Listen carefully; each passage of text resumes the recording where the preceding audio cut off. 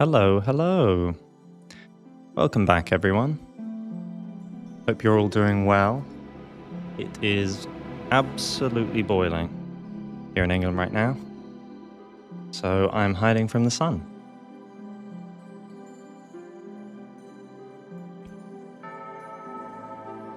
We're also having a bank holiday here, so if people are able to be enjoying their free time, I hope they're enjoying their day off. Nice to see you, Polion. I was too. I was glad to be jumping back in. State of play in summer games. Oh, I'd love to hear more about the Duskbloods. But, you know, never want them to rush. True. What about Praise the Sun?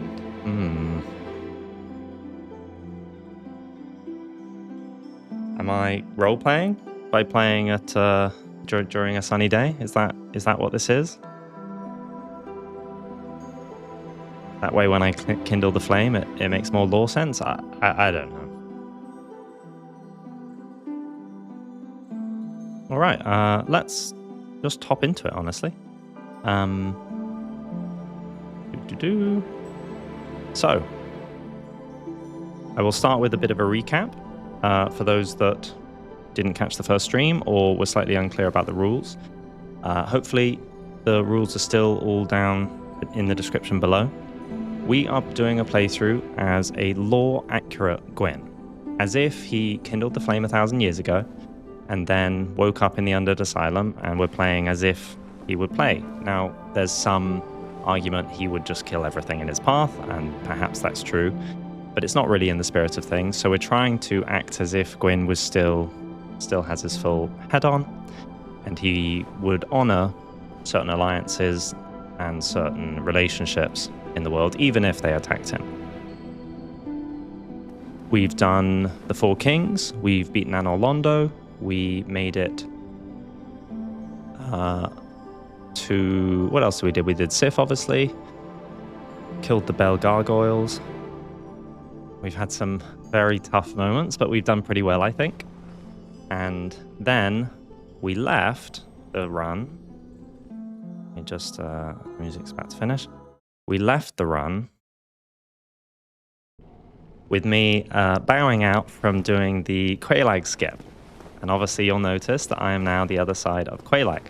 What I did is I did an offline stream, or a private stream, because I didn't want you guys to be, subjected to my efforts, but rest assured I eventually got there. It took me about an hour. It was pretty brutal. I used a bloodstain, so I came in after a number of failed attempts and died deliberately here, so that when I did the skip, which you'll see in the fully edited video, I could at least orient myself here. So what you do is use a death cam in Blighttown. You maneuver that really difficult death cam, which ups the sensitivity of your controller to 100 times what it should be. And then from a top-down view, you sort of walk all the way over here, enter Quelaag's domain, into the boss arena, and then you have to maneuver all the way through these two rooms. But for some reason, this still counts as the same area, so it can still register that you haven't killed Quelaag. So you need to manage to go across the room, over to the side here, and then once you're on the stairs, you can quit out and load back in. So that's why we started the stream here. And then I quit. That's literally all I've done. I'm glad that I managed to do it. It's not that hard, but you know, there we go. Hey, Sotanar. Gwa ba ba ba. I love that name. Hi, Andrew. First time on live stream. Will we be discussing something or watching gameplay? A bit of both. We'll be talking about the lore of what Gwyn would feasibly do, and anything else we want to be doing. Which is starting with ringing the second bell, because we needed to do this because we didn't think we would go with Karth, obviously, and we wanted to therefore activate Frampt, but because we did the glitched skip for Sen's Fortress, Frampt still hasn't been triggered. You need to ring both bells of awakening to do that. So while we have the Lord Vessel and we've even killed the Four Kings, he wasn't there. So this will enable us to get Frampt, And with that, we'll be able to unlock access to the Witch of Izalith, to Nito, to Seath, and hopefully to the end of the game.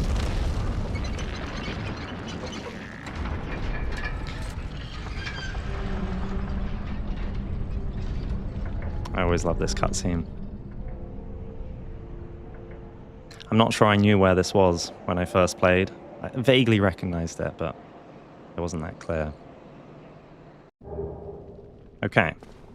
Now before we go back up, I am going to activate the bonfire down here. We won't kill the fair lady for her Firekeeper soul because, as we've mentioned, we won't be killing any demons because that's part of our pact. Oh dear. Yep, definitely. That's me, the egg-bearing Gwyn. No matter. Go along and have audience with Half. I pray that you... Who is my favorite character from the Souls games? This is such a tough question. The truth is I love a lot of different characters for different reasons, so it depends whether you're talking about doing a lore video on them, whether I find them inspirational, or whether I just enjoy them as a game character to experience when I'm playing the game. I think, for me, something like Siegmeyer is the epitome of what makes Dark Souls great, the sort of dark realism of it mixed with the whimsy and silliness is just unparalleled, I think. And there's a reason a lot of the Dark Souls 1 characters stick in people's minds a little bit more than later ones, even if the later ones are a bit more fleshed out. Okay, so we won't do anything here for now, but later we're going to try skip through Izalith by giving her 30 humanity for the Covenant. I believe with the Pact, this would be allowed, lore-wise. But we're not going to do that now because we don't have enough humanity. So we'll come back to this later. For now, let's head back to the Firelink Shrine and talk to Cramped. I saw a comment on the previous stream. I hope Cramped's here at least. I saw a comment on the previous stream that said, I have to be parried by any enemy that can parry me. I thought that was quite funny. Poor Gwyn. Everyone underestimates him because you can parry him.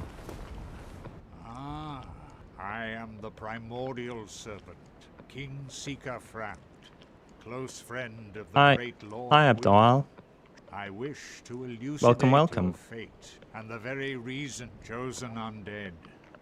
Your fate is to succeed the great Lord Gwyn. Yeah, is that? So that you may link the fire. I know. Cast away the dark and undo Does the this guy's curse eyes? of the undead. Now, let us take that vessel on a journey. That vessel. I assume Just that a you are tool. ready. Now, be still. By the way, what is Sen's Fortress lore-wise before the Chosen Undead shenanigans? That's something that I've theorized on the channel in the past. We believe that the Silver Knight statues and the fact that the Iron Golem is, you know, by design meant to be fought again and again, mixed with the arenas in Udacil that depict Silver Knight statues and show that there was a path to Anor Londo through combat, through the arena. I think it was either a training ground or a testing ground for Silver Knights to qualify and be honored by the great Lord Gwyn himself. All right, here we go.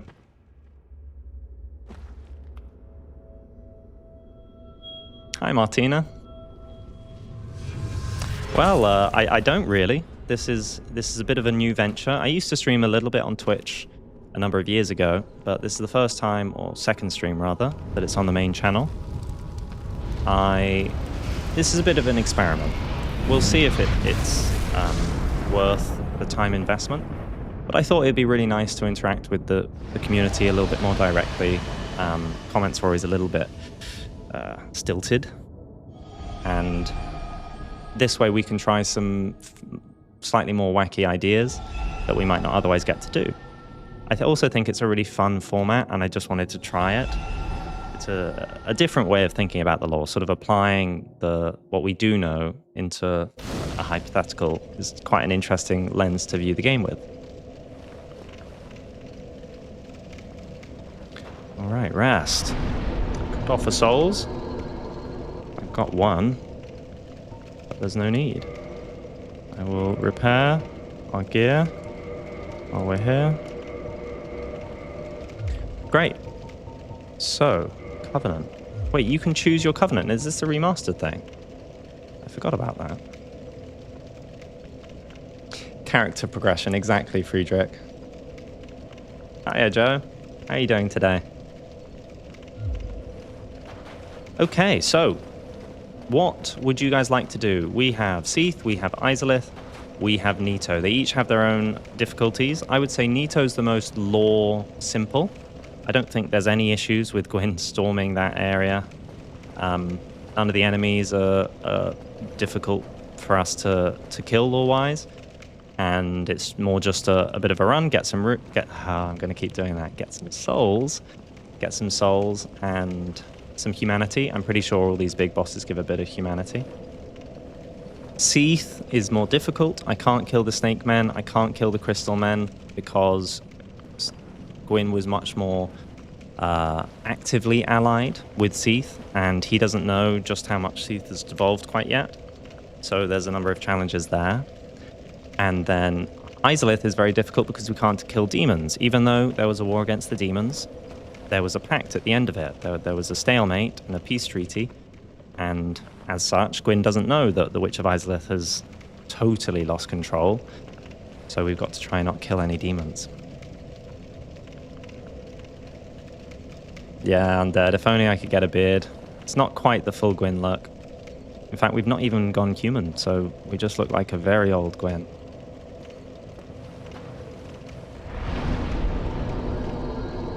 Hi, Unreal Rex. Good to see you. Lovely to hear you speak conversationally after listening to so many hours of formal lectures. Thanks, Joseph. It's, yeah, it feels strange to me as well.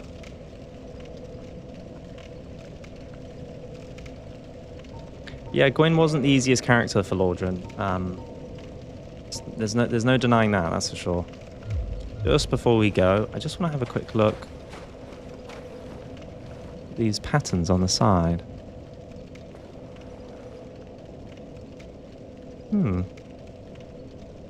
Interesting. The remastered makes all this a lot more clear. I didn't really notice that in the base game. Okay, so let's see if we can do a quick run down to Nito. Since that lore-wise is a bit simpler, we can just sort of speed run through it. I have not done a run through the catacombs for a long, long time, so you'll have to bear with me. Maybe there's some items I should be getting, but I wonder if I'll just do the skip all the way down at this point. We've got all the gear we want. We've gotten all the Demon Titanite. We've got a decent number of souls. I don't want to go down here.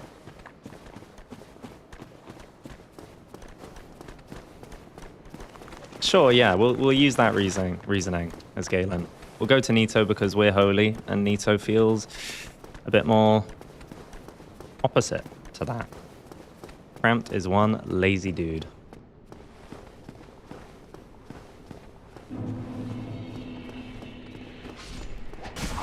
Ooh. Hi, Repcusable. How you doing today? Okay, so we've got to kill all the necromancers, obviously, especially because some of them are blocking the paths. Oh, I did not mean to jump there.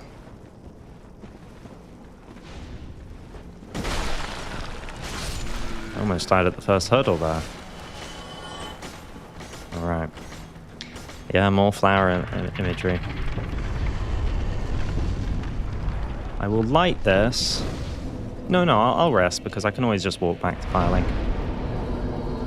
But I don't know if we'll bother with the bonfire by patches. It's helpful if you're properly exploring. Okay, we can one-shot these guys, so that's good. That's good. I love the catacombs. I love the contrast of making it so well lit, but it still feels dark and gloomy, filled with death. Such a strange but natural feeling level. Well, let's go get the necromancer. We don't have to, but make this simpler, won't it? Oh.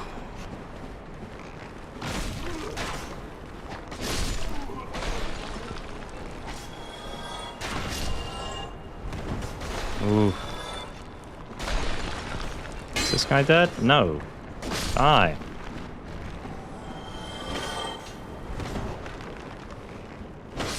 God, there's so many skeletons here. Okay. Well, we got the skull lantern. If only we could use it. What do you think, guys? Skull lantern. Skull from the Catacombs Necromancer. This lantern alights the Tomb of Giants, the light-devouring domain of death. I mean, the Lord of Light would be perfectly happy to use the Tool of Light, surely. Or is that just me wanting to make the Tomb of Giants easier?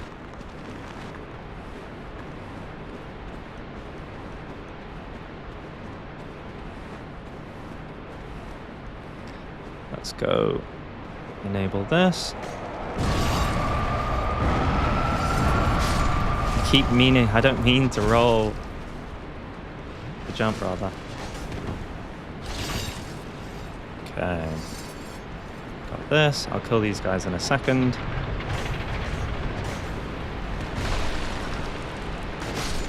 Do they die? No. So there's Patches. Ready to trick us.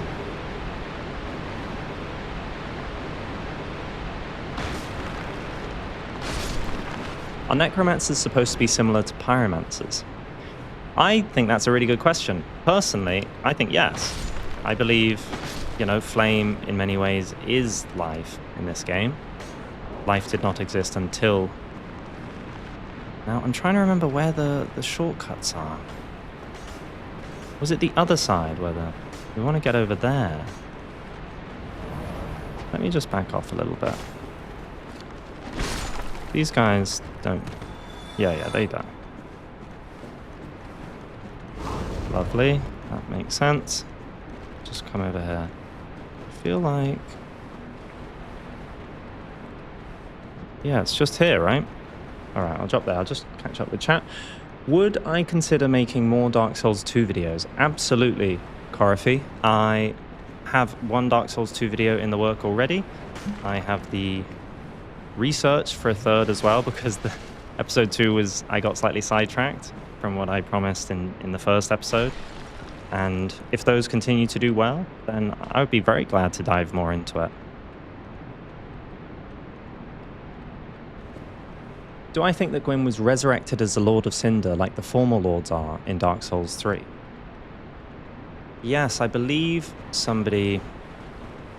Can't remember their name right now. Oh.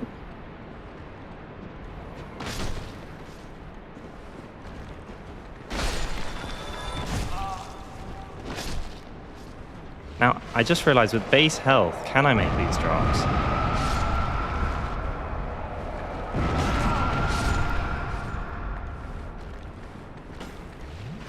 Okay, I've just got to drop. This is crazy. No!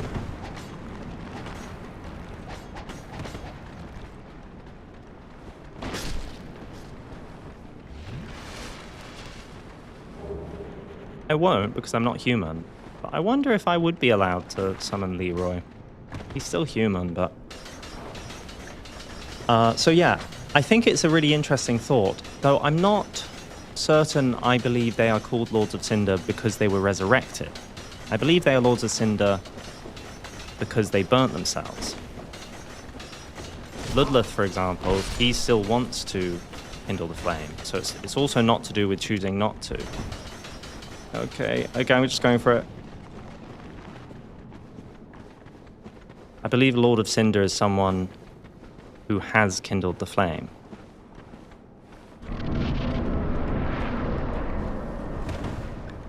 No, I should do good damage here, so it should be alright.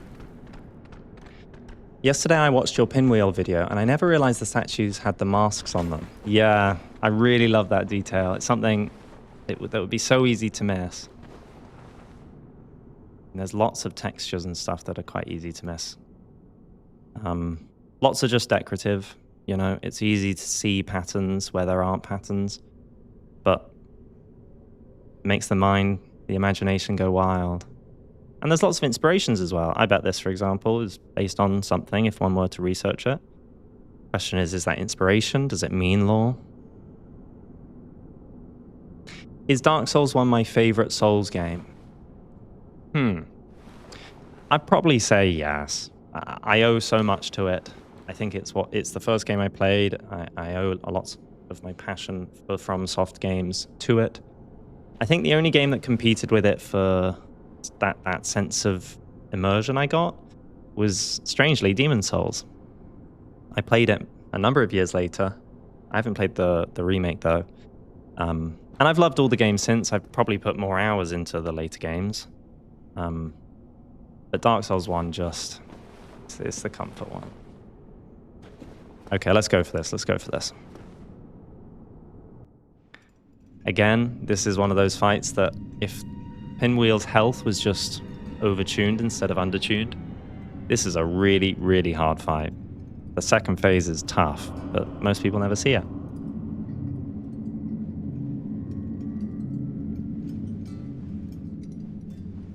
I was passing through Sen's Fortress yesterday night, and I realized that one can also learn about the lore with enemy movesets. For example, Silver Knights share similarities with man-serpents.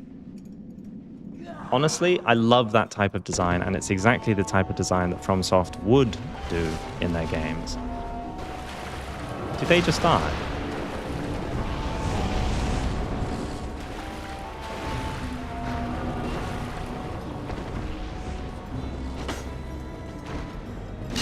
Hello? Oh, I didn't mean to do that, sorry. That was weird. Okay, I'll just kill him then. Go for this one. I think this is it. Oh. They dodge everything. Let's go for the big one. Yep, that was a tough boss.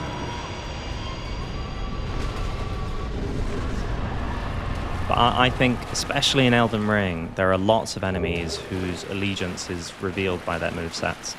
And it's one of those things that they put a lot of effort into, like the Dancers of Renar and the Blind Swordsman. Oh, I'm so used to like Elden Ring or Night Rain and stuff. There's no bonfire. Okay, yes, I remember this. I've got an addition onto the game, Jock, so it's like a debug tool, essentially. Can I also get a shout out from my pregnant wife, Eden? Hi, Eden. Hope you and your husband are doing well. And congratulations. That's such exciting news. I definitely agree on the title of Lord of Cinder being anyone that's already kindled the first flame. I'm wondering more, though, whether Gwyn was brought back by the flame or has been there since. Yeah, this is an interesting one. So the question is, when the bells are rung in Dark Souls 3, summoning the Lords of Cinder, Aldrich, Ludleth, all the rest, do they not exist? Are they totally... are they brought back into existence from the beyond somehow when the bells are rung? Or rather, are they just called back to our plane, but they were always there? After all, it seems strange that the player character would just disappear, right? They sort of manifest as the final boss in Dark Souls 3. And, you know, they've died many, many times. Why would kindling the flame make them totally disappear from existence?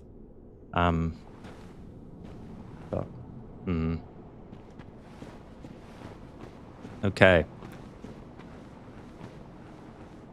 What did people think? I think it's probably lore accurate to say I can use the skull lantern, but we could just try and make it difficult.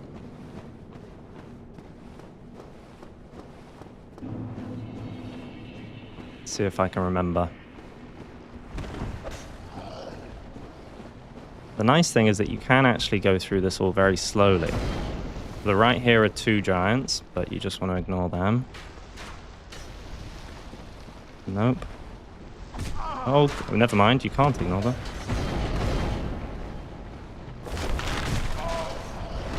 At least I thought it was this way. Go! There's the bonfire. Okay.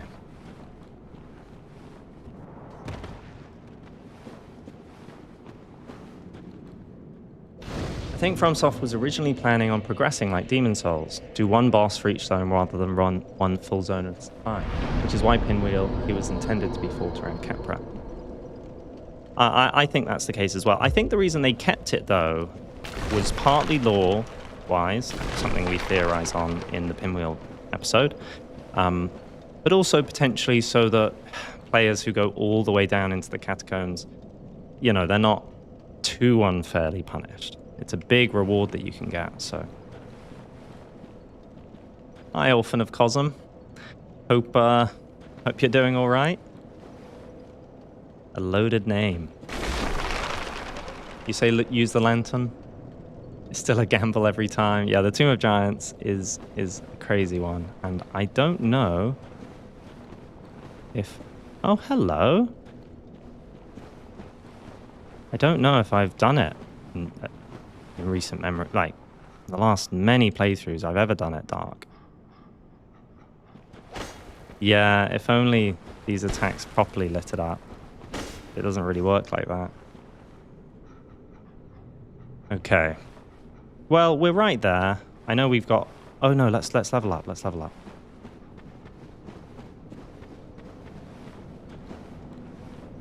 Because were we 1 level off Sunlight Spear? We got the 50. We're 2 levels off Sunlight Spear. Okay, so we're 1 level away from Sunlight Spear. That'll be big. That'll be big.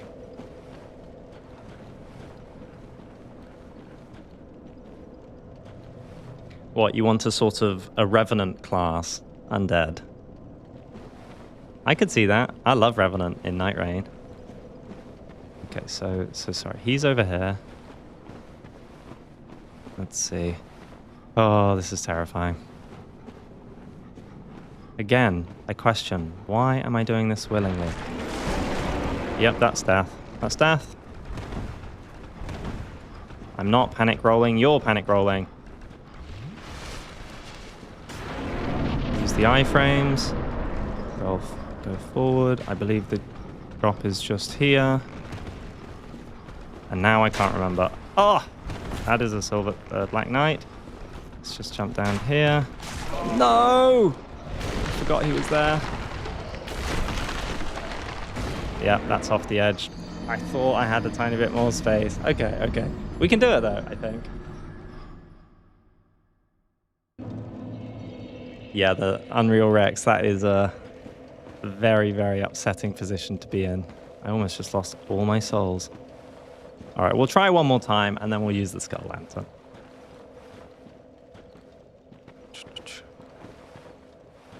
Where's the... Okay, so we're over here. Here's Patches. Okay, so... Ooh. I've got to be more careful dropping down. I forgot there was a skeleton dog there as well. I thought it was just the giant.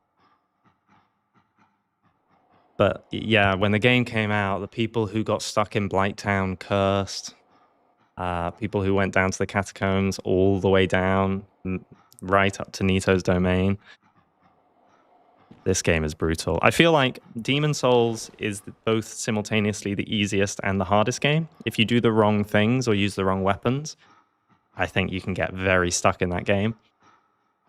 But Dark Souls is a close runner-up for the most ridiculous situations you can get into. I'm sure you've all seen the videos, but in the Mapping the World series, we've had a look at this vista, which is a 3D area, which you can see here. I can go into it. And it's a total recreation. So it's a different area to the one that's rendered once you actually make it to Izalith. So there are some small differences, and you might just not recognize exactly. But down here, that's the path that goes towards the ceaseless discharge. This is the area with all the Taurus demons. That's, of course, the giant dome in which Izalith itself is.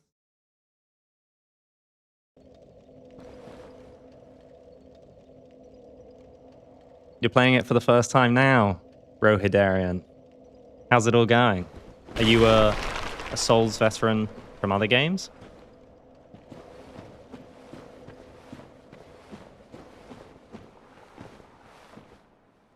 Thanks, Hawkshaw, for the awesome content. I just want to say that for what happened in Ash Lake video is sublime. I appreciate it, Karafi. Thanks so much. Okay, let's go. Hug the wall, hug the wall. Go through. Okay, that's where the fog wall was. Jump here. Get our souls. I'm gonna try. Okay, it's over here on the left.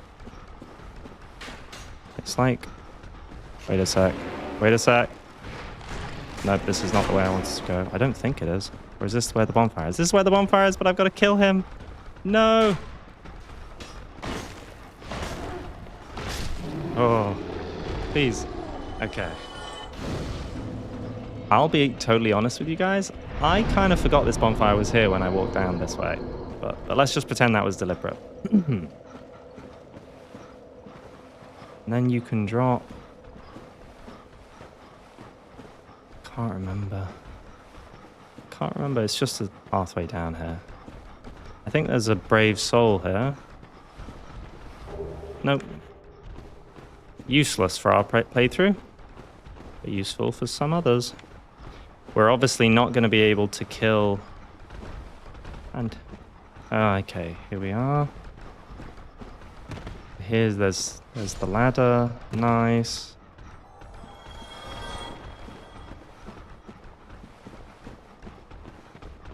Okay. And our view into Ash Lake.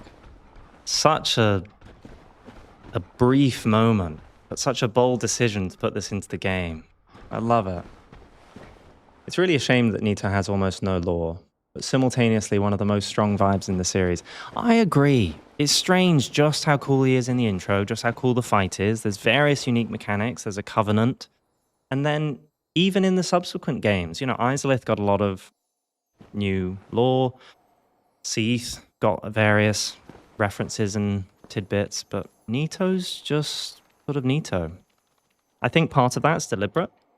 You know, it represents his character and the way that he goes about things, the passivity that is his power. You know, poison is a slow ticker. It's not an active one-shot, although he does have some one-shots. Thanks, Rinlock. That means a lot. Thanks, man. Very bad. Only played Elden Ring and Sekiro a bit. Ooh. Well, it might feel rough right now in Blighttown, but know that I am very jealous. What I would give to play Dark Souls for the first time again. Of course, I'm not sure I'd have the time I devoted to it back then. But I think DS2 lore's really cool. And in a way, I think it was damaged a bit by being Dark Souls 2. I think it almost should have been an isolated game, and I think it would have been a much simpler thing to digest. Oh, I forgot this guy disappears. All right, run! Now, this room's interesting because this is one of the best rooms to farm humanity. The little baby skeletons are a really great source. Soul of the Hero, beautiful. We can't farm the Pisaka in Seath's domain because in the Duke's Archives, because we can't get imprisoned. The only way to leave the prison is by killing a skeleton man. Look at this guy. One of the most misleadingly cute enemies in the game. So one could argue we try and get some humanity while we're here. Either way, we're going to kill all the pinwheels. Can I possibly manage to connect Dark Souls 1 timeline to Dark Souls 2? Honestly, I feel like that's a simpler task to try do than Dark Souls 2, than Dark Souls 1 to 3, because a lot of it's quite separate, and it's so clearly meant to be many, many ages past that it's more almost thematic connections, I would say. Okay, I'm just going to try and get rid of these guys. Never mind, I messed up the one jump I tried. These guys are so dangerous.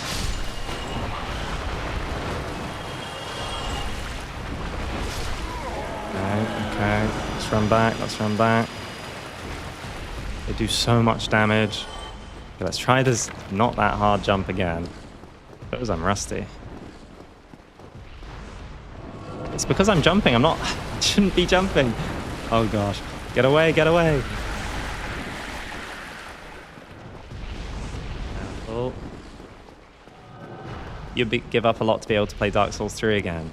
That's the first experience for you. Was it your first game? FromSoft game, obviously. Now, I can't remember. These guys do respawn, don't they? So I don't know if this is wise trying to kill them.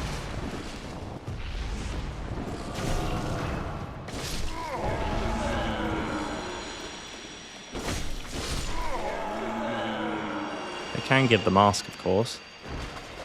So that item back there, is that a soul? I don't think it's the slab. Damn it.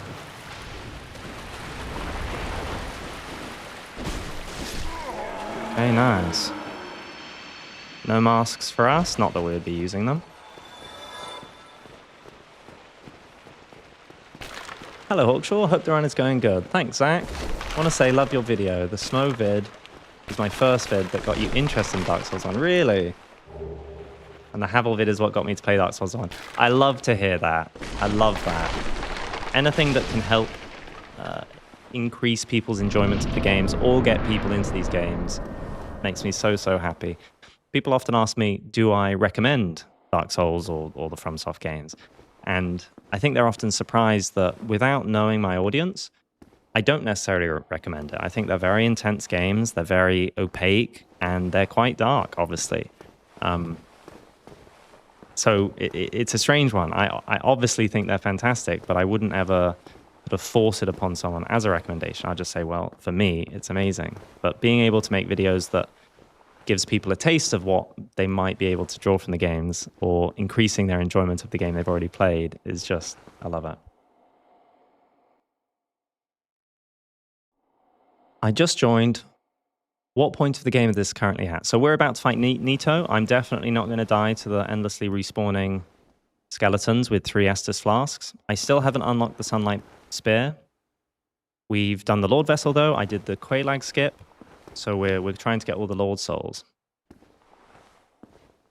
The baby skeletons are so cute. I want to see it in-game. Where is it? They are a unique enemy that's only just outside Nito's arena at the end of the Tomb of Giants. So just in this area with the pinwheel clones. All right. Let's do it. I'm going to hug this side so that only the small skeletons come to me, obviously. Nito can kill them, so I'm not going to focus too much on hitting them. But at the same time, they're an absolute nightmare. So 3 flasks, base, health, and stamina. And I've taken half my health to start the fight. What could go wrong?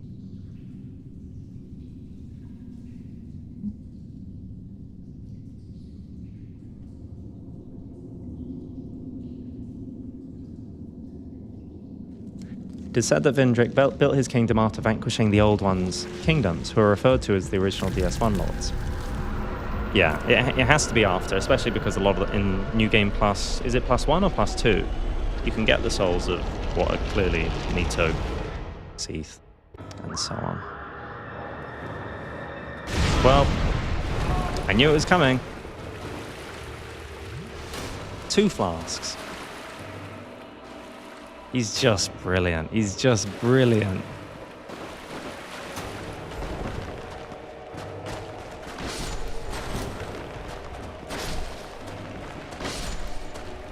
Okay, that's them.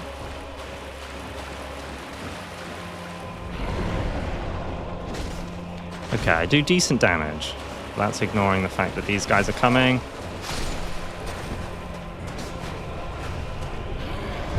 I had to block that because I didn't react in time.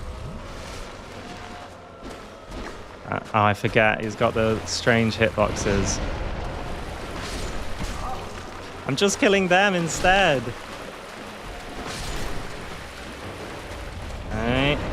Get the leg. Get the weird leg.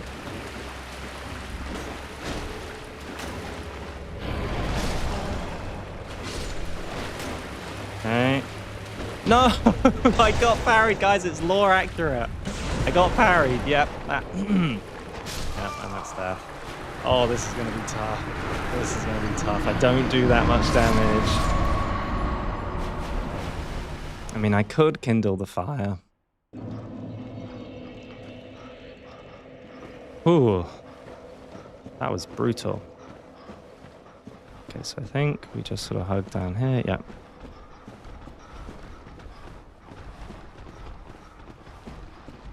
Oh, this is another thing. God, it's so dark.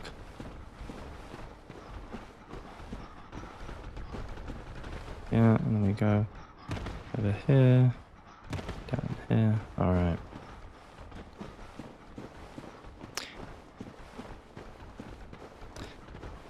Now that we've gotten the lore accuracy out the way, now we can fight them properly. You know. Can anyone remind me, are there any attacks in this game that can't be parried? It's just the jumping attack, right? Or can that also be parried? Just for a friend.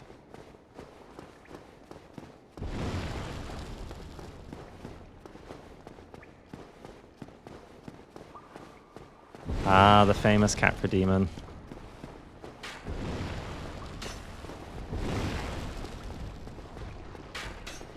Okay. Well, now that we've done it all properly, I feel fine just running past.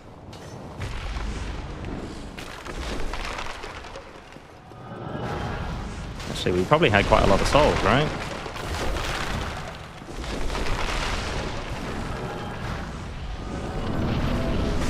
Rate my build. Boulder Side Sword +5, Crest Shield, Flame of Pyromancy. That sounds like a very classic first run. I love all those.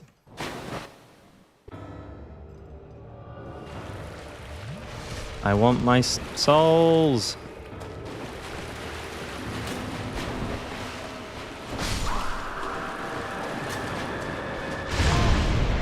I'm gonna get that timing down.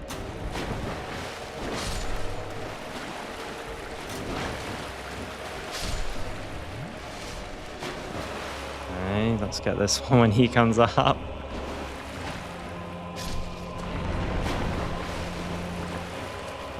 God, they go into their attacks so fast. No!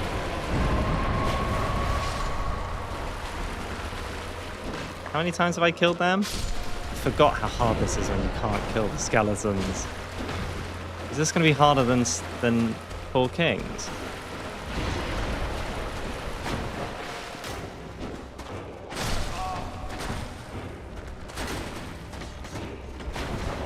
Ooh! And he does toxic, right?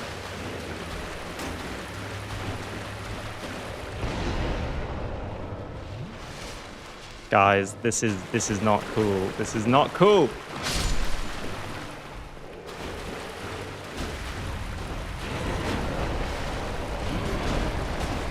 Okay, that was good. And another. Okay. That's good as well because it's going to kill the skellies, hopefully. Well, so I thought. And it's going to hit me. That range, though. We're on one flask. We're doing okay. Yep, kill them, kill them. Oh, torpedo.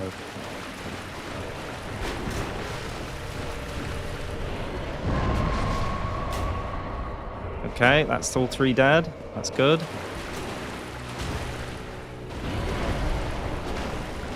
Good damage, good damage. Is that one dead? Oh, that was a nice positioning. Good damage.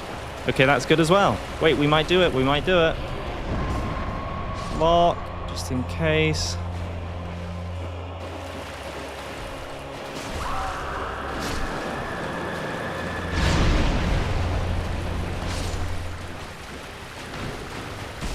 No, let me get out.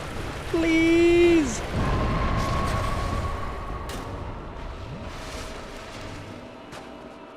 Okay.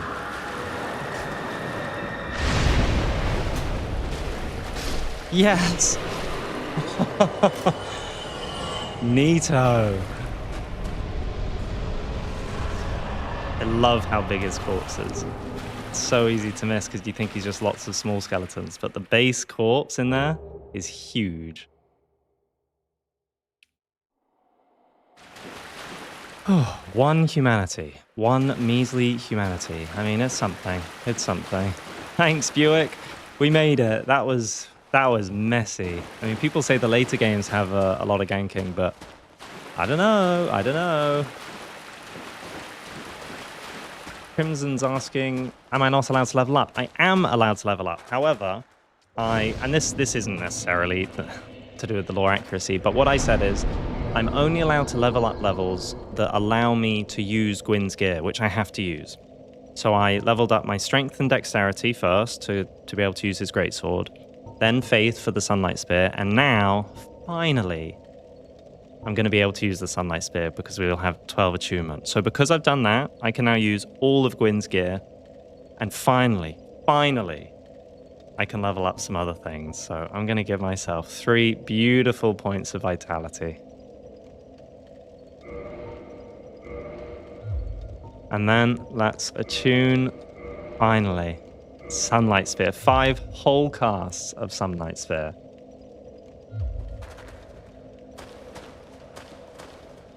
Okay, now I ask you guys, what would you like first? Izalith or Seath? In the meantime, can I upgrade? Let's just see. Under Parish.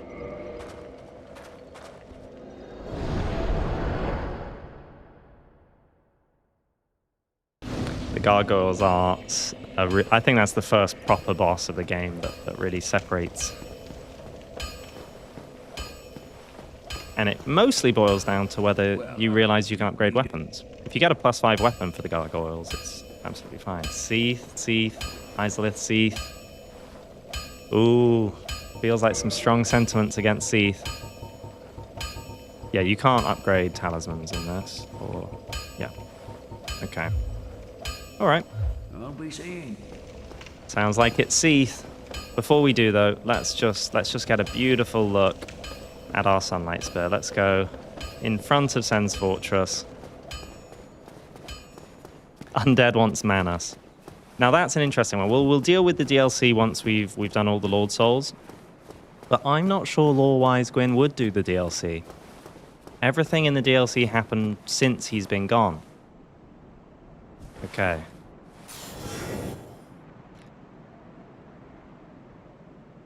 There we go. The Sunlight Sphere always looked so cool.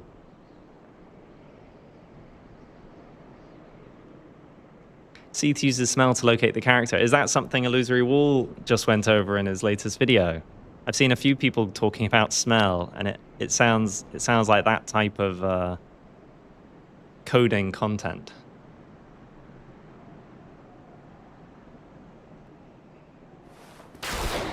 Ah. Lovely. Beautiful. Okay. I'm using a debug tool, guys. But don't worry, during the playthrough, I'm never using anything illegitimate, but I just thought you guys might like to see that. All right, Seath it is. Here we go. Anor Londo.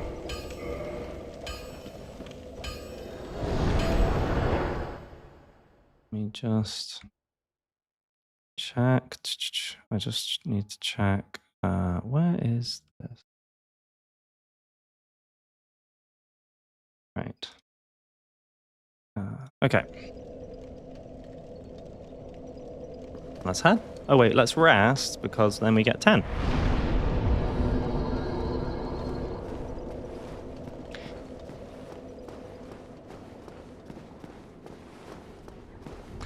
Your first playthrough eventually became a Havel cosplay, an obsession with stones and rocks. Brilliant. So you're saying I slightly inspired you with the Havel vid, or the Ash Lake vid. I feel like a lot of first playthroughs ended up half cosplaying Havel. Hands up, how many of you used Havel for some boss? For me, I used Havel in my first playthrough to survive Ornstein and Smo. And the Four Kings, definitely. I used the pre-nerfed Iron Flesh Havel tactic, which somewhat trivialized it, I'll admit.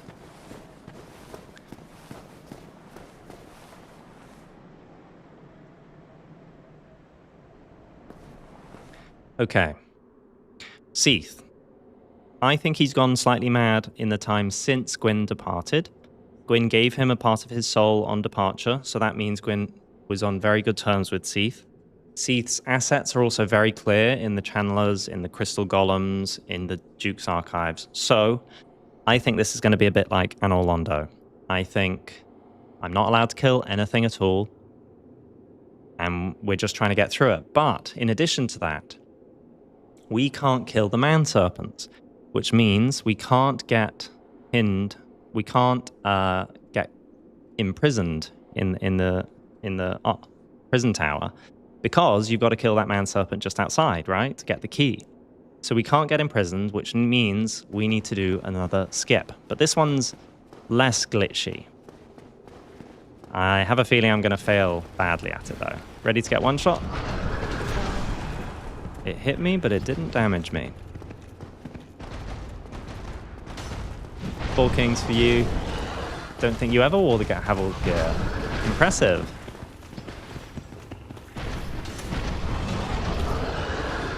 Okay, yeah, we can't. Ah! Little trick. You can go here and they can't. You know, that's never happened to me before.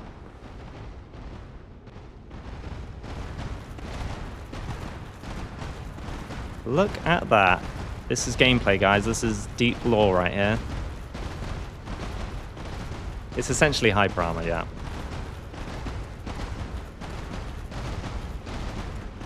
Good morning, strange weather. Brilliant. Okay. You guys just watch. I can't do this. The second I get close, they're going to kill me. Wait a sec. Let Sunlight spear them.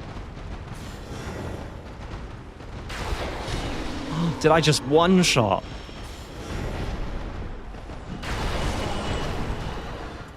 Wait, did I just break my own rule? Guys, I'm so sorry. I just killed him. I can't believe that. Wait, so how am I meant to... Can I not rest at this bonfire then? Guys, you're going to have to forget that I just killed it. I literally just completely and utterly broke my rule because I got excited for Sunlight Spear. I swear that I am not restarting this run. You're in this with me, all right? To be fair, maybe I would have remembered if I didn't one-shot it. Maybe I would have sobered up. I think I went drunk for power. Is that lore accurate? I mean... I can't believe that. I can't believe it. I can trust you guys though, right? I can trust you. You know, I can still release the video. You won't out me.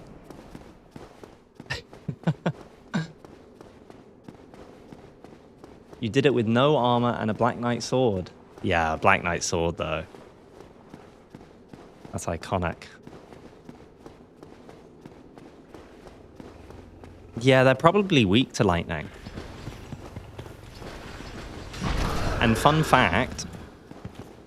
Okay, we'll use the lift, de-aggro him, and then come back down. Bye-bye. Martina, no! I'm sorry.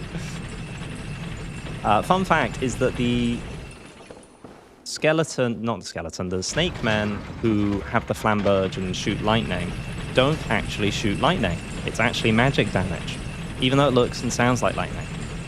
And given that it's quite... Oh, he's still there. I did not wait long enough. Buddy, are you okay? He does not like... Okay, we'll just wait for him to go.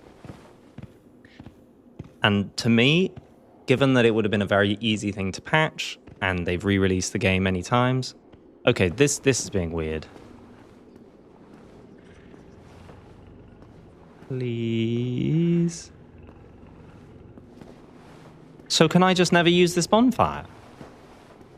He's reset. I'm going to go up and down just in case.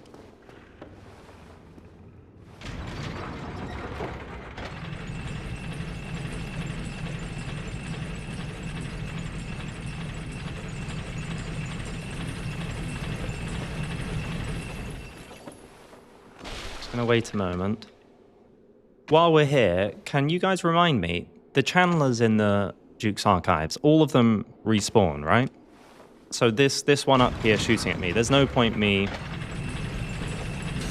even if I could kill them, there's no point in me killing them. You guys... Like, I always just run past them. There's our invisible ball. Yep, there he is.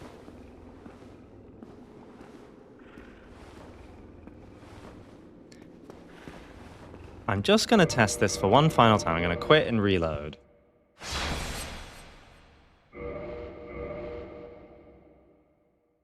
Gwyn is evil, right? The intro makes him seem so good, like a hero, but he's actually just very egomaniacal. It's up to you, basically. I think it is a very fair conclusion, and I would probably say almost everyone who's looked into the lore or played the game thinks Gwyn is not a good person. He's a villain. But I would argue that there is some interesting nuance to the morality behind his actions. And the reasoning behind it makes him a more interesting character than just an evil one. Speaking of not being able to kill Seath's lackeys, we have to kill that crystal golem to get the DLC. The broken pendant's in that golem. So I think objectively, Gwyn wouldn't go to the DLC. He wouldn't kill that crystal golem. He would never discover the way. And he wouldn't expect to find a path to Oolacile either. It's interesting that Nito is basically a darkness user. Even his blades are red, like the Dark Hand. We could say Nito leveled up a death subclass in the darkness class or something. I like that thinking. Okay, so we're just doing a run. Wish me luck. These guys do such quick dash attacks, and they do so much damage. Yep. Well, that's the Duke's Archives, guys. A bit of a teaser.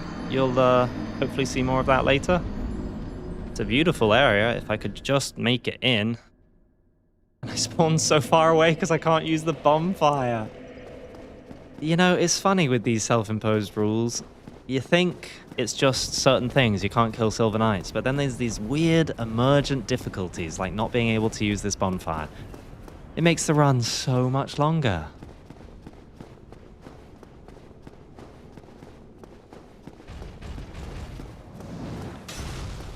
Gwyn would try to kill Manus if he knew Manus existed. But we're saying that he woke up 1,000 years after he kindled the flame. So he has no knowledge, unless someone tells him about it, of things that have happened in the meantime. So Oolacile was only 300 years ago that Manus was driven mad and his humanity went wild. So I don't think he would know about it. To him, Oolacile is just one of the many human civilizations that he kept a strict watch over.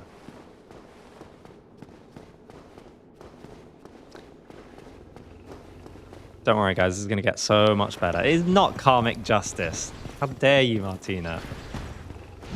What do you think? I'm going to try... Wait, I'm going to try something. I can't backstab these guys, but I'm going to try and lure him over round this corner. Come on, buddy. Maybe we can still use the bonfire. Ah! Okay.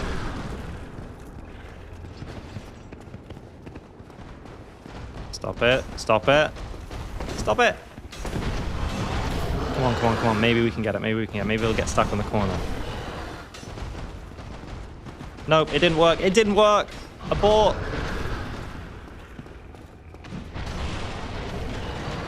Gwyn feels more like a gangster. I can see that. I can see that. If you're on his good side, you get blast. But you just don't want to cross him. I'm going to get rid of Sunlight Spear. I'm going to two-hand my weapon. Because what if I accidentally start killing more people? Look, I can't be held responsible. The power of the Sunlight Spear. I called Gwyn when you were away and told him there's a dude called Manas. Did you now? I'm so glad you did that. What a happy turn of events. And I'm looking at chat. Okay, wait, careful. These guys are really tough. I love their evolution from the undead Berg hollows that you're so familiar with by this point. So you think, oh, they're not too bad. And yes, they're just, you know, damage amped, crazy enemies, but they also have an updated moveset, and it just highlights how far you may have come. Does not mean much.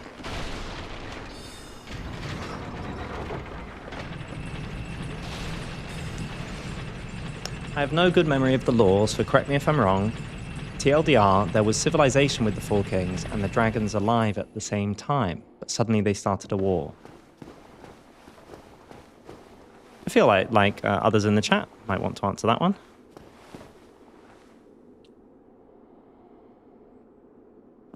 Okay, so this is my solution. I'm sure some of you are familiar with it. I, for one, however, never do this. What I usually do is I go to Seath, and then I use a rare ring of sacrifice, just in case I get cursed, and I die, and I go to the prison archives. You can get a Firekeeper soul there, which we'll never be able to access because we're never going to be imprisoned. You can free Logan, you can get lots of souls, you can get humanity from the Pisaka. But we're not going to do that because we can't kill the man serpent. Blaze fire. No, I'm not going to get the Avalyn. You think this isn't hard enough? You think I'm not struggling enough? Yes, Kaza, thank you. I hope everyone... We're having a heat wave here. I hope everyone's got some water with them or whatever preferred drink they like.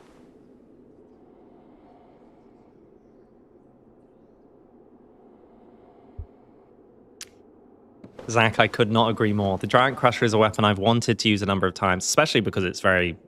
You know, it's one of the best weapons, or is it the best weapon for like one-shot challenges?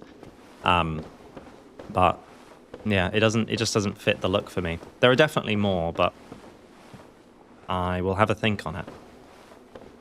So what I'm going to try do, and I'm almost definitely going to fail, is pull the lever, run here. I haven't done this in multiple months just to check I could do it.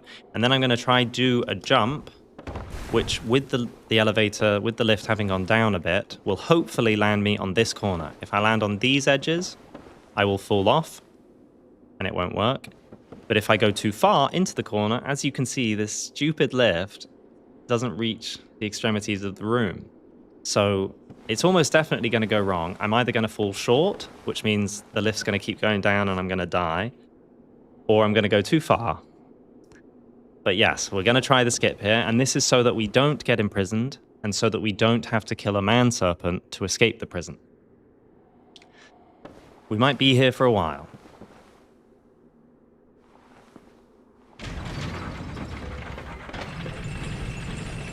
Well, no! I jumped too far. Jumped too far. And the run back, Okay. What I'm going to do, I wanted to try it totally blind, but I'm going to quickly refresh myself when we get there. Watch a video just to check the angle for reference. I started this stream and I thought, you know, I could get that lift jump the first time.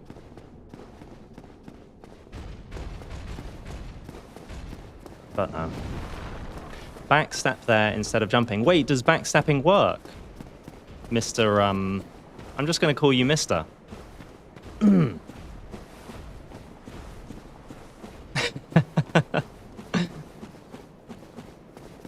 God, yeah, this feels so unfamiliar.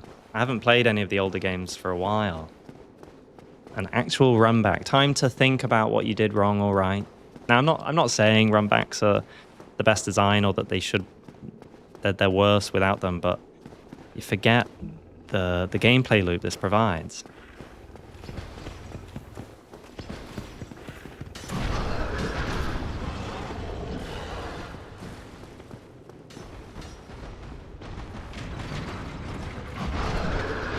Hi, buddy. Could you back off, please? Could you... Speedrunners do a backstab. Okay, give me... Since this guy's hemming... Yeah, we're just going to leave him for a moment. I'm going to play some music because the game goes a bit quiet. And I'm going to try find... YouTube... Seath skip.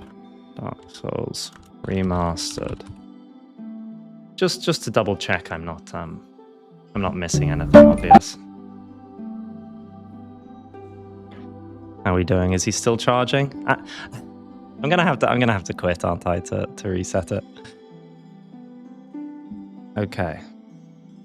Don't move after pulling the lever. Zoom in with your bow and point the crosshair all the way down. Line the center circle up with the stain that is barely visible in the wood grain. Wait. This is made easier with the brightness turned all the way up. This trick consists. Now we need to time a forward roll. You will see a golden globe rush up on your screen. When you see it in the top left corner of your screen... It's true, actually. Even if I get onto the edge, I'm not certain about the angle. Wait, so... Right. Once you have rolled right, roll forward quickly. Once you have rolled forward, roll backwards quickly. This uses a bow, though. I can't use that. Pull the lever, Kronk. Wrong lever! Sorry, where was I? I don't have an alluring skull. I forgot to pick them up in the Undead Burg and I haven't bought any. Elevator skip, let's see this.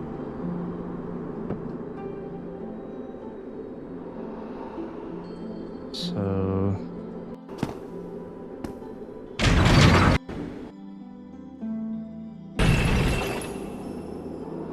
Okay, so you use the lever.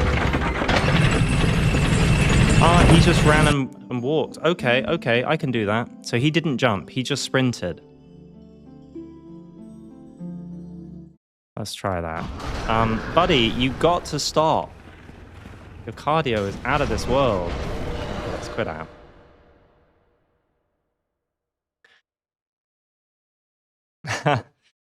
It's Verita, Boris.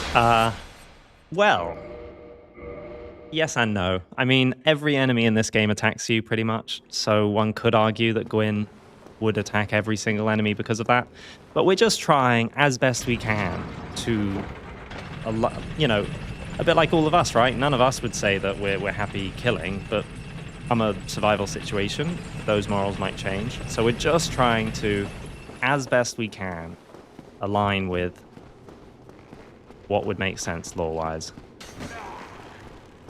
But of course, his ego would not let him do all of this just for some silly man-serpent who's sleeping on the job.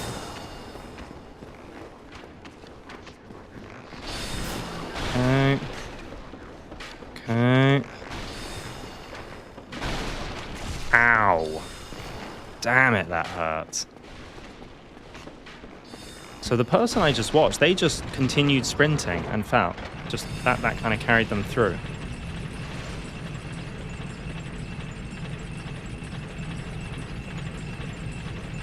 Do you have a preferred playstyle approach for Souls games, or do you change it up?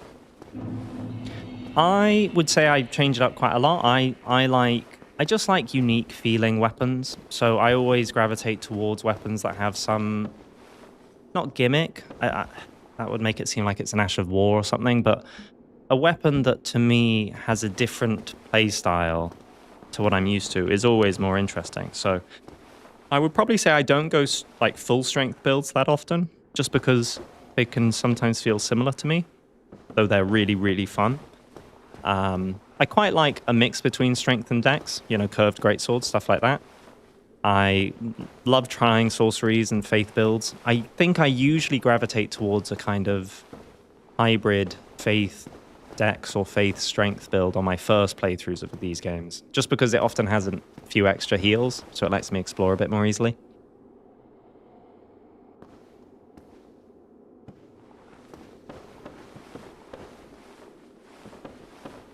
I don't know, as Galen. Like, it takes us... would you... I'm pretty sure Illusory Wall has a video that was only released 2 years ago, i.e. a long time after the DLC was released. And it's all about how ridiculously hard it is to find the DLC. A product that people have bought with their own money, you know? So, and that's a video that's done exceptionally well for him. So, if that's not an illustration of how difficult it is to discern where and what the DLC is, then I don't know, Gwyn within the world might struggle even more. I'm pretty sure FromSoft had to release articles and stuff outlining how to do it, just to make sure people would do it. Not you, you love killing. All right, Autumn. I respect your courage. I don't know what to say. Okay, so I'm going to press this, and it's basically just walking, sort of running like that, and kind of the momentum. Let me just watch it one more time, just to be certain. Where did they fall off? So he kind of pauses right in the corner. Okay, so it's kind of pull it, then you run into this corner, and then go. Of course, they've got the fast sprint. I don't know if the sprinting's faster. All right, you guys ready to watch me die again? Here we go.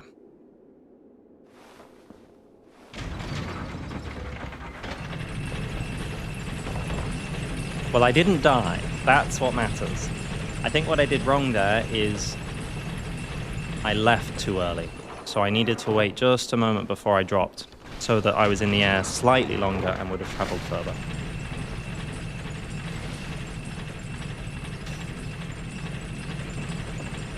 I'm gonna heal just because. Okay.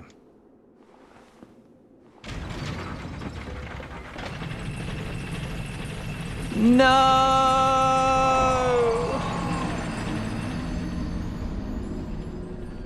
I got the angle wrong. Let me watch the angle again.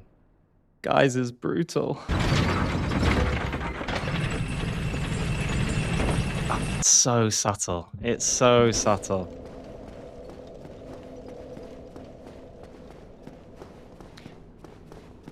Glad you're back. Started watching your videos around 2016-17 and always found them good. Thanks, mister. I'm really glad.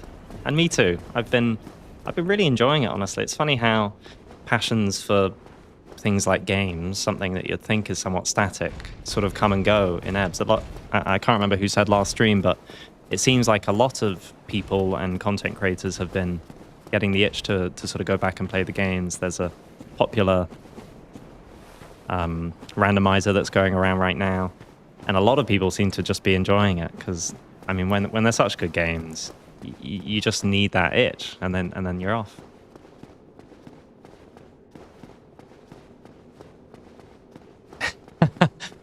The shouting spectre. Would Gwyn have figured out the elevator skip on his own, though? So you don't think he has a master of physics, and you don't think he would run a crazy distance every time to then just die falling off an elevator? That's an interesting hypothesis. Now, if I quit out now, is the lift going to be at the bottom?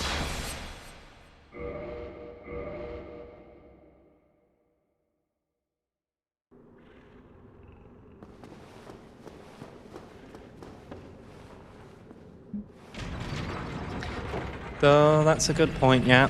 I hadn't actually considered that. The logic for, say, Nito is that on meeting Nito, we realize that the cause is gone.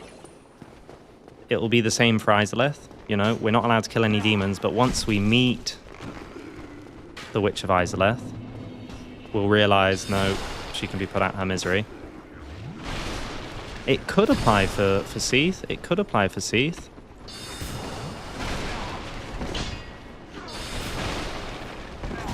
Please. thought. Oh, the double! Yeah, I mean, that's not a bad shout. If Seath kills us, then we would no longer be aligned, and we'd be happy to kill all the Serpent Men. Thus, we could kill anything we want, and it becomes a normal run. Also, why not take the bonfire and avoid the run back? Well, this is the issue. So sometimes in the run, there's like, it's complete lore reasoning. You're not allowed to kill so-and-so, or you can't go there, or that he wouldn't know about it. But the bonfire is not that. The bonfire is an emergent issue that we've only just found in this stream, which is, if I can't kill Seath's lackeys, that means I can't kill the boars. I did accidentally kill one of them, but we're not going to talk about that. Which means that boar is too close. You have to kill that boar because you're not allowed to light the bonfire with it so close. So I have to run all the way from Anor Londo every time. I mean, how ridiculous is that? Just because I can't kill the boar. I never knew that this bonfire was indirectly tied to the boar. It's brutal. Even when he's done a charge in the opposite direction, it's still not close enough. Gwyn would probably light roll. However, this isn't Gwyn at his prime. This is Gwyn waking up after 1,000 years. So we started with no stats, no nothing. He couldn't even wield his own weapon. So this is a new and not improved Gwyn. I tried Rakshale. If you have any advice, I'd be happy to take it, but because they charge so fast and they always charge when you're far away from them, I can't seem to get the boar to stay far enough away. I'm gonna go the left side, this feels safer.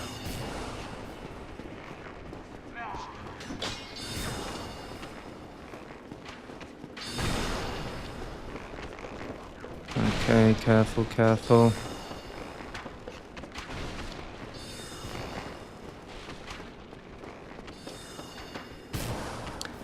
I don't think Gwyn started the Dragon War for no reason. He wanted to be the god and had to overthrow the dragons to claim that title. For sure, I think they represented the Age of Ancients. They represented the only time in existence that truly usurped Gwyn of his power.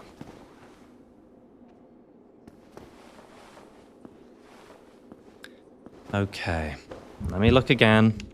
I really want to get this. I really do. The problem...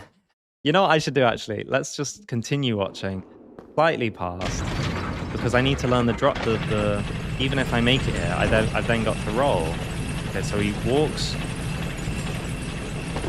Oh, that seemed... Oh, we'll see.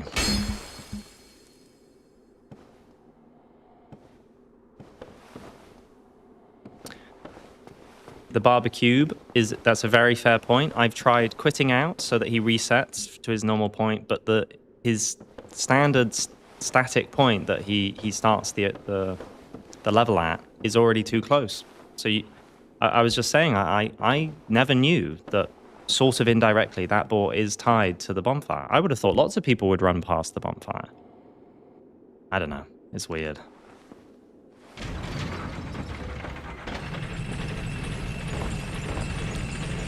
Yeah, I rushed that.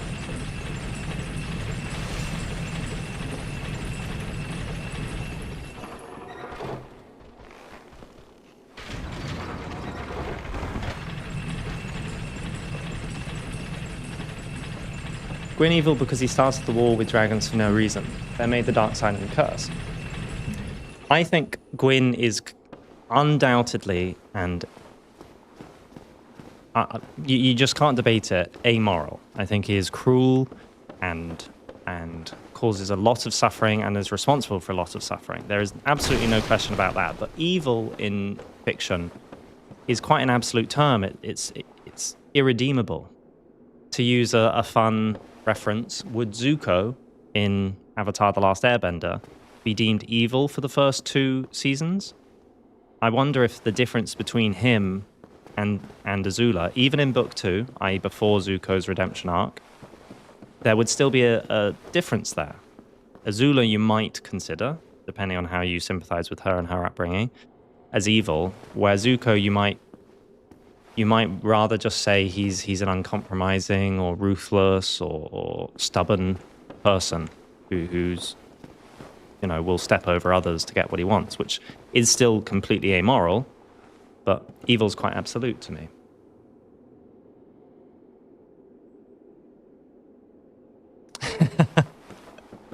And just for the record, I'm not saying that Gwyn is like Zuko as a character. Just in case.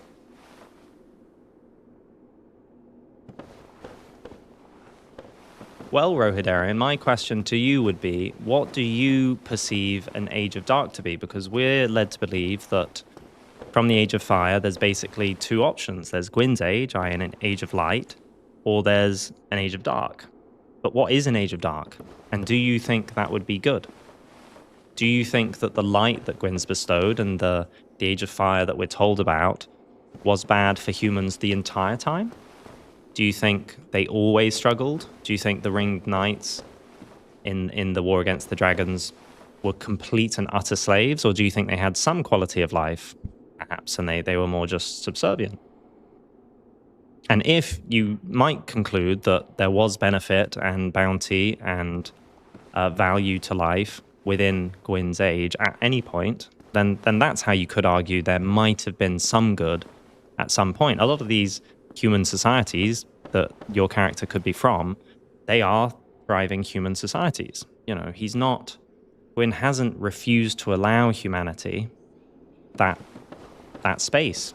Maybe he didn't have the means to quench them more than that, or maybe the Age of Fire that he included wasn't only bad always. Yeah, Iroh's a good example as well. Hi, Esther. Thanks so much. Things are going really well. It's a little bit hot here, but otherwise I'm doing well. Hope you're doing well too. Okay, I'm going to try this again.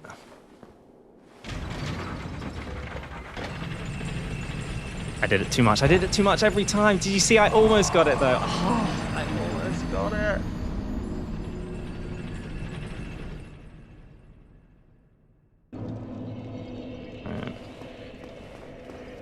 On the topic of morals, Havel is the one I hope to emulate the most. Him never shying away from battle, while also not healing, matches what I would consider peak coolness. And I think I can't argue with that. Peak coolness is the highest moral code that there is, right? No matter who you're killing, no matter what world you create, if you do it cool, you're probably fine. Hey, Bites the Dust, thanks so much. I've hit a bit of a difficulty curve here. I think I'm rushing it. And because of this goddamn ore...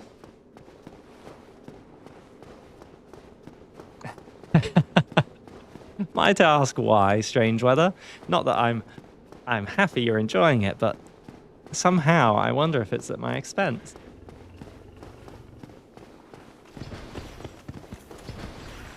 I thought he would charge there. Because if he charges, maybe I could do the bonfire.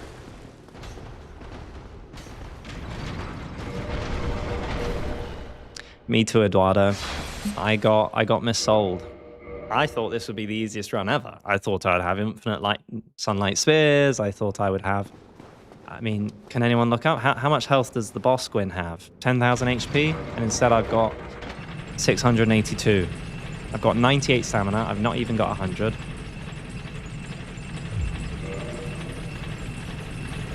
Can I send this down? Or am I just going to waste even more time? So yes is the answer. You're not an idiot.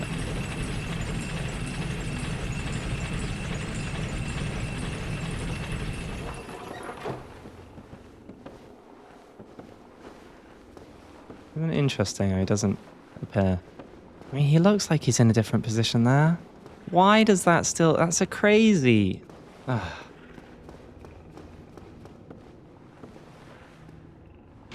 It's true. If it was always the difficult moments, you wouldn't be able to think back, reminisce, talk, debate.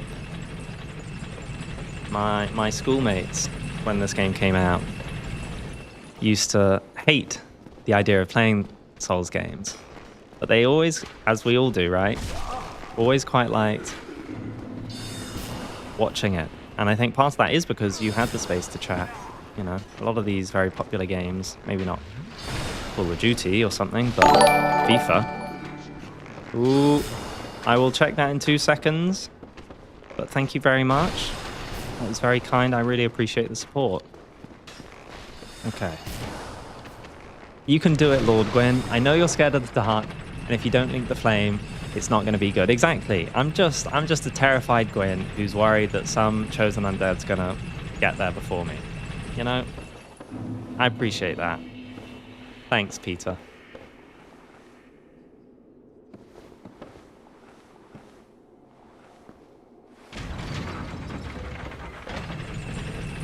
No. Ah, I won't do this in the future, but I just wondered, can you skip it? But I waited too long. Or did I?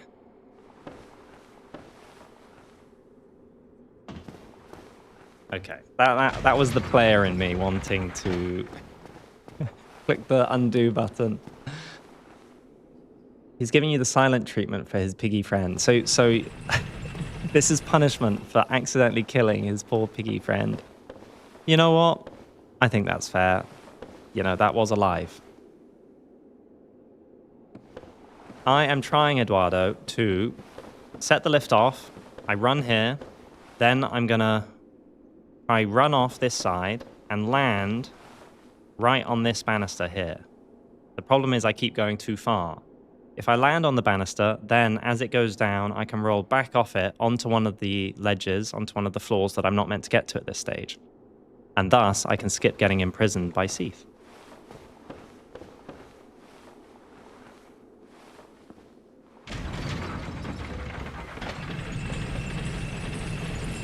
Oh, who here thought that was going to make it? Oh.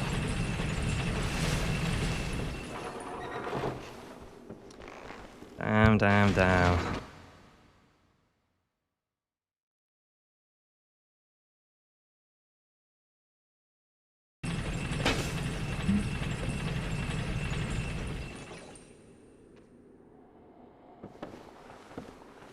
Okay.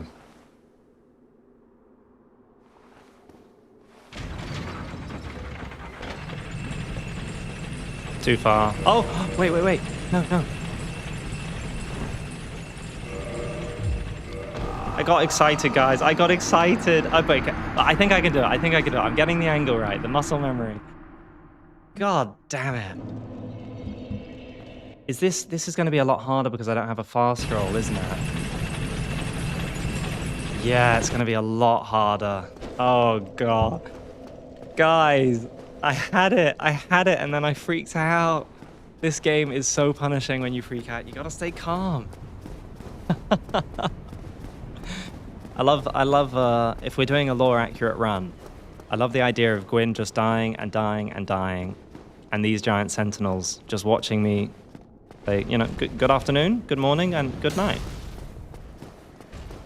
I can't Rohidarian, that's one of the rules. I've got to be using all of Gwyn's gear the whole time.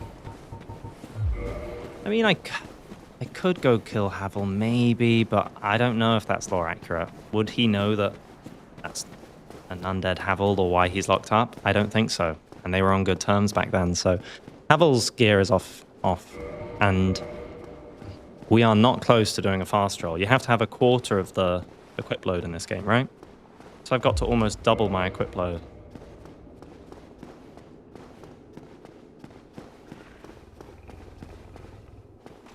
Exactly. Gwyn says that he's so ridiculously good, he can manage it.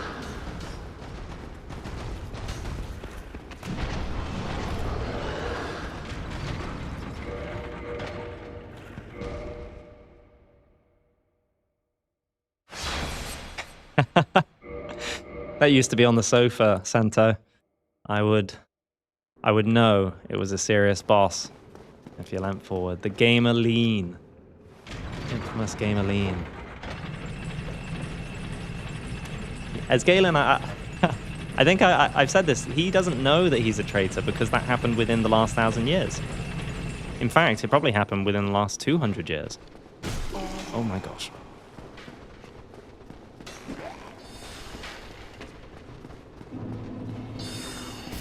Oh. Let's just pause here.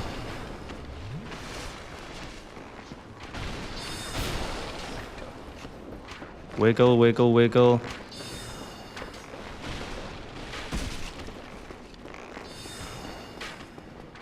Oh, interesting. So the idea that I can find evidence to allow me to kill things. So, for example, if I spoke to the Dark Moon Nightess to tell me that Seath's crazy, would I then be able to kill him? I don't know, though. If you're told by some random person or one little sheet of paper that Havel betrayed them, would you believe it?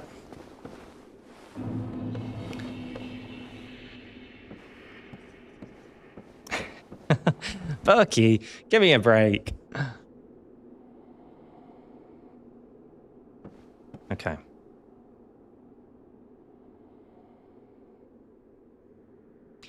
Whew.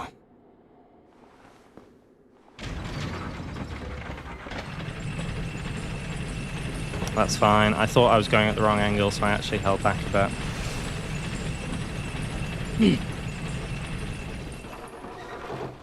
If I fail this attempt, I'm going to take a very quick bathroom break.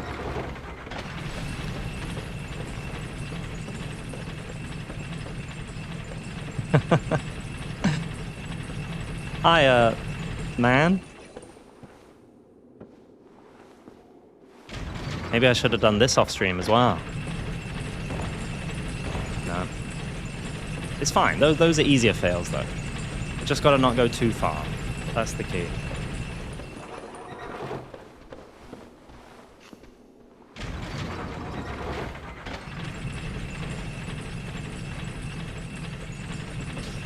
These crystal hollows are just looking at Gwyn himself with a slight air of confusion right now.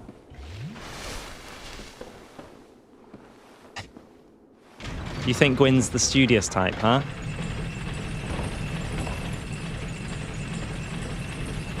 You think he's a lore master himself?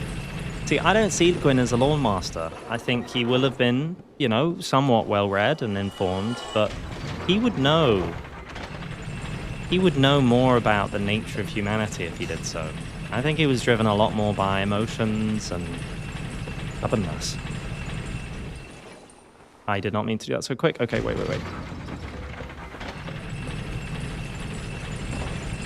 Yeah, too far out, but that's all right.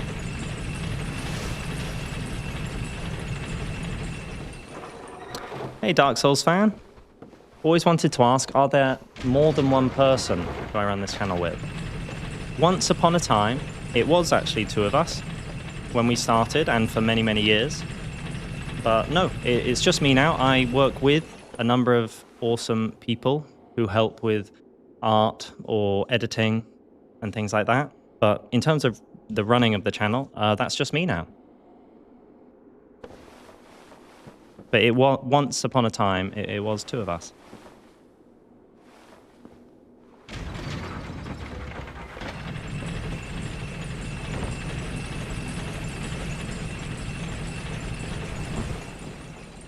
I'm pretty sure I made that, guys. But I clicked in my controller. That can't count. I'm so annoyed by that. I swear we had done it. So that just for those that don't know, I've got a debug mod thing for looking at things closely that sort of uses a camera or whatever, and it can sort of go into this debug mode. And obviously in my tension, you just have to click in the L3 button to activate it. Oh, I'm actually really upset at that. I'm sorry, guys. Gwyn mode, yeah, the almighty. That's how Gwyn perceives himself.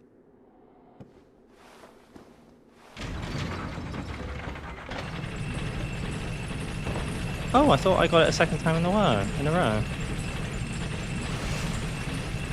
Yeah, Hawklaw.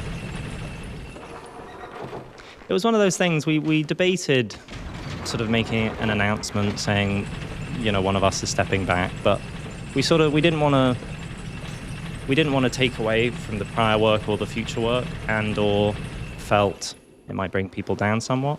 But they're still around, and they still check in here and there, and I consult them on various things. So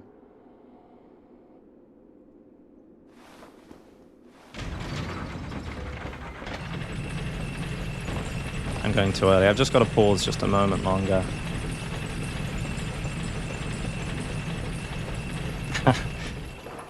So who was the fella you ran it with? I can't say, Dark Souls fan. It's their choice to say or to not say who they are. But privacy in these days is a tough thing to come by.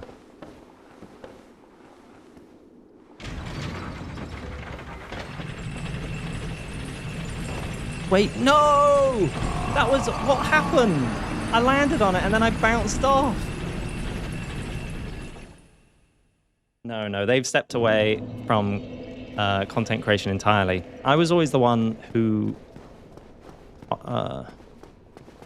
they sort of, they weren't so techie as it were. So the actual running of the channel directly was always me, and they've stepped away to a totally different career change. I don't know if that was lore accurate. Gwyn would not be bouncy. I do not think Gwyn would be bouncy.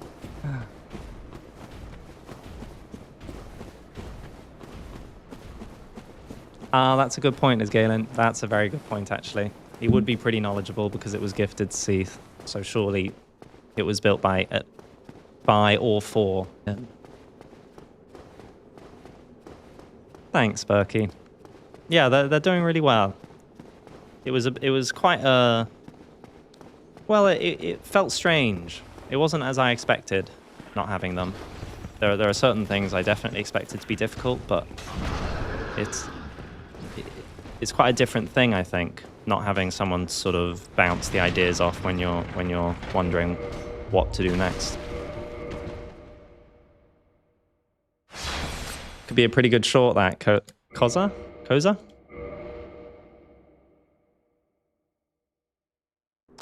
Yeah, Santo, I actually just turned him to stone. It wasn't a willing choice.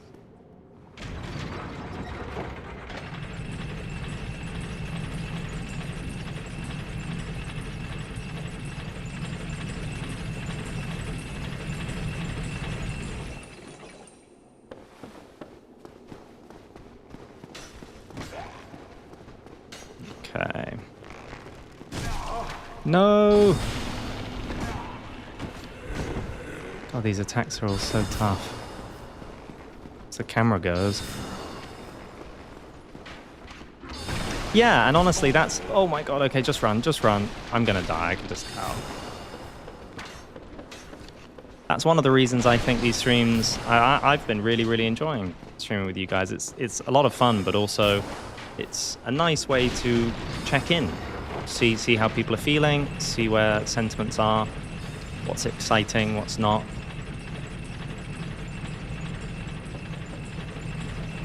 The problem is, a lot of people might not know, for example, I think a lot of people would have said they want an Ash Lake video, but they might not have said they need a Smo video, but people seem to really like the Smo video. I think sometimes the best videos are ones that you didn't realize you wanted, because that, by virtue of you not knowing you wanted it, it means it must be quite a unique thing, a new theory or a new... Whereas lore that just, I don't know, you just talk about Seath lore, you just talk about this, it's already known, it's just put into a nice format of a video. I don't know, I like to try bring something quite new with my videos. I try not to just cover a topic because I haven't covered it before. I prefer to only produce a video if I feel I've got something worth saying or something that feels valuable to deliver to you guys. And I do think that's gotten in the way of my release schedule far too much. But, I think if you're going to do this properly, you've got to have pride over it, right?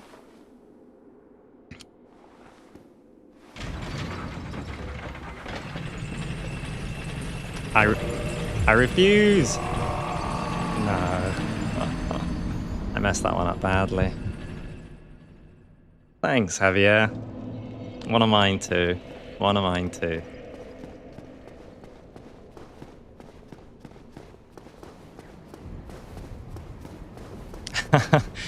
Yeah. Does anyone know what happened to Tarnished Archaeology? They've been quite quiet. I'm pretty sure they said they had lots of stuff in the works, but I hope they're doing all right, because probably just life things getting in the way is my guess.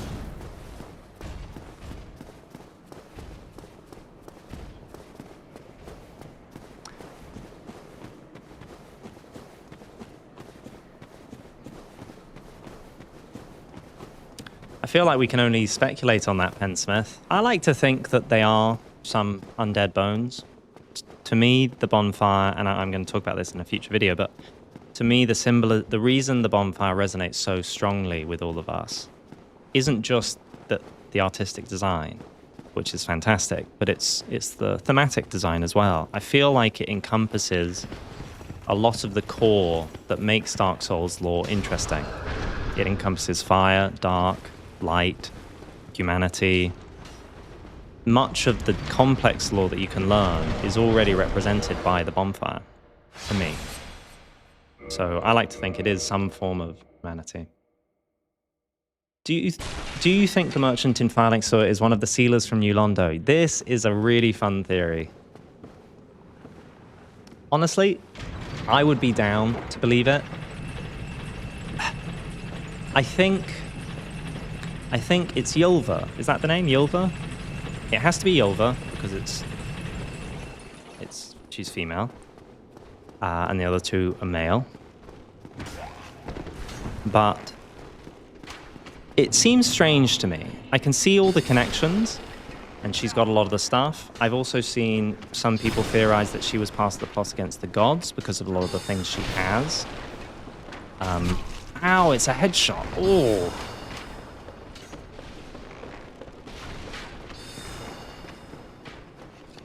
I can't help but feel if I was being a little bit, not critical, but cynical rather, that I can't quite see the connections being a totally intended design decision. But, you know, doesn't mean it can't be true. Hi, Neko. Glad to hear it.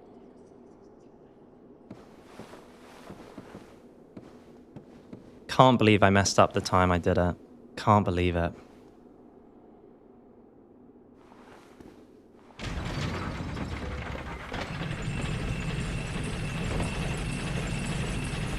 Please, please, please. I'm going to take a very quick bathroom break. I'll be right back, guys.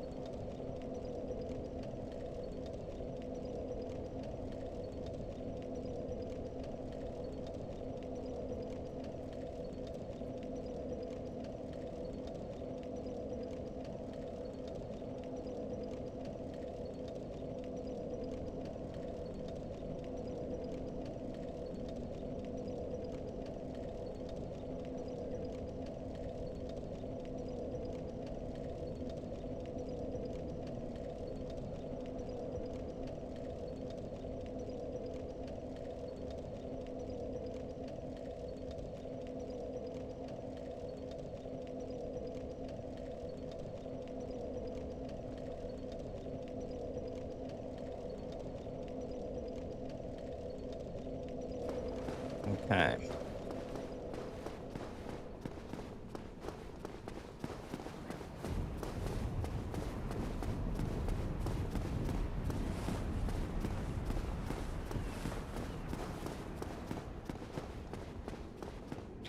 He's too high and mighty. I'm not sure he feels that high and mighty right now, though.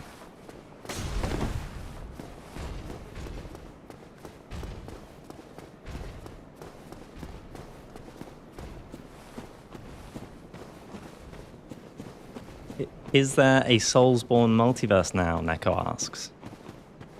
I think it depends who you ask. In my personal opinion, no. I think creative similarities are easily misconstrued to be directly related. Patches is, of course, not the exact same character in all of them. It's a fun Easter egg. But that doesn't mean you can't interpret it as such. That's just my opinion. They have explicitly said that's not the case in interviews in various moments. But many people like it, and it's not really about whether it's right or not. That's the whole point of these games, right? It's up to interpretation.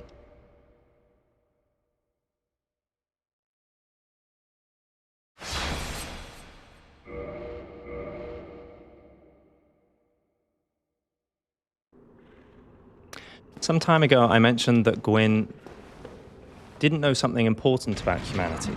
Can I expand a bit on it? Can you remind me where and when I was saying that?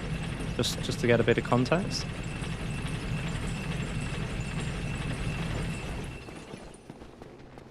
Have you played it, Crimson?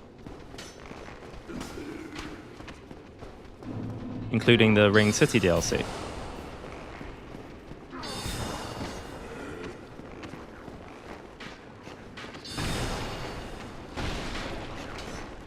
Oh, these guys do so much damage.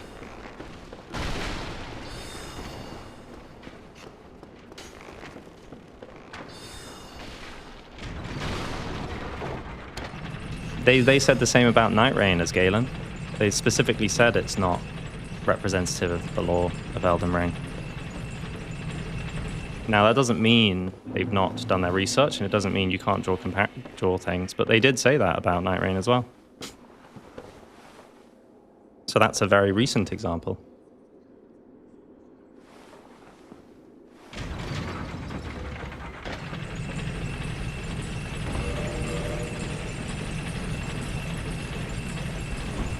Now, why?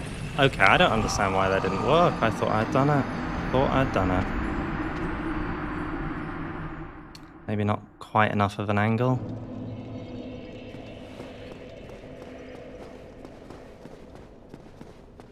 But wouldn't there still be fire linking and fire fading? Well, I guess yes, but the question then becomes, what are you wanting in another Dark Souls? Because if the fire linking and fire fading is the only thing that makes Dark Souls to you, then there's quite a lot of other fiction that also has similar concepts. However, if it's the characters, if it's the meaning behind those linkings, if it's to do with the philosophy of the choice, then there's not a whole amount they can do without either going in a totally different direction or rehashing it. The roll was too late. Okay. I did think it was slightly too late.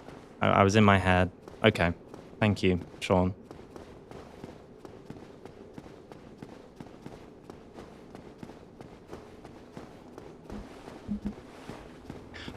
No, they didn't say Night Rain's lore isn't meaningful. It's just, yeah, an alternate timeline.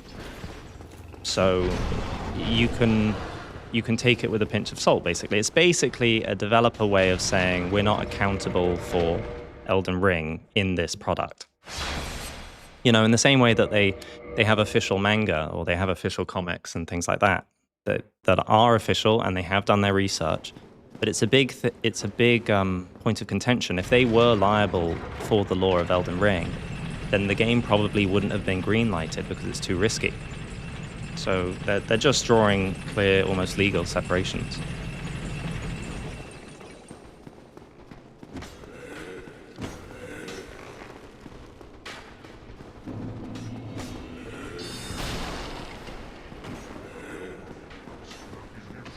Hey, Larry.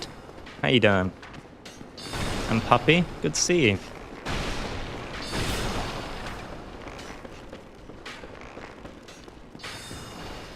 Okay, so I can't go too late. It's not when I see it, it's before that. Hey, Maniac. I hope it's okay that I call you that. Thanks for joining. And I'm glad you like the videos. It always brings me such joy seeing everyone's comments.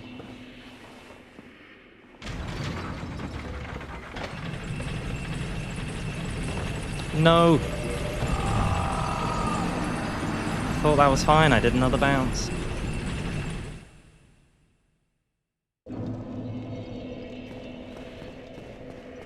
You're not a fan of the film, my dear Neko?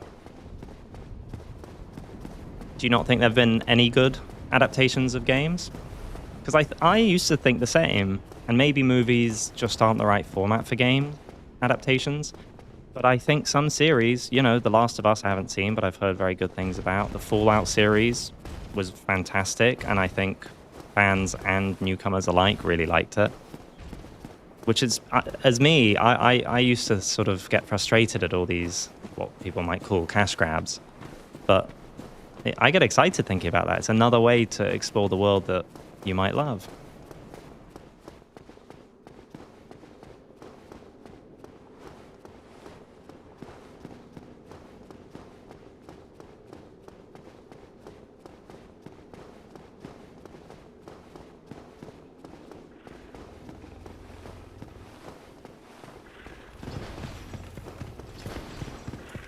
I don't know. I mean, Gwyn went hollow before he took his armor off.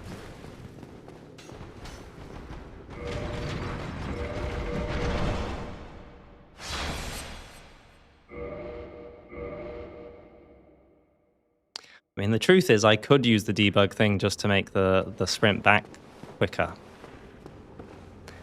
But, you know, we get a chat this way.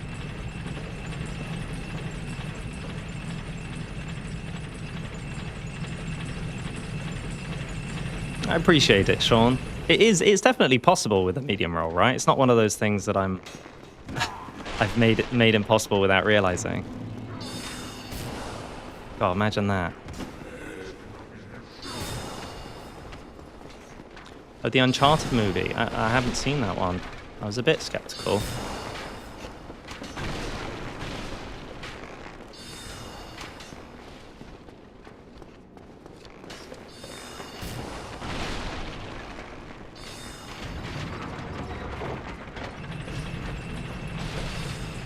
Where in the lore does Gwyn do skips?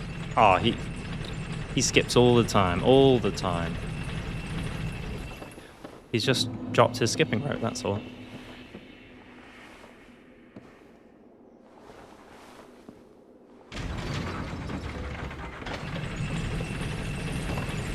Oh, that's alright, that's alright.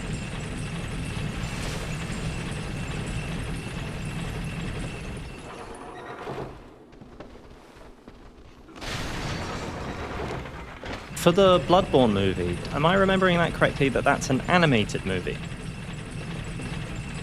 Allegedly. Because that's interesting. I never would have thought they would do an animated one. I guess there's the Sekiro one as well. No. Oh, okay, I didn't die.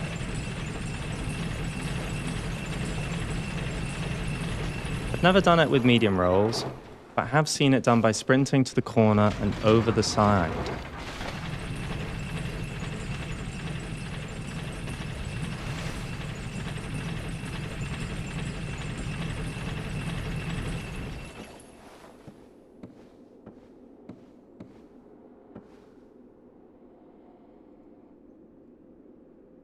Me too, Dark Souls fan. I mean, I've been enjoying other things as well. There's not quite so many big hitters on the Switch 2 yet, but I'm rushing. If I just left a moment later, that would have been fine.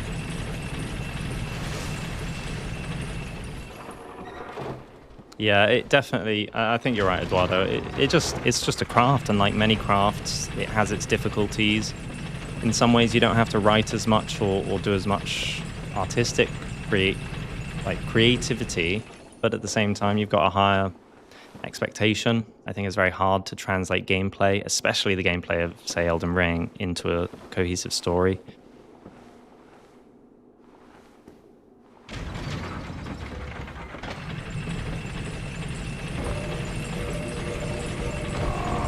Too annoying. Why does it do the bounce? I refuse.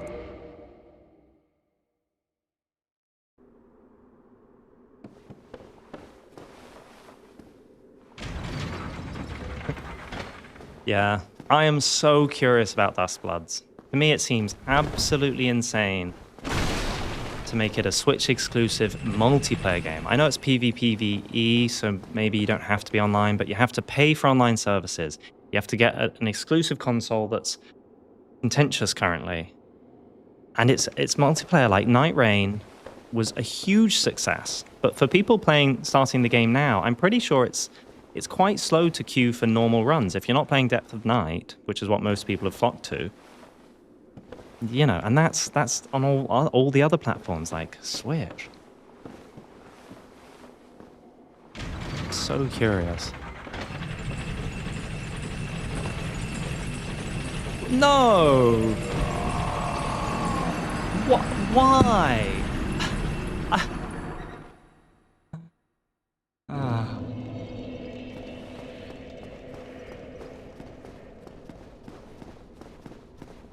What platform are you playing on? Because I've heard from a friend that they play on PlayStation, and it takes them a little bit to just go for a normal Gladius queue, for example.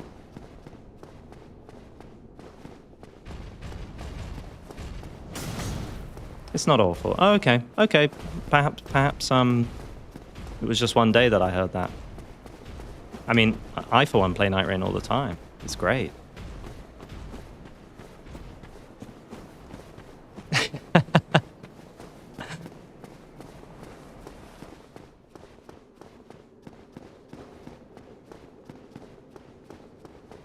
I mean, part of me's there saying, I did make it that one time, and I just stupidly activated my debug thing, so we could just move on. And part of me is saying that that is totally against the rules.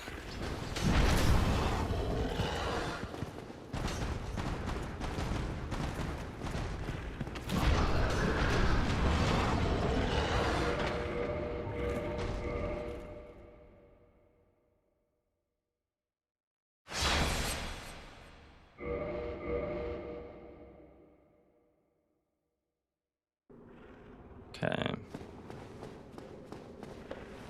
Come on.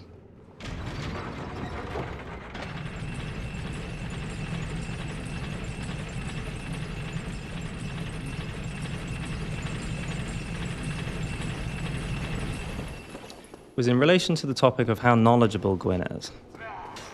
Oh, right.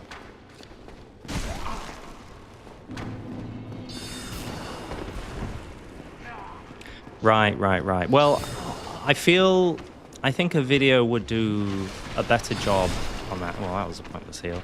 A better job on that topic, because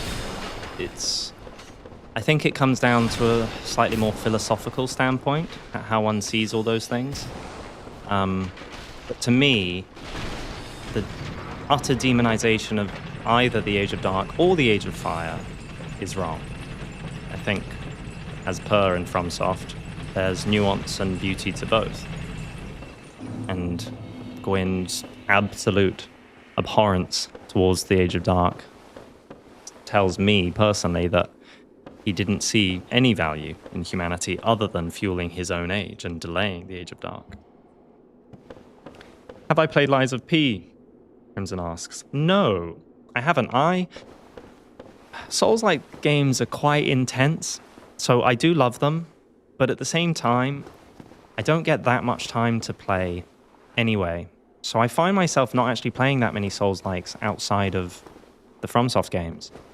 I know some people don't count it, but I did play Black Myth Wukong. I thought that game was absolutely fantastic. I think it requires a different headspace than Souls games, and I absolutely loved learning more about that legend and Chinese culture. I thought it was just beautiful.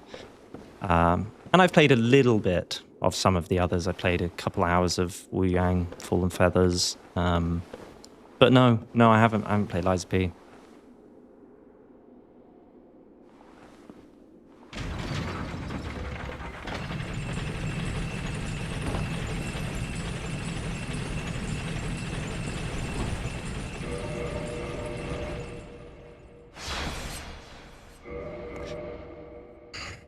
I can't tell. Was I positioned too far away? Was I still too late? Felt like I was too early, maybe. Yeah. Rolling into the pedestal, yeah. Which means I've got to roll more sideways. Oh, that's tough. Did it once. Maybe I should have practiced more. Oh. That bounce is gonna be the death of me.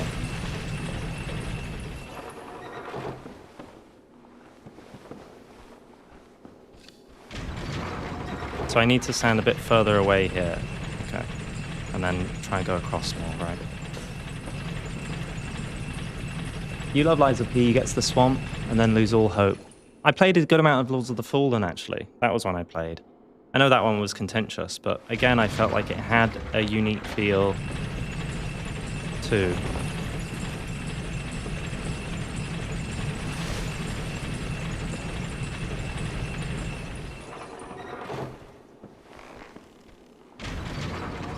I've got a mod Neko. So I thought the base weapon isn't befitting of Gwyn. And I also thought a different moveset to sort of look a bit more like Gwyn's more fun. So I've got a unique moveset that makes me look a bit more like Gwyn and sets it on fire. So obviously this is not the standard greatsword moveset.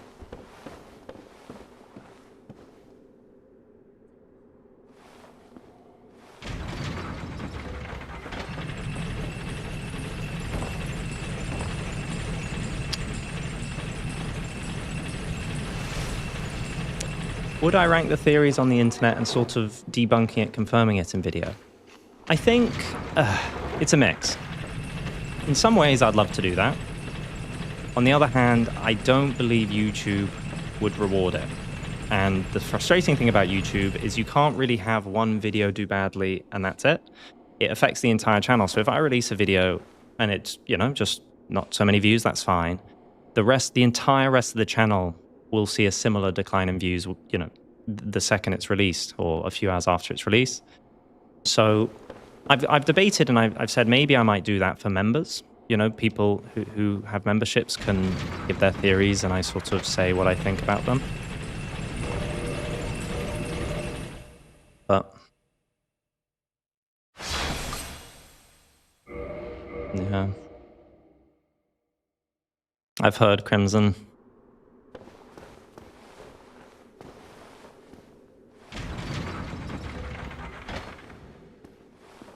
That's all right, as Galen. I appreciate you.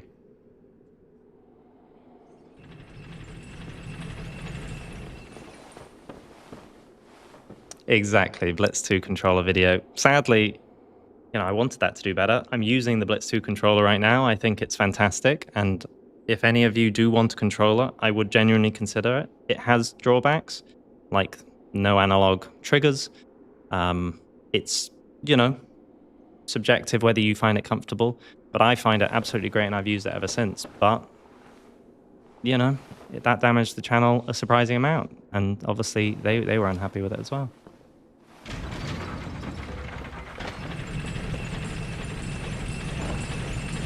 Not unhappy with it, rather, just they wouldn't have wanted to affect the channel either.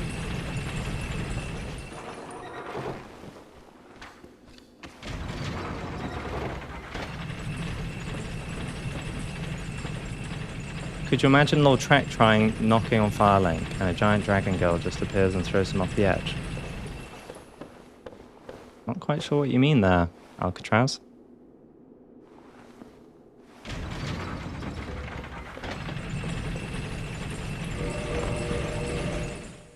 Just tell, none of these are...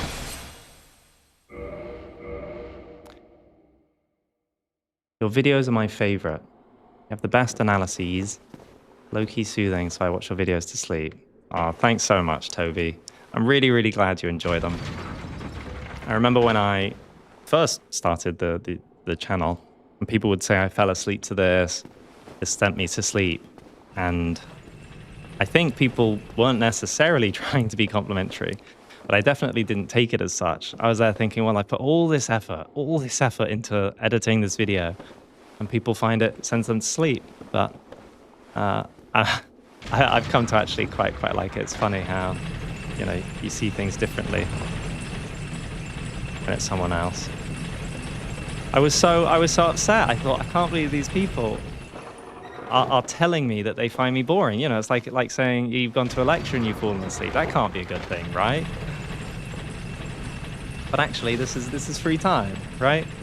And it's a joy. You listen to audiobooks as you go to sleep, or put on a podcast or all that jazz, you know. So that was a learning curve.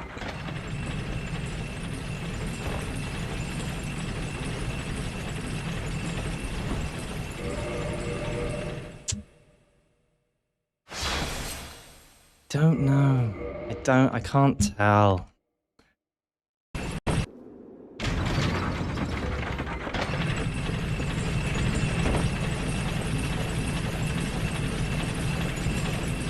Oh, they're doing it a lot higher than me.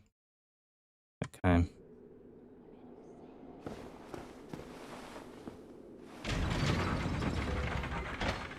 Honestly, I think it is Berkey. It was perhaps before its time without me realizing it.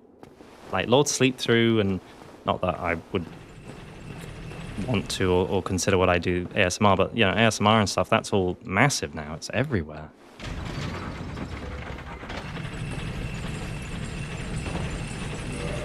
That's fun.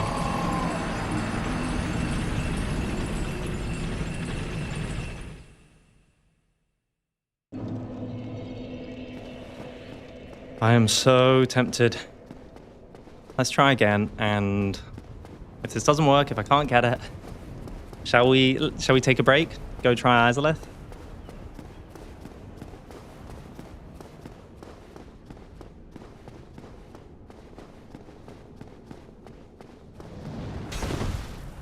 You make reference to Smo's armor to the nameless blacksmith deity. However, sorry, you're gonna have to ask about that Smo question again.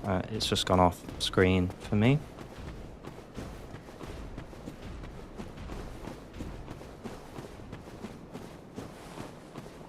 Absolutely, Toby. I'm really glad, honestly. I just thought you guys would find that funny. The journeys we go through.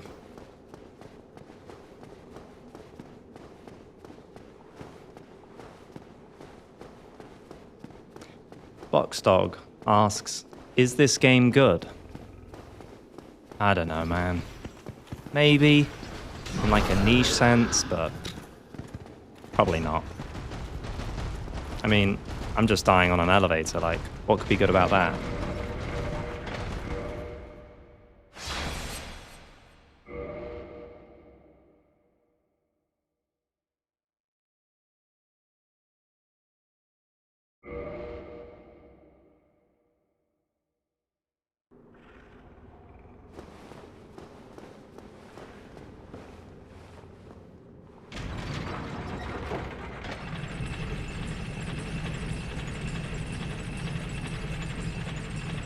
See you later, Neko. Have a good one.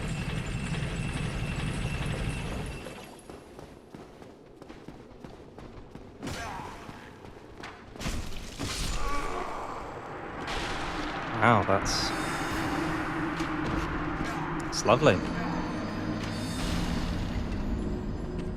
All right, we're going to Izalith. I've made the call. Enough of this. Daughter of Chaos, here we go. Let's make some progress, honestly. What maniac decided to do that skip?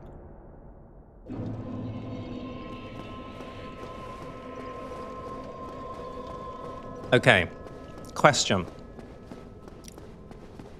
I've sort of already decided, because obviously I've researched this game, this playthrough, but we're at a quandary here. we have to kill Ceaseless Discharge. But he's a demon. Okay, yeah, let's adjust some of this, because this is a bit intense, isn't it? Yeah, that's a bit better.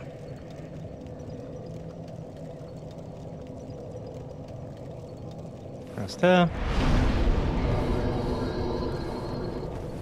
Yeah, most people do use the bow. I'm only allowed to use Gwyn gear. Except for the rings, which I can use law appropriate other stuff. So I have to kill Ceaseless Discharge. It is possible to make it across here without the ring. However, I can't change my gear, so I can't put on the black iron gear. I can't put on various things. So basically, it would require me going and getting the fire stone plate ring in Sen's Fortress. I would have to kill Siegmeyer to get the speckled stone plate ring, and then I would just have to level up a ton, use a ton of humanity to get my fire resistance up enough to maybe make it across this, get loads of health. It's basically just a massive amount of grinding. So I racked my brains and I came up with this solution. And hopefully you guys agree with it, because I can't see a way around other than a ridiculous grind, which is we can't kill the Ceaseless Discharge. Fine. But we have killed people that we're not allowed to kill in the past if they of their own, sort of their own free will, i.e. just because we're there, have fallen to their death. So, does it count, a bit like killing the Painting Guardians or the Silver Knights? Does it count if we lure him all the way here, and then I'm not killing him, he's got full health, I'm just doing a bit of damage, and he falls off? He's gonna fall off anyway. It's because he doesn't have any foot anywhere to put his feet. So he's gonna fall. It's inevitable. You know? To me, that's the solution that doesn't, because part of the reason it's dull to do grinding for ages, but it also it makes the rest of the run so boring, because I would be so overpowered. Exactly. If he falls to his own death, then, you know, we can try tell him while we try to help him. You know, we'll try help him get back up, right? As Galen, that's hilarious. You think because the humans are so powerful, he just thought, oh damn, look at these guys. All right, I'm gonna get the fist out, the fists, and I'm probably gonna die here because I don't actually know how to dodge this.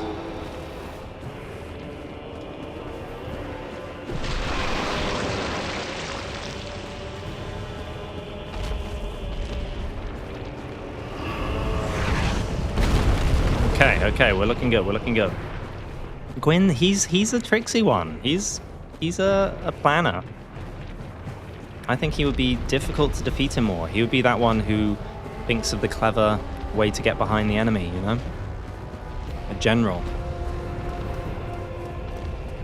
And worse comes to worse, he just sees poor suffering and thinks, that's not right. I'm such an empathetic and kind lord. Crimson asks, what does Ceaseless Discharge mean? And to that, I would say maybe you don't want to ask that question too much. No, it means that he's spewing lava from his body endlessly. Hey buddy, can I help you? Look, I'll help you. Don't worry, go back. I'll just try to help lift you up. Buddy? Oh. No. Oh well.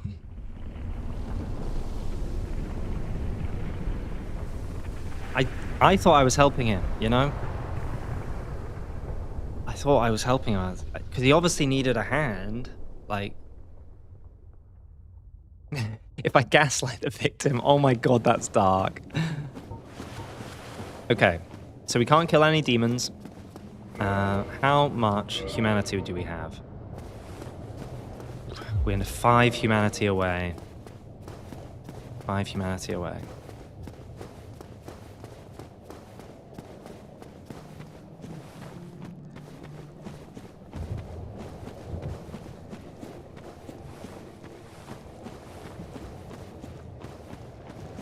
What exactly do you mean, loud visions? As in, you don't feel there's enough concrete stuff to go on for Elden Ring, so... I think I understand what you're saying, but could you clarify just in case I'm misunderstanding?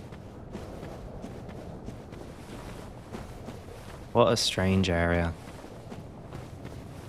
For me, it's the lore of Izalith that feels like a lost potential. I know the gameplay's not great, but it's the lore. I just think it has such a cool setup. Hey, Kiro. I have not praised the clan, but thank you for the reminder. Good to see you, man.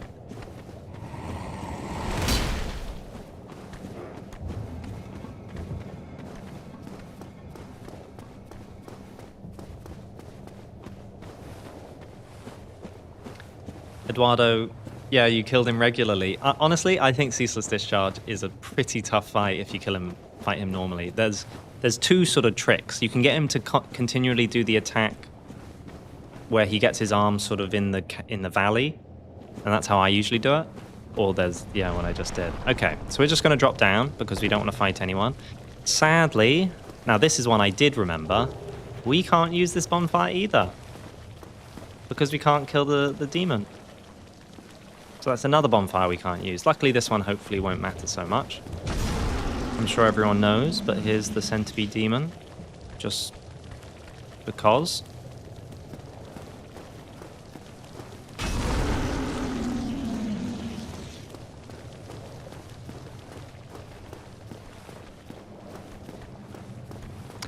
God, imagine if they had somehow actually remade it when they did the remaster. I don't know though. The development was so skewed for it. I don't even know what their vision was. Like, they would have had to just rebuild it entirely. And that's quite a different thing. Oh, I forgot you can't access the lift. Ah, okay. My bad, guys. I forgot that you needed to, Is there any humanity in the area that I could grab while I'm here? I think this is a soul. Yeah, nice. Okay. I need your guys' help. Where can we get 5 humanity? Quickly.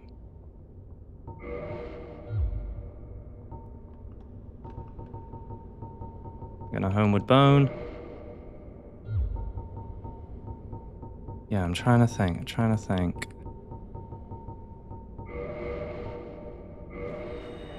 We've got 20,000. There's the rats at Firelink. There's invasions. I don't think Gwyn would use any of the invasion items, though. He wouldn't necessarily know that Gwendolyn was in charge of that covenant, and he wouldn't use the dark one, that's for sure. Are there any items we can go to? Undead Merchant. The female Undead Merchant. She might sell one, that's right. Let's go there and buy one.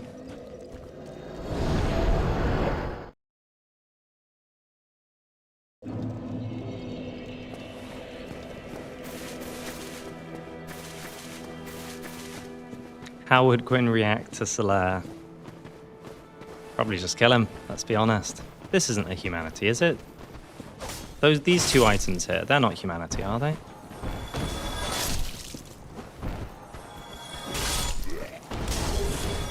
No, I think the other one's just a soul as well.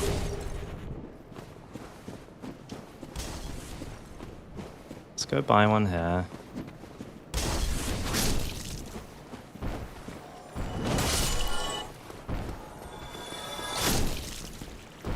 Surprised I didn't. Oh, because I didn't come this way. In the chest on the way to Ash Lake. Oh, that's not a bad shout. Okay, we could... Quite far to run across Light Town, but there's 2 there. Lortrack, sadly, we invaded and killed. But that's true. Does Petrus, if we kill him, does he drop any? Would we be able to kill Petrus? I don't know. There's 1 humanity. That's something. Do we want anything else here? Alluring skulls. We might be able to God, they're expensive. Wait, what? We'll get 4.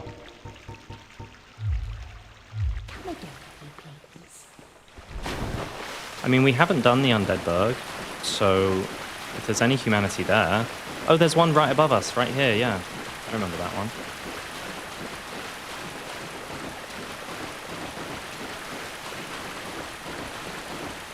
Crystal Cave past the Golem. Oh, in the room that I've been going through this whole time?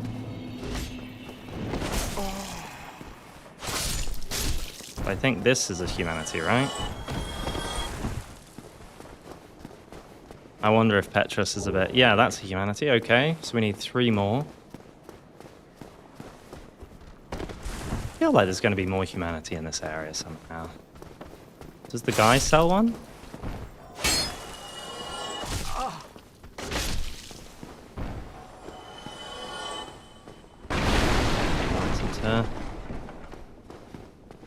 Bottom right of the 3rd pillar slide near patches. Oh, yes, I know that one.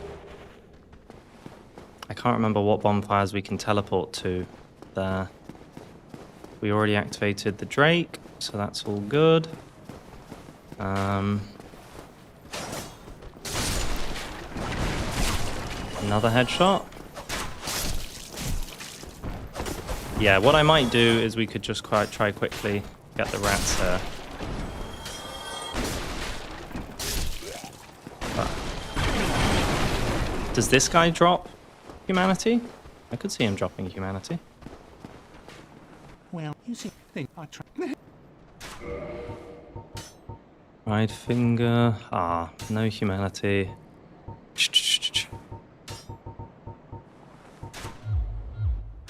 Yeah, it's just the Uchi, isn't it? Top of the aqueduct passage we just grabbed. So we need 3 more. We got the one that leads to Lord Track earlier in the game. Jotsuchi key. Only drops the soapstone. Interesting.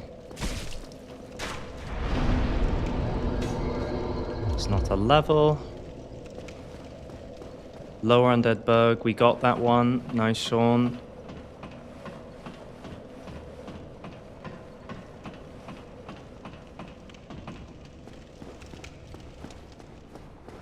Let's go get these rats.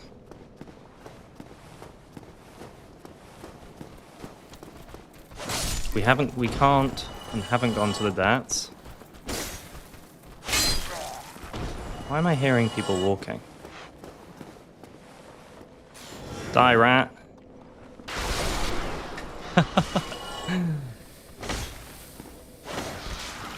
They're killing me, I'm dying to rats.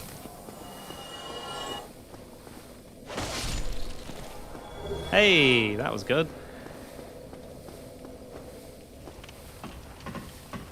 I think Petrus probably is a fair kill. Would we have to go and find Rhea to learn that we could kill him, or would he know that? I didn't bump into them. They are in that hidden area.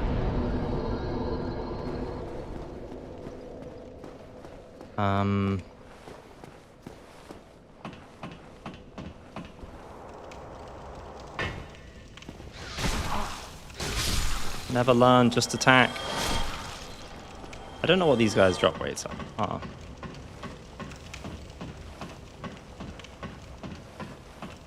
Yeah, I could see that. I'd be scared of the dark as well, just as a power. I think there was a lot of powerful factions, though. You know, you've seen the Firestorms Izalith whipped up. You'd be kind of scared of that as well.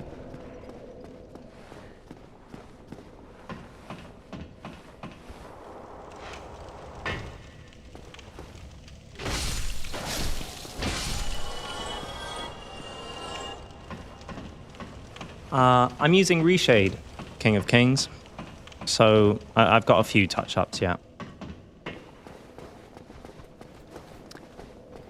You know what's interesting about the DLC, even if we thought it was reasonable for us to get that, is that the first enemy, the Sanctuary Guardian, uses lightning. So that goes against one of our main rules. But did you guys know that there was a new skit discovered, I don't know, like a month ago, that actually can skip the Budasil Sanctuary Guardian? And it's 10... 100 times harder than the one I'm trying in Seath's Archives. The Duke's Archive skip is not difficult on the scale of things. I'm not a challenge runner, you know?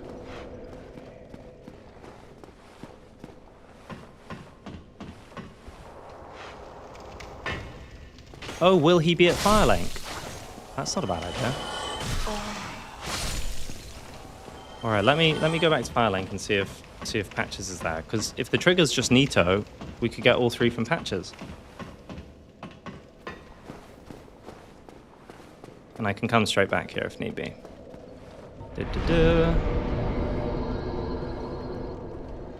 Chester sells 13 of them. 10k each if he does have them.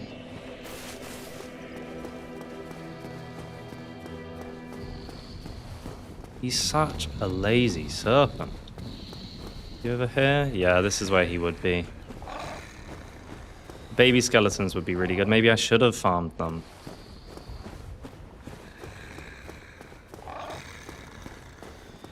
What about Snuggly? What do you have to trade to get humanity from Snuggly? And can you get 3 humanity?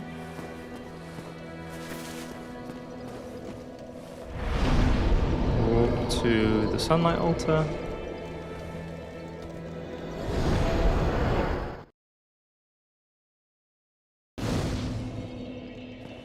Yeah, probably Dub Fox, but he would probably kill almost anything if it was for his own gain. So we're discounting that kind of reasoning. Otherwise, there's no real difference playing as Gwyn.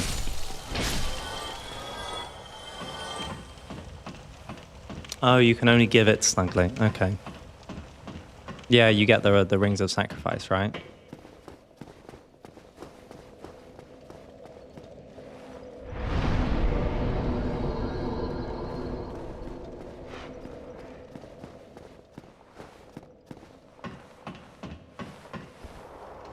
Why did Miyazaki make the DLC hard to access?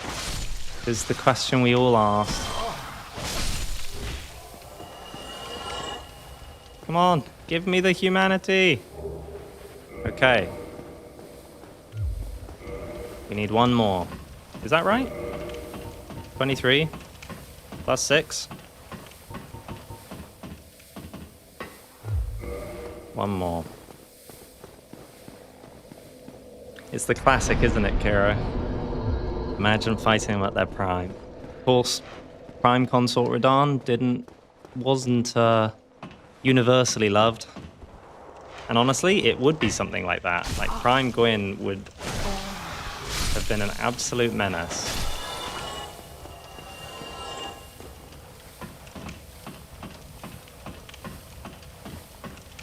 Hello, Gareth. I'm gonna call you. Let me know if you'd rather something else. How are you doing? Come on, 1 more.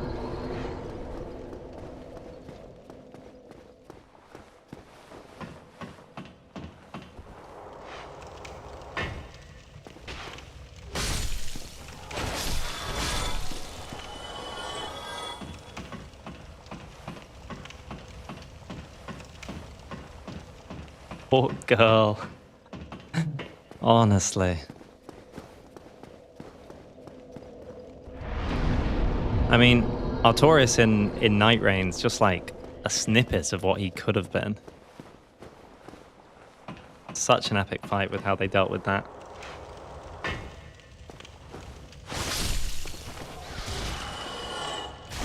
Stop it.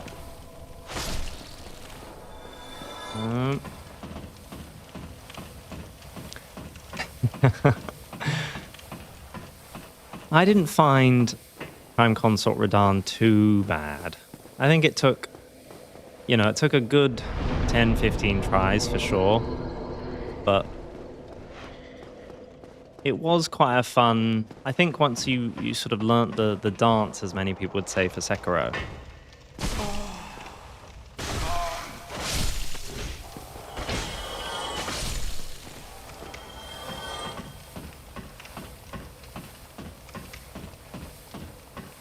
Well, we've got a video on that, Pensmith. But short story, I don't think the one you kill... it's speculative, course, but I don't think the one that you kill to get the Rite of Kindling is the true pinwheel.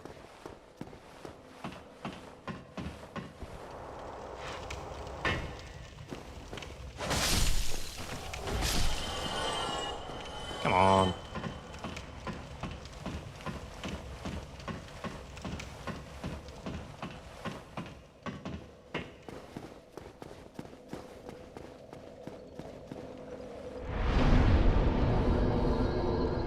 That is true, Kiro. When done well, when done well.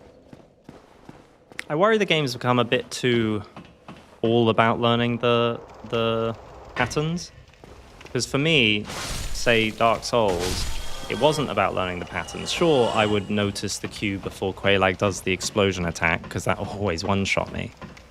But it was less sort of learning the patterns, and it felt more like just watching what they were doing and being able to fight it.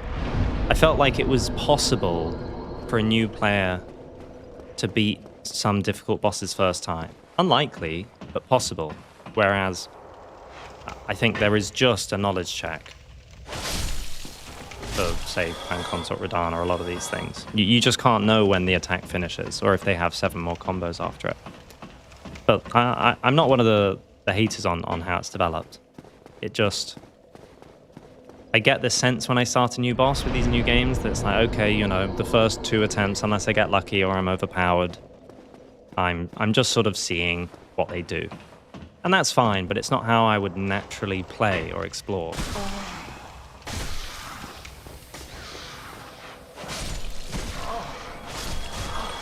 Getting battered, stop it!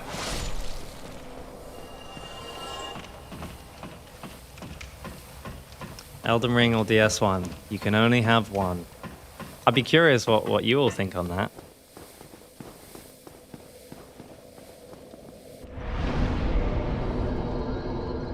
Hardest boss in Dark Souls 3. Well, for me, I think to my memory, the boss that took me the most tries was Frida. I found Gale tough, but didn't take that many tries. It was just each try was very long. Midir, I found fine. There wasn't many attempts for that. And then the base game, there weren't any roadblocks somewhere. Died a bit more, but yeah, Frida felt like I was that 3rd phase, man, after everything you've gone through.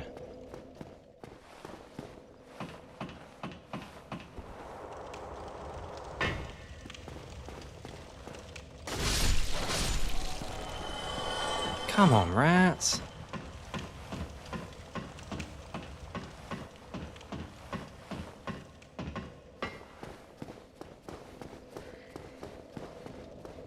Oh yes, I remember. I sort of forgot that the Nameless King was sort of the millennia of the game until the DLCs. I remember hearing, you know, echoes of people's fear of this boss, how punishing they were, how long they took to beat them. Stop it! Jeez, these guys attack fast, don't they?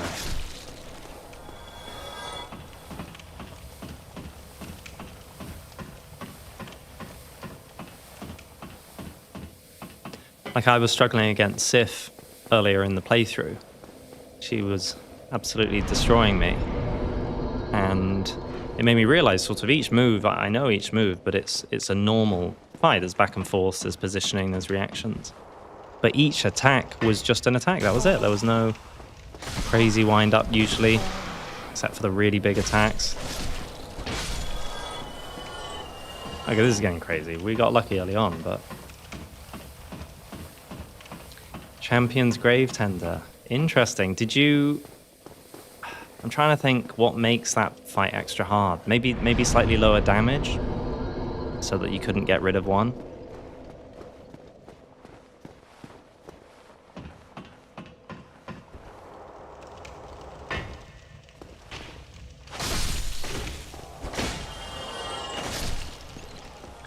Ah, come on. I want to go to the bed of chaos. I want to fight Peak. You hear me? Peak design. We're talking about difficult fights, but this what we're about to experience. Just chef's kiss.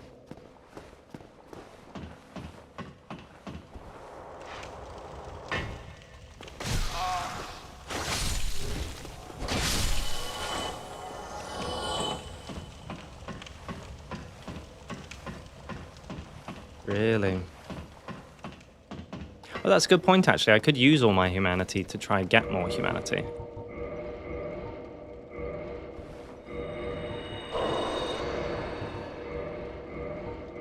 Because that ups your item discovery, right? Peak and fun, yeah. Super, super fun.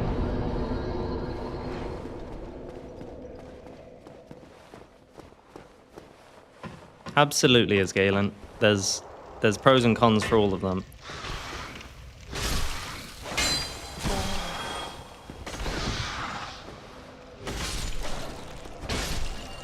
There we go. Just needed to pop them all. Okay. Let's go join the Daughters of Chaos. I know, Toby, but I need to use 30 anyway. Because that's what we're grinding for. We're going to go unlock the shortcut in Isolith.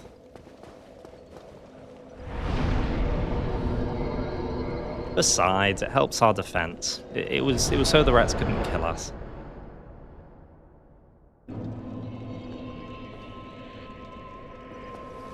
Okay. Enter Covenant. So we can't use the Sunlight Spear. Some call it that, Pensmith. Some. Offer humanity. Ah, do you remember when you had to do this one by one? Who else did that?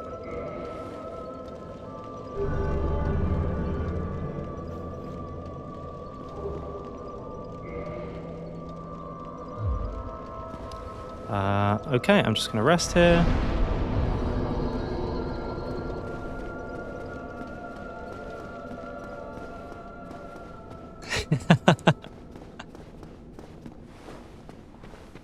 There's that meme, right? Where are we in Dark Souls? We're in Peak. And that was when I knew. I knew we're at the bed of chaos. Because it's Peak. Me too, Toby. That was always my go-to. I'm just going to rest here just in case. Because I forgot you can't use the shortcut. So this is going to be very brutal. We can't use the bonfire in Demon Ruins. We can't use the shortcut because we can't kill the Demon Fire Sage.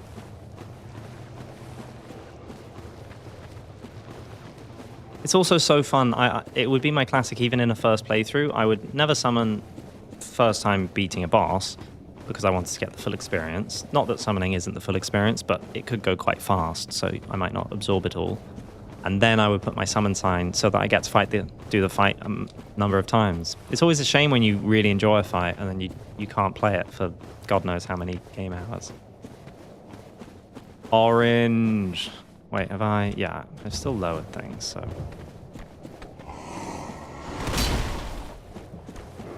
It's an omen killer.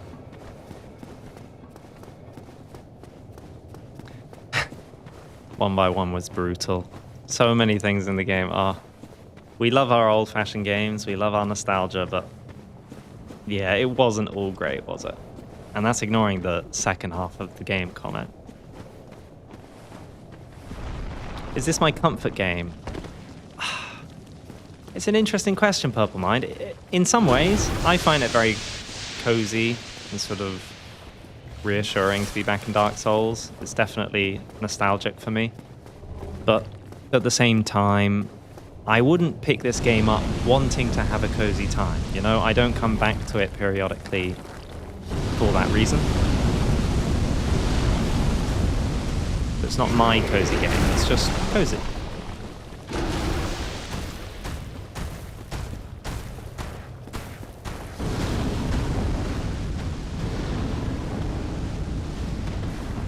Hey, Keenan, sorry. How's it going? Good to see you again. It's been a bit brutal, I'll be honest. I've been failing miserably at fighting a lift. which is obviously very lore accurate. And now we're going to the bed of chaos, so I expect it to be even better.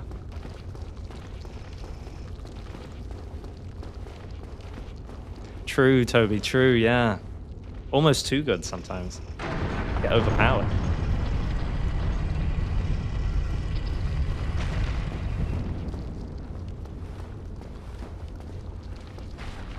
I can't kill them. I can't save Solaire. No, it can be cozy, but it's no Stardew Valley. Oh, sorry.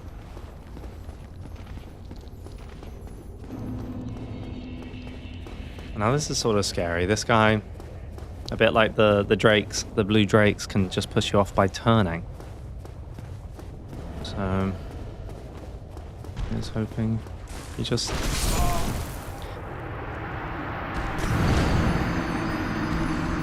Or he can just jump on you, apparently. Oh, that is such a long run back. There must be some... No, I don't think there's a faster way. Oh god, okay. I was a bit too cavalier there. We're in focus mode, guys. We're leaning. It's the gamer lean. Do you think that's how Gwyn should have gone? I don't know. I don't know, man. That is not enough pomp. I just got pancaked.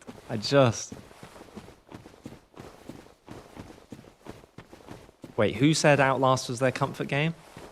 They gotta be joking.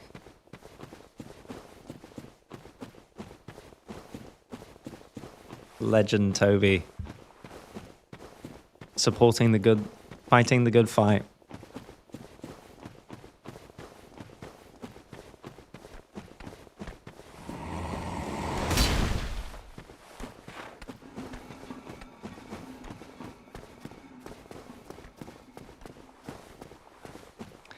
So as Galen, you think there could be precautions against it? I feel like he would have known about it because he wouldn't have resorted to killing himself as the first idea. He would have tried other things first.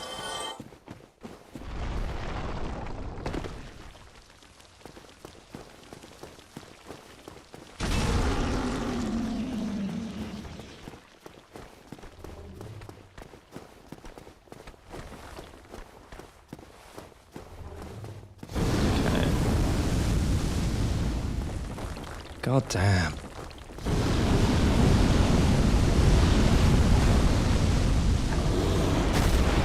And I see people saying, it is funny when you see the odd post about Elden Ring complaining about some run back. Renala, for example.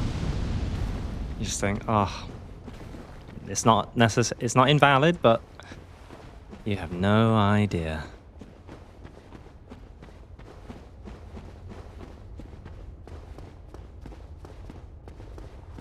So what's the tactic? When I usually do the Bed of Chaos, I do the quit out technique, obviously, so that I don't have to run back, because that's nigh impossible. But I usually use something ranged. So what I do is I go on the right side, I get that tendril, and then I come back, I respawn in the middle, and then I go to the left, but I go on the outside, and even though the floor falls away, I use a bow to hit it from afar. But obviously we can't do that. I could try re-aiming Sunlight Spear.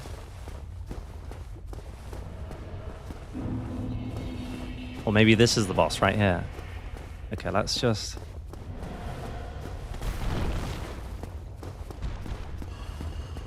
Getting stuck on some roots. Just don't lightning me. I know if I look away, he's gonna lightning me. Okay. See, it could have just been nice. Okay, so I can't kill anyone here, so I just got to run straight into the boss. Can't kill Lana's sister, one of the daughters. Yeah, toss firebomb is definitely the best. I guess maybe I could have used firebombs, but I don't have them. We're going. Here's what it is. It's my fault. It's my, of course. Thanks, Kira.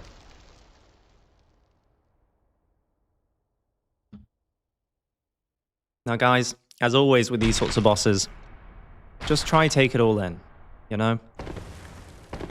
There's no rush, like, every time it's like the first time you see Anor Londo, when you enter Ash Lake.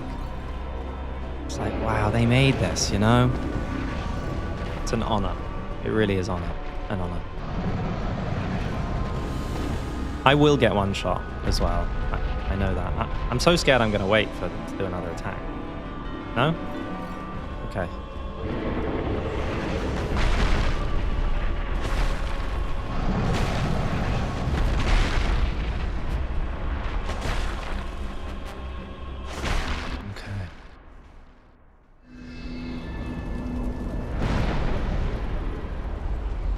This boss gets 2 full cutscenes. 2.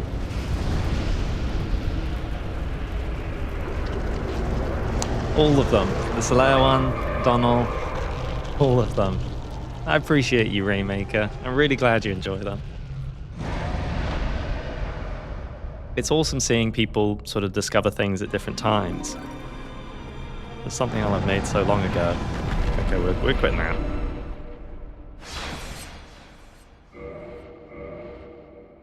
I am not risking that. But then I gotta go in quickly.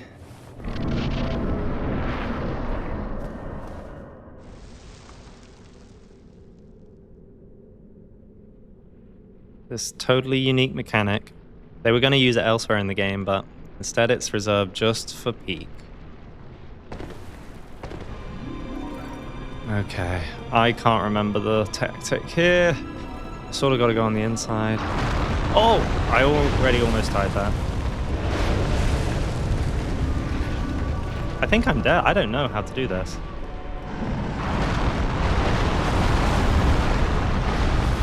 I'm alive, I'm alive. It's so slow, it's so slow. This is the worst. This is the worst.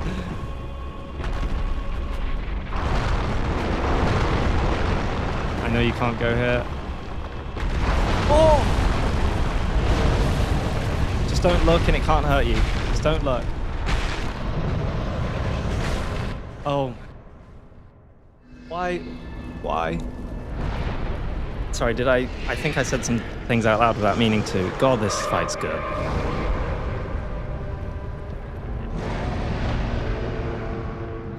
Rosaria asks, why do I hate Dark Souls 2 while it's the greatest in gaming history? Well, there's 2 massive claims there, Rosaria.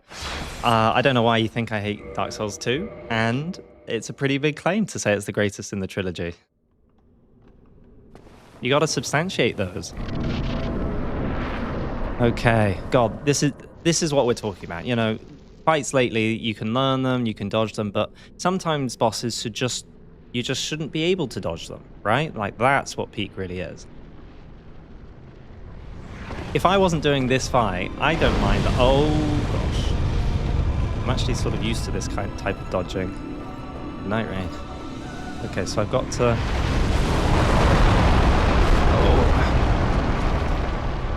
Heal. Okay. Heal again.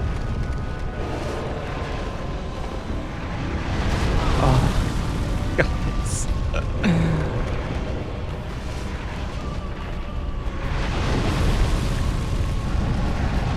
Oh. Okay, wait. Okay, wait. Now, please don't do the storm. I said don't.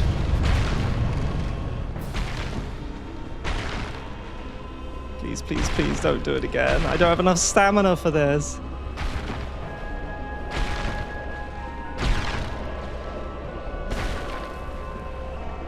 Yes. Oh. I loved every moment of that. And I'm so upset that it is over. GG's. Or not. I believe Gwyn would be absolutely fine killing that.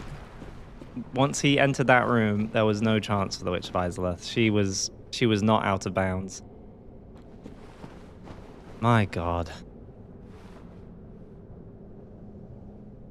I just thought I'd highlight. I know I've highlighted it in my video, so go check that out.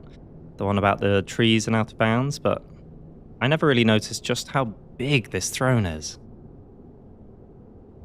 It's got a crack down the middle as well, but it was still that same size.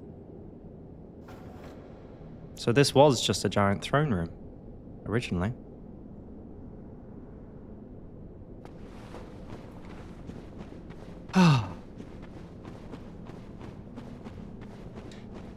I used to do it with the Pursuer's Greatsword, Ultra Greatsword stand. God, I absolutely love that. All right then, will you start doing content about it? I mean, Dark Souls 1's already milked enough. We need deep analytical stuff. Well, I have. I've got one video on Dark Souls 2. I've got another in the works. And if things keep going well, there might be more. Okay. Ooh. I wonder if we just get more health. We need it. Okay, let's travel back to Sunlight Altar so that we can use Sunlight Spear.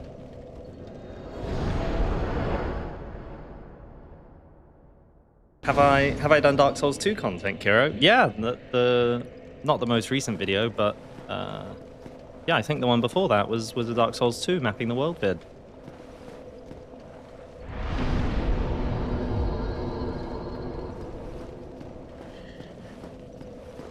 Yeah, true.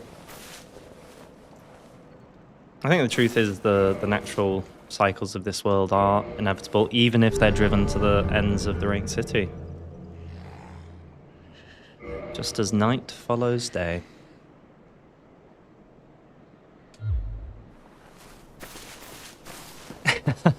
Not a fan of Dark Souls 2?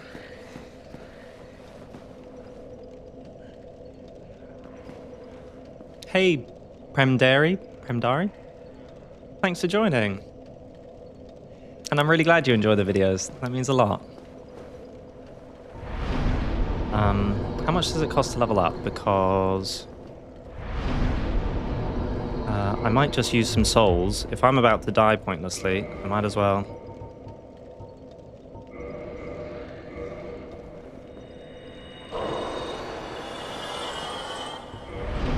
That's good enough.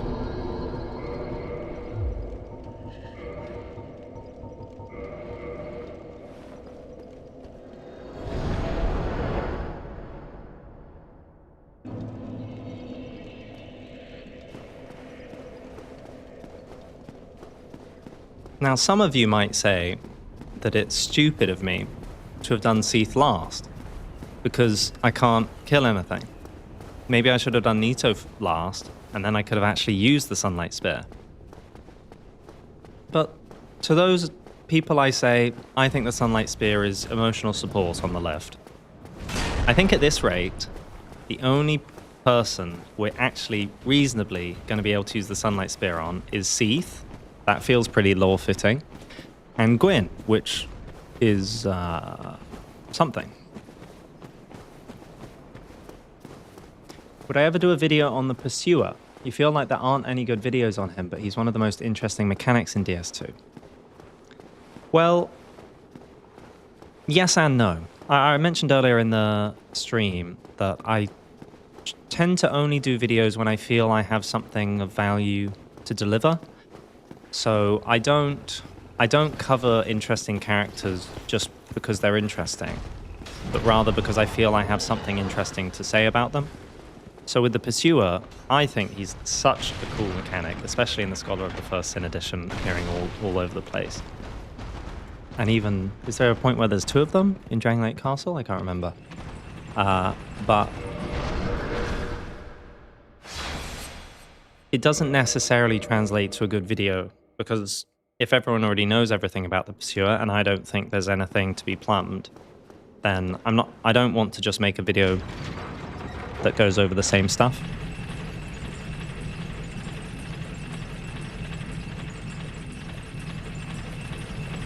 I don't know what you mean, Keenan. I think it makes total sense that he would pray to his exiled firstborn son. Maybe it makes sense that he doesn't recognize it because it's broken? I don't know. Have you guys seen the statue, like, people have modded it to put it back together over the years? It's funny because it looks so generic when it's put back together. It really doesn't look like some epic warrior.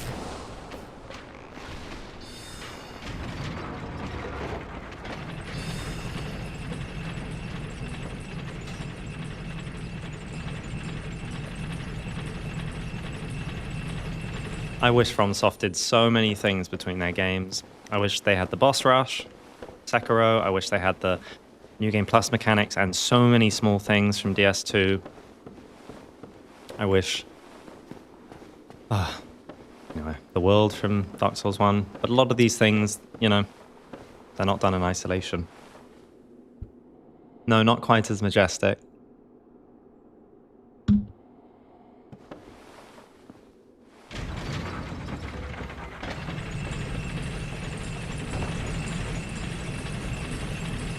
No! Arranged badly.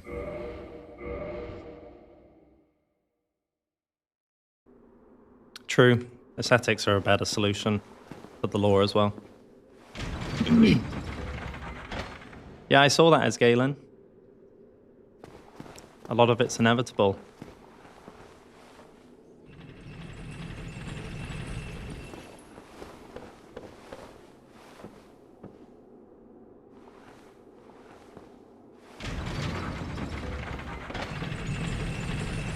Rubbish.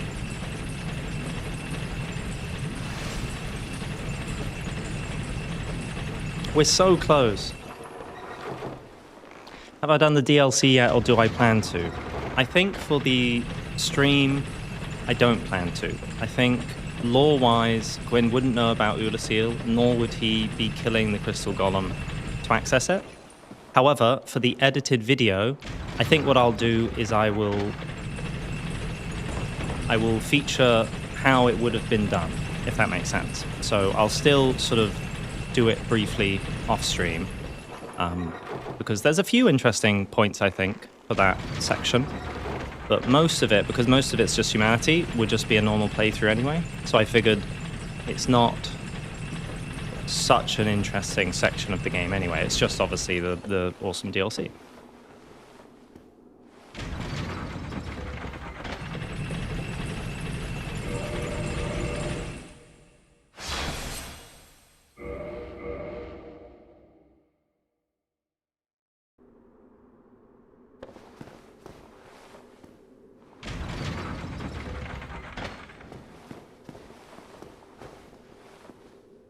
Yeah, maybe this is the reason he went Holopensmith, because somehow this is the journey he's always been going through. I don't know.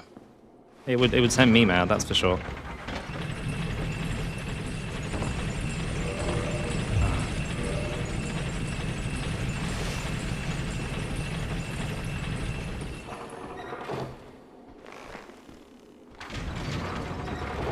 This lift, man.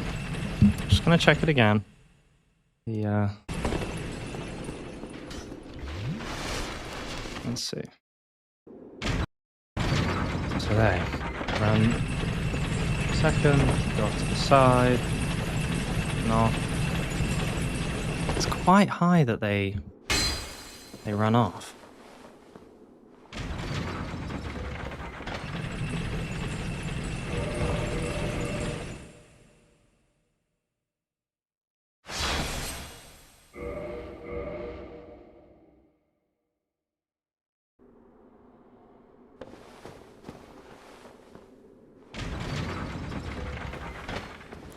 You know what I find funny is that Dark Souls 2 did try a lot of new things that were then skipped in the later games, and a lot of the other games were carried over, a lot of their good mechanics. But I think Demon Souls and Dark Souls 1, in their time, were also seen as pushing the bounds a lot. They tried all sorts of new things. Miyazaki had crazy creative license, and that's why they were such brilliant, strange new games. Totally different from anything they'd done before. But somehow it's DS2 that's seen as doing tons of different new stuff, more because it adapted an already established formula.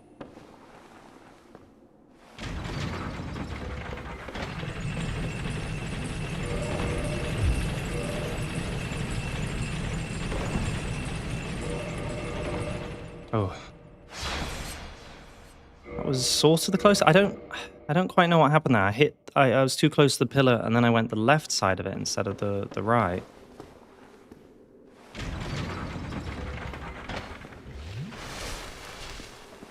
Thanks, Jesse. Are you watching alongside your playthrough?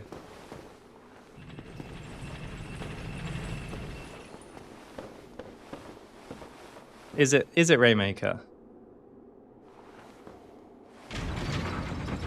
They like to reuse a lot of stuff like that.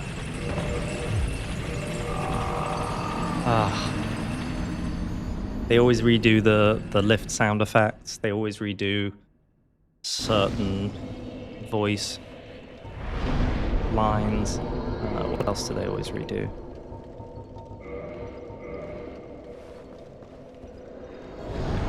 I know it's Galen. I know.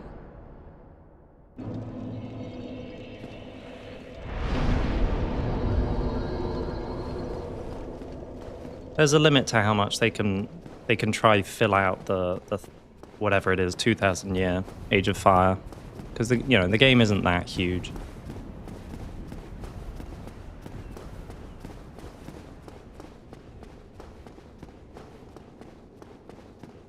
You only got the skip to work once. Honestly, I'm tempted. It's just this skip. Then we would have Seath, and then we'll be on Gwyn. That's it. We're there. Just this goddamn skip.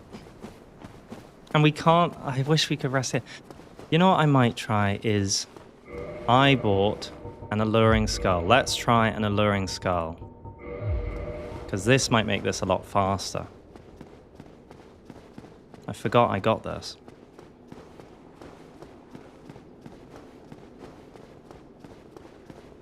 Then we can at least use this bonfire.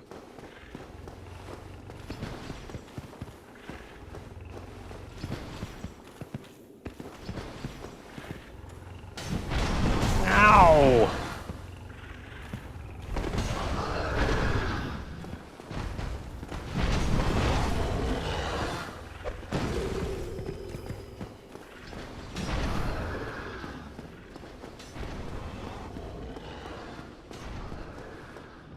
Wait, still? I did not mean to throw that. Wait, is it actually tied to it? No. I was so happy. Why can't I use it? It's ages away. Okay. Yeah, that's tough. But we're going to draw him all the way to the other end. That is an insanely far thing. Maybe it's just hard-coded in.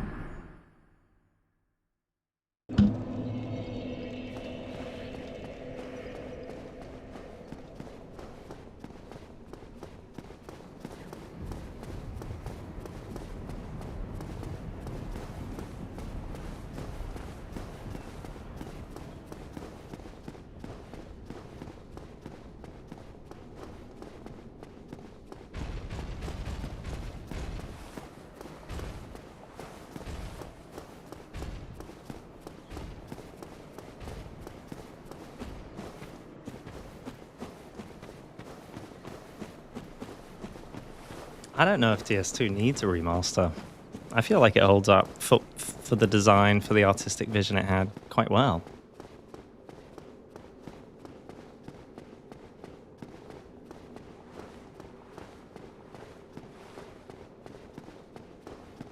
Maybe this bonfire's tied to the ball. Should have searched it.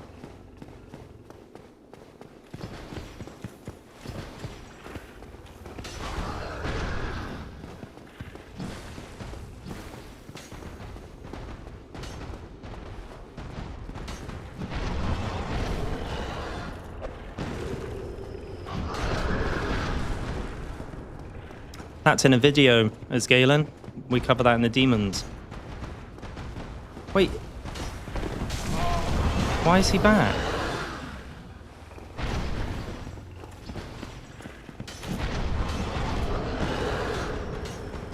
Yeah, and I'm dead. And I've used them all. Why did he come back? That was so unfair. Right, I think it's tied to it, so. I mean, I could use the debug, make the run much faster.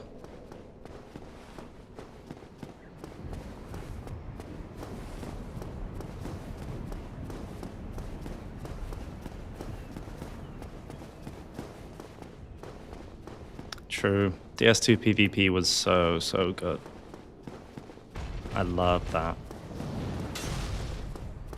You can't backstab these ones, Mastery Log. You can only backstab the one in the Undead Burg.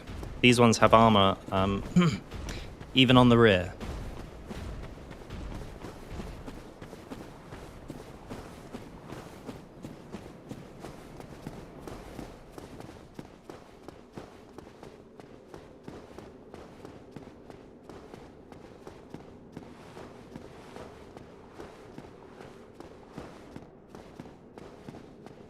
I think it was as Galen. You might have misunderstood what we meant, but it was willing, in our opinion.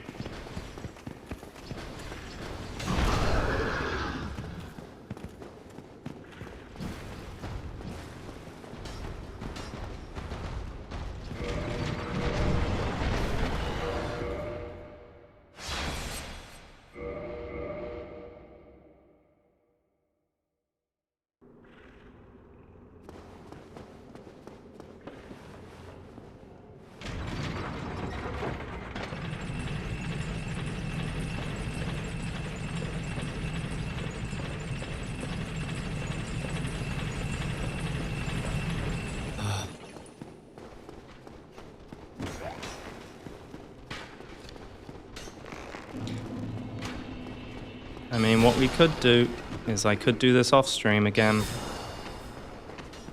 but then we wouldn't have Gwyn.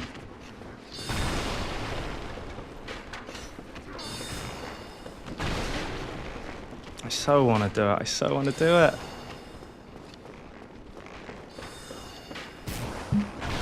Wrath of the Gods probably is lore consistent, Jesse, but I've said that he can only use what he himself uses for actual gear. And it's only rings where there's some flexibility.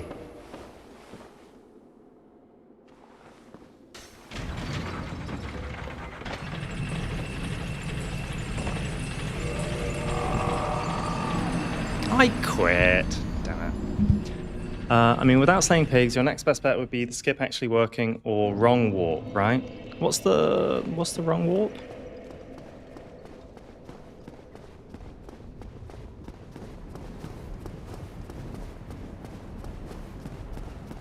In his illustrious career.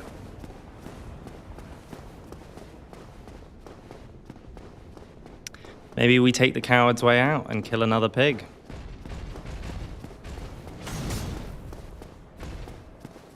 Maybe my hand slips. Maybe the pig just walks into some sunlight spear that I happen to be walking. Just you know, for practice. It smells like pork to me. Oh yeah. I would prefer to do this skip than a wrong warp skip. Just because that could be applied to so many things, I guess. Okay, so it sounds like you guys are hungry, right? Okay. Well, you know, you gotta provide.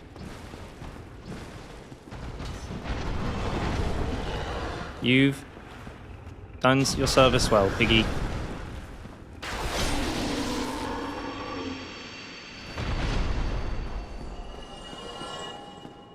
The longest life he's ever had. I'm gonna look this up, or if someone could, whether this is actually fully tied to that pig's life. Like, it doesn't matter how close he is. There you go. Fresh pork. Crackly skin, although with the armor on top of it, I don't know how edible that would be. Beautiful. Lore accurate, Gwyn got hungry.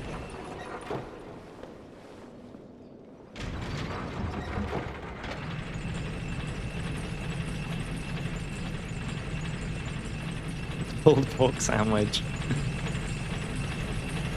It'll be a crackly pork, that's for sure.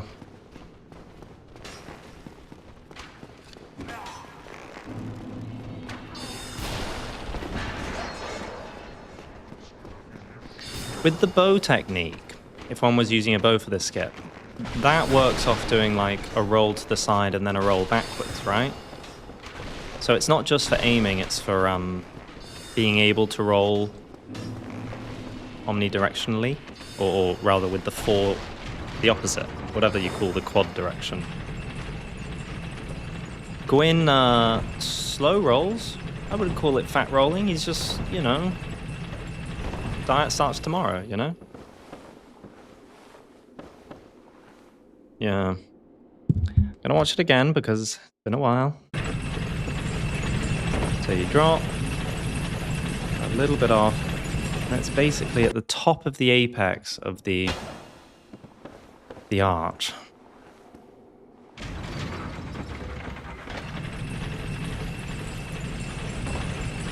Got the angle wrong there, but that's fine.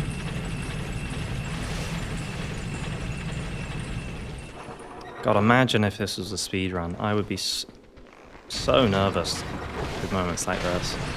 And it'd be so far into the run, surely. Crazy. So, given we've made a good amount of progress through this, thought that made it, but never mind. If we did another run, a little bit like this, a lore-accurate playthrough, what would you guys want next?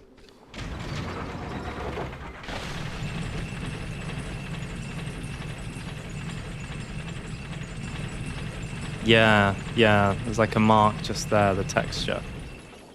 And you sort of...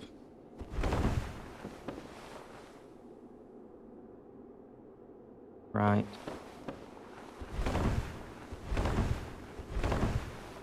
I mean, maybe I should be rolling.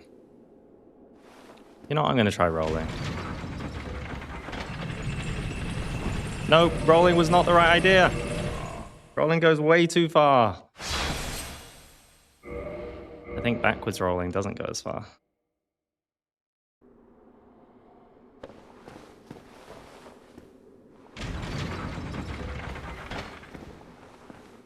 Artorias?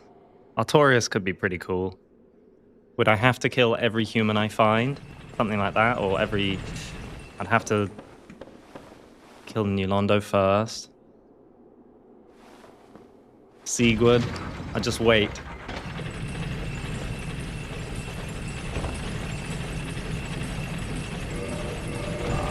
See, now what the hell was that? I was on it.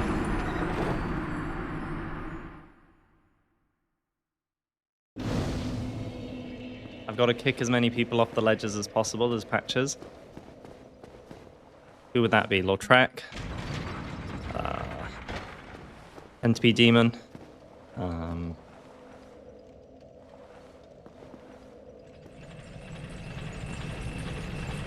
See... Yeah, and Artorias I would just, lore-wise, fail on Manus again and again and again.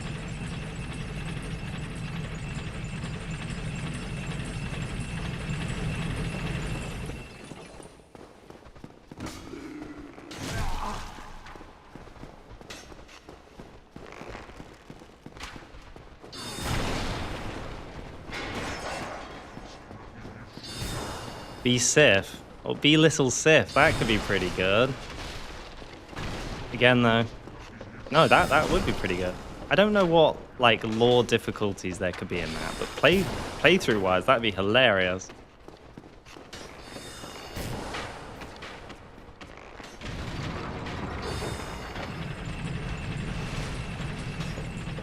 Velka. Velka's so hard to say what would or wouldn't be her. We know what her gear is, of course, or follow her.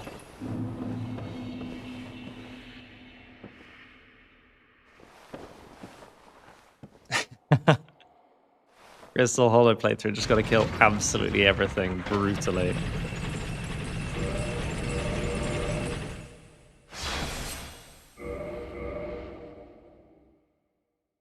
God, they are annoying. And yeah, I really like the Duke's Archives. I know the Crystal Caves are contentious, but yeah, the Duke's Archives are awesome. They're such a damage slash armor check though. Oh my god.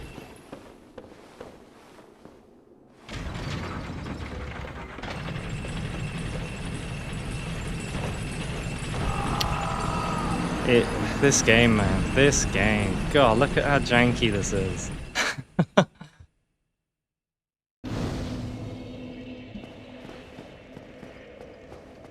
I believe that's what we said as Galen. They channeled it successfully and then lost control completely.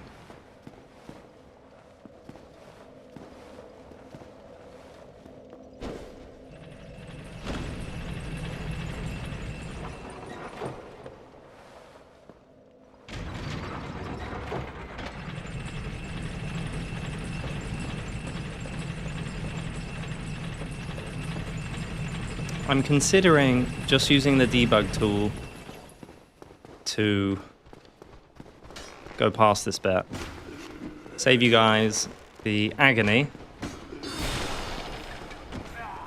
And we can finish the run. And then I can do the skip off stream to make sure I could have done it, if that makes sense.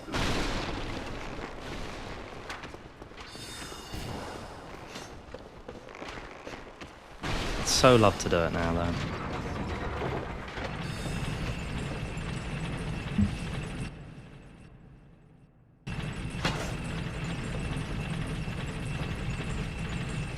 Gotta get those runes. Say runes. Souls.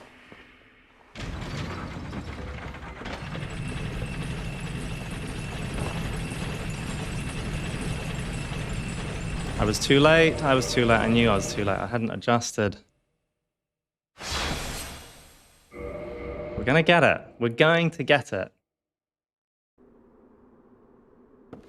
You find it boring? Why would the Switch version be boring? Because of the performance or something? So close. So Nathaniel, we're playing lore accurate, and I think Gwyn departed to kindle the flame on good terms with Seath.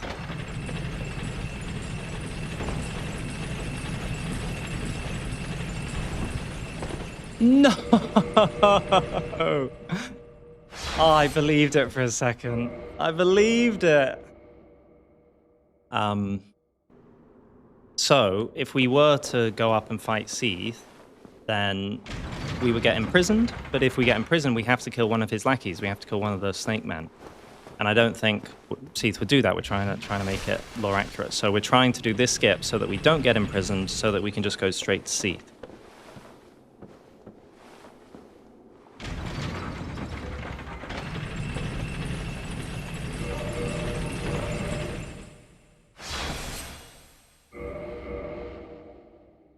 Fair. Fair, fair, fair.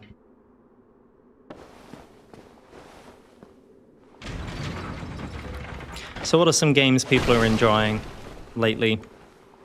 Are there any that have really captured your attention? New or old?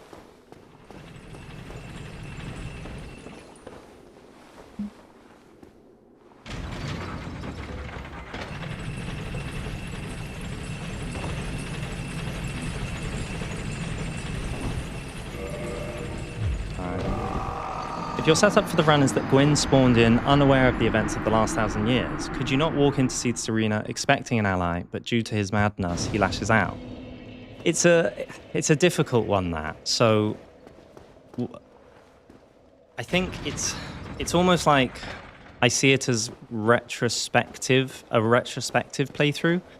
We're wanting to have done, once we finish, the most Gwyn-like playthrough, rather than treat it as if he's sort of an agent of it. Because otherwise, again, sort of none of the playthrough, he doesn't know a demon's going to come attack him, so he would kill that demon, you know? We're sort of coming at it more trying to do the best by Gwyn's standards, if that makes sense. So Gwyn's standards would be that he doesn't want to hurt Seath, and we therefore are trying to avoid that conflict. But otherwise, a lot of the sort of odd routes and fun little, you know, going to New Londo first so that we don't have to fight the tourist demon. He wouldn't know the tourist demon's there, so you would never do that type thing. It kind of, it's a chicken and egg thing in some ways. DS2, all bosses, no playthrough, no hit playthrough. My gosh.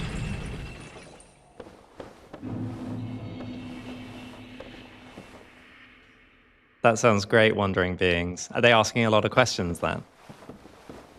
It's quite a nice scene. Dragon's Dogma 2, Warframe Far Far West, Monster Hunter Wilds. I was curious about Space Marine 2. Never got to play it, but it looked fun with friends.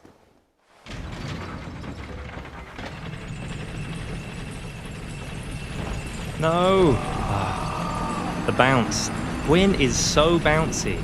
Lore-wise, he is so bouncy.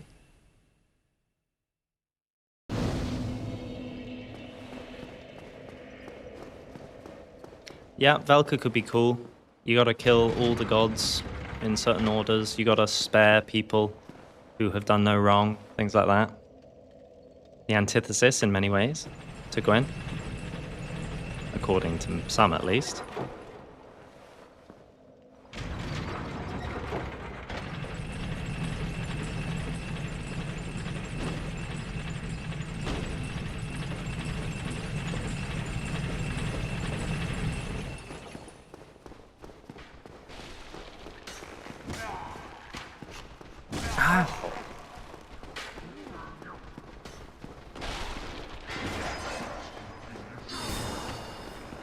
Just go for it. I'm worried we're gonna die.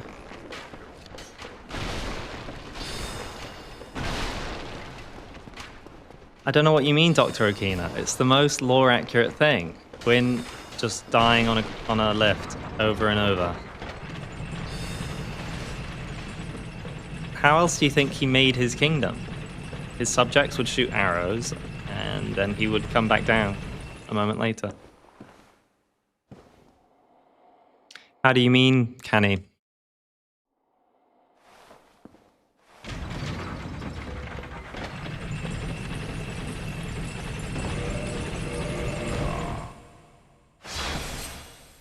Yeah, he's not what he used to be. He's skinny, he's hollow, he's losing his mind. Adjusted how, Canny? I know I've got the slow roll, but do you mean for this skip specifically? Because I guess not, because I'm not quite managing it.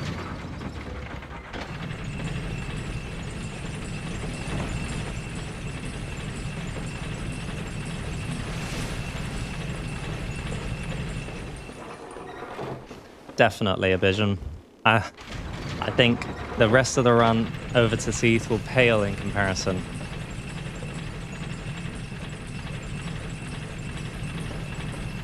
For the fights, I think I've somewhat gotten used to it, yeah. Definitely been put to the test a few times. Or kings, or...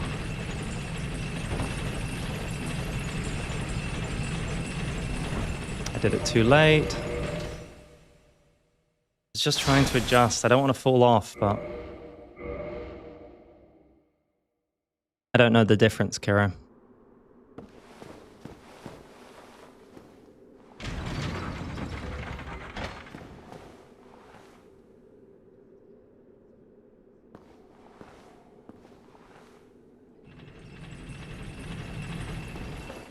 The piece of media so far removed from what they're familiar with, so it's somewhat lost on them.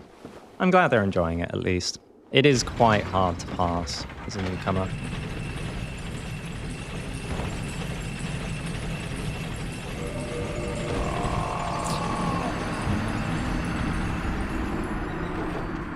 God, Gwyn is so bad at getting up.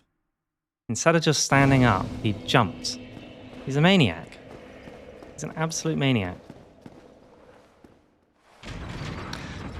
I mean, we can do a faster roll, Seraphim. One of the rules I said, though, for the run is that I've got to use all this gear the whole time. I don't think we could get Havel's ring, because we wouldn't know that Havel betrayed the gods. and we're ages off the equip load needed.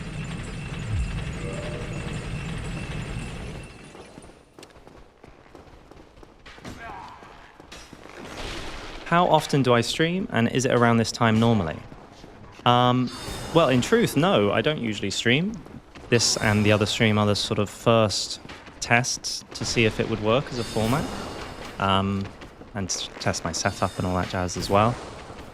I would be very open to doing more streams in the future, though, and if I did, I think I probably would stream around this time. It tends to be later in the workday. I don't think I usually have to do things in the evening, so I probably couldn't go late in that sense. And early UK time, I don't think many people will be able to catch.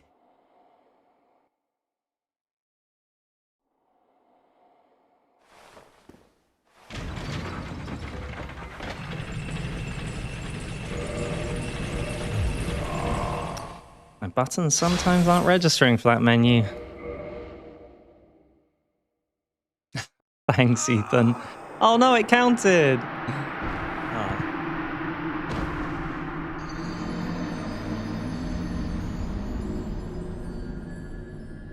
It's perseverance or it's stubbornness, you know. Depends how you see it, I guess. It's weird hearing my voice but not explaining lore.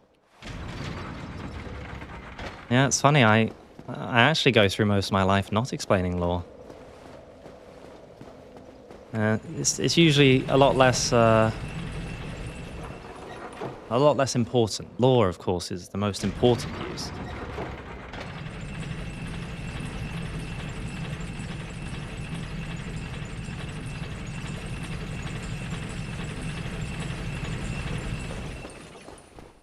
Yeah, madness, that's another word for it. Insanity.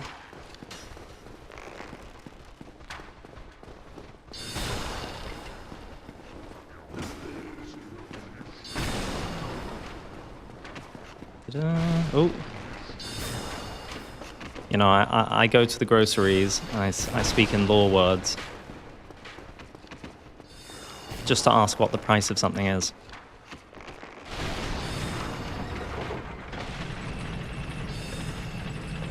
Yeah, I did do some streaming maybe 4 or 5 years ago, Dubfox, but it was very relaxed. It was over on Twitch. It was just a small group of us. It was a lot of fun. I really enjoyed it, and I really struggled with reading. So I was actually quite nervous to do these streams because, well, it's a very different impression, isn't it? Having someone stream rather than in a curated, edited video. And I didn't want to sort of change that, I guess, since it was going well on the channel.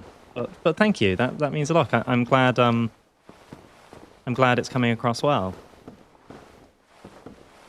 I think it is super difficult. It's a bit like playing an instrument and singing at the same time. It just sort of messes with the brain.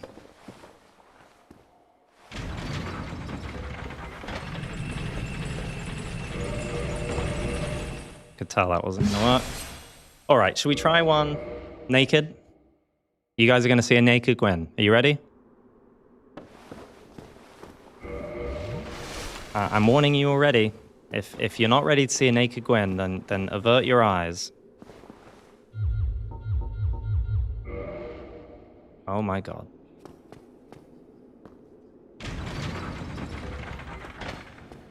Why would the cornflakes be on sale? Isn't that quite telling? Now, if the cornflakes were on sale before you entered the groceries, surely that means they've already been on for the whole day. Hey, thanks for becoming a member, Toby. I appreciate the support. So this is Gwyn, huh? Pretty toned. Or zero fat, at least.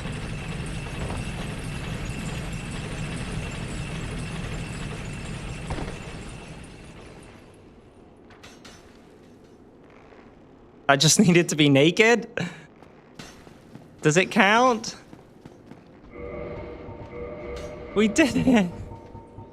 I don't know what to say. First try. Are you kidding me? Are you kidding me? Naked counts. Guys, I think I've lost it. I think I've lost the plot. I'm almost annoyed. That...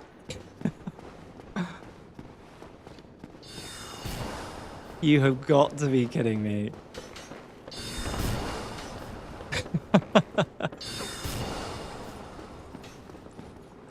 God.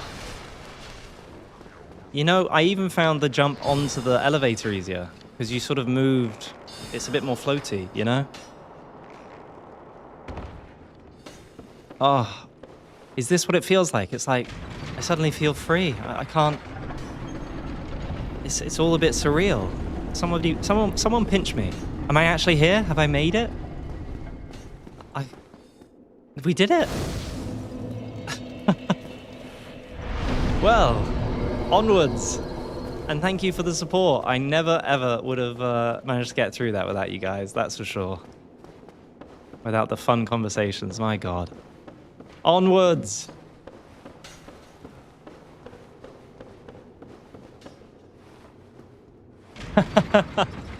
I think I missed it too, Ethan.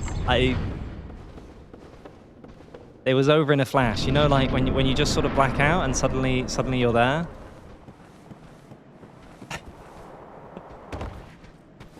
Okay, focus. Seath can still be somewhat hard if you get on the wrong side of him. And I've still got basically no health. How much health have I got? 676. Yeah, the video cut. Am I gonna show every death, do you think, guys? Am I gonna... How many deaths do you think it was? Do we want to admit that? Or do we... I mean, it's quite an embarrassing number.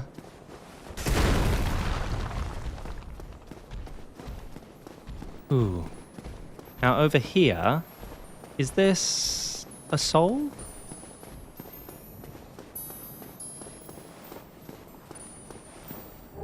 Oh, it's a humanity. That's still nice.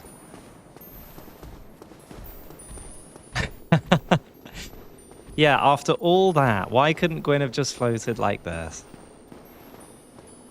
Honestly.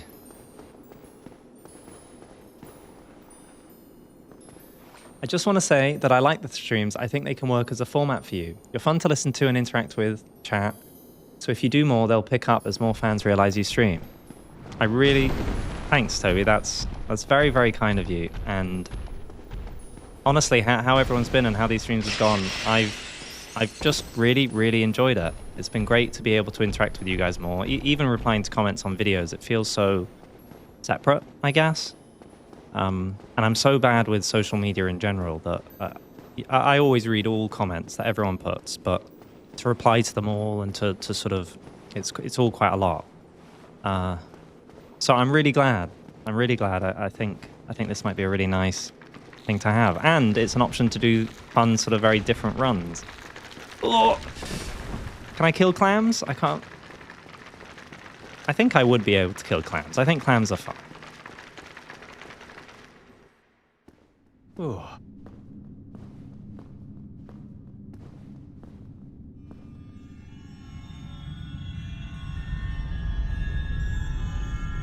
No vagrants. I am playing offline though, so I can't remember if they can appear when you're offline. Have you seen the interview with Ryan Morris, the Dark Souls translator? No, I haven't. Would you be able to post that in the Discord or in the chat or something? Just because I can't make a note of it right this second, but I'd be very interested to hear that. Gwyn versus Seath. Are you guys ready? I'm going to Sunlight Spear him to start. This is a trick, by the way. If you want to get his tail, you get him to kill the crystal. Imagine that being Seath.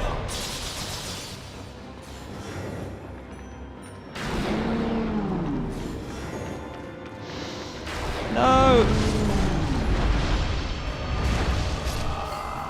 I didn't know you could die when you were down. I thought you were invincible. Well, anyway, if you had not the Sunlight Sphere and use your actual weapon, you can definitely...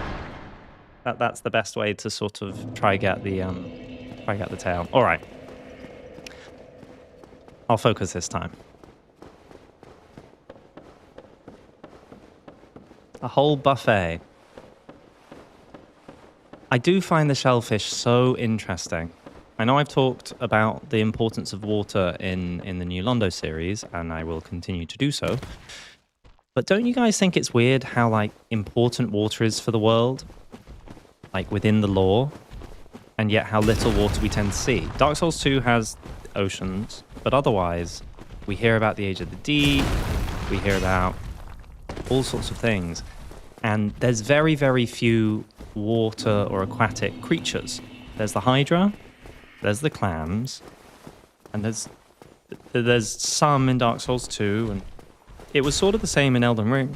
It was sort of the same in Elden Ring as well, where there's a lot of water themes, the importance of water in the rivers, but the only actual aquatic features aren't really totally water-based. There's jellyfish, but they're sort of ghosts. There's Gwyn, obviously, and that's complicated to say the least. I just don't think... I think there's something there. There's a fun line you can sort of pull at there. Yeah, vaguely aquatic. They jump out the water. That's something.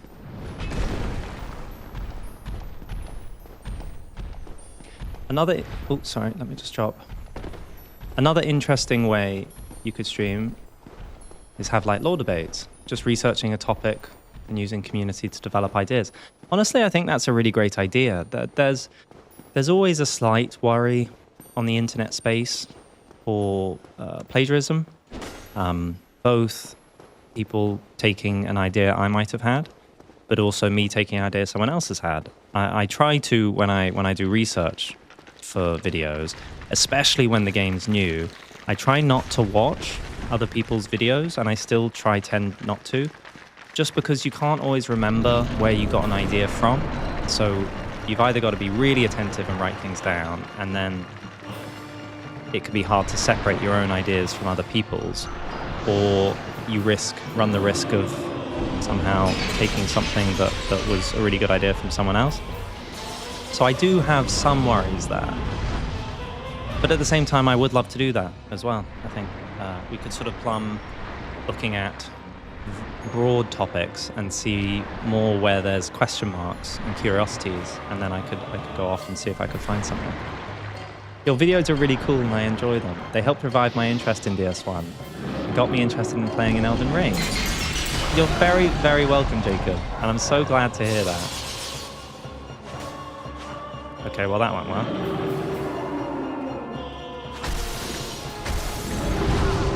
Ah, this is actually going to be a really hard fight. Please! This is going to be really, really hard. I do nothing.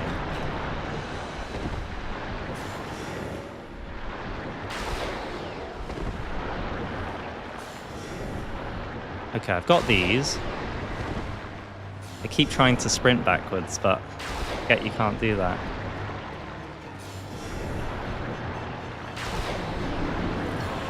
Okay. I'm just going to sort of kite him to the either side to start with. I think it's very fitting that I'm using Sunlight Spear. I like this. I'm finally getting use out of those 50 levels of faith. Okay, I'm going to top up. All right, let's go in. He's going to do his thing. Oh, okay, the R2 is really good damage. The R2 is saving so much. No. Okay, let's run away, let's run away.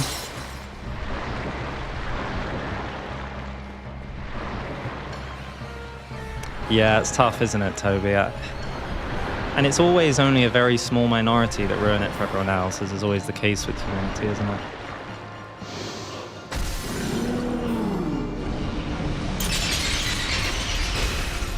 Oh, we're almost there, we're almost there.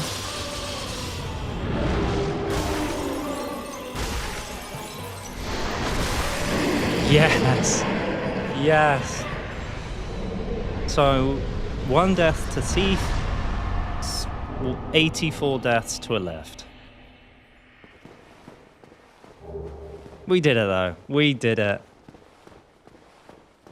I forgot to get the Firstborn Son's ring, honestly. I was in the zone, dodging and weaving in Anor Londo. But we could go back and get it. That's not a bad idea. Another ancient dragon for the wall.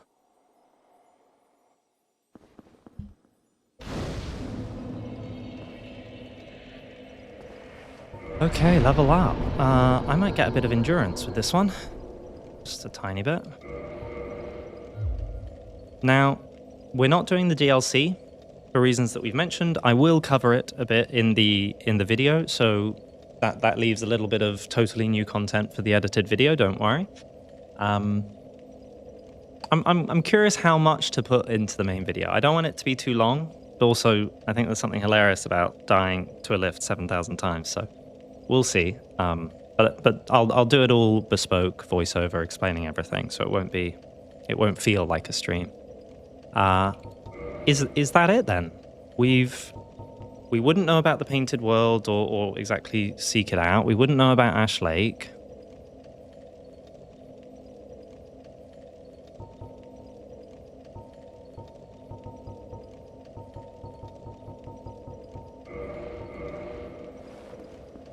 Just a lift montage of the absolute skill that is Hawkshaw.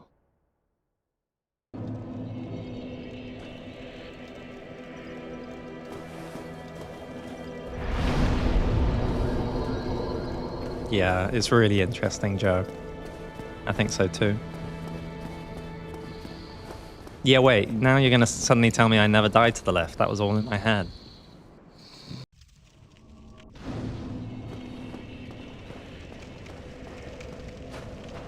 Offer souls to Lord Vessel. Gwyn offering souls to access Gwyn.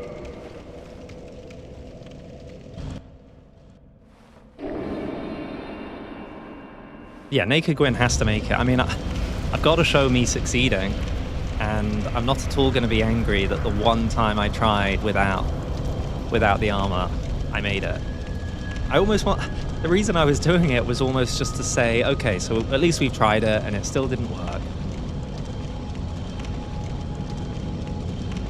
But we've made it. Here we are. Dark Souls has so many moments like this. This is obviously one of the most abstract and strange sections. But Elden Ring was much more conscious for the area reveals and the way it sort of tightened one's focus and then had Shifa River revealed or Leyendell, things like that. But for some reason, they never quite landed the same as for Dark Souls. The emotions I felt in this area, knowing that it was the end of my journey. I think I might have... There was a lot of PvP here as well, that's why I also hung out here. But you just sort of chill and take it in, you know? I love the calm, the confidence to make it so... Yeah, simple in many ways. I know the visuals aren't simple, but... Yeah, that Leyendell shot, I just love that Leyendell shot. And a lot of the ones in the DLC and Shadow of the Erdtree I thought were just exquisite. Alright, let's use some souls. We might as well try level up a bit.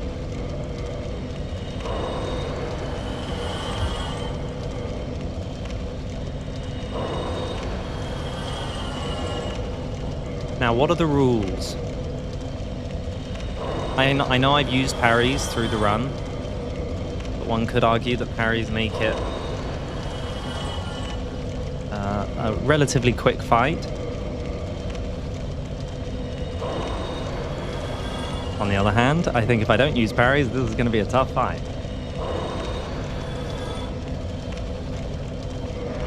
Wow, all of that, only one level. Let's get over 800 health. That's at least something, right? Yeah, much more introspective.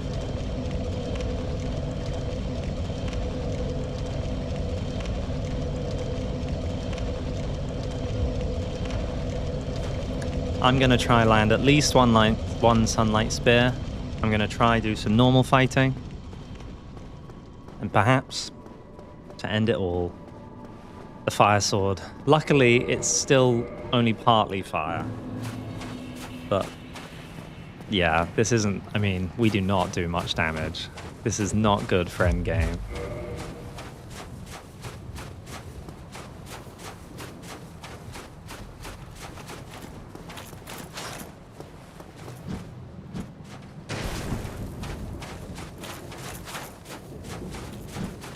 You know what this reminds me of? If you come downstairs, find such a grandiose structure, and then fight Gwyn in such an epic fight, in DS2 you think you're going to the end. But of course find the hollow end of what you're searching. A hollow king. Yeah, that's a great point.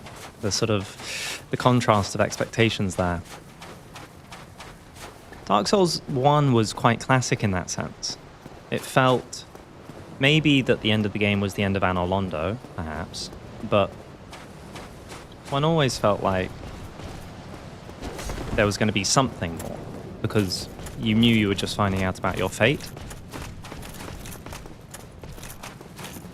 But I definitely got that feeling from a number of games. And I mean, God, Elden Ring, making it to the Erd Tree, and then it turns out you got to go off again and come all the way back. Crazy.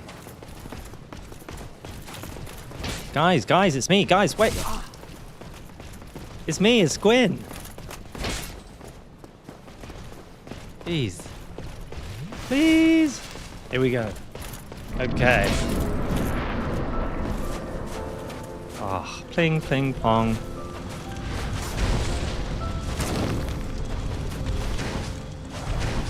I don't have the stamina for this.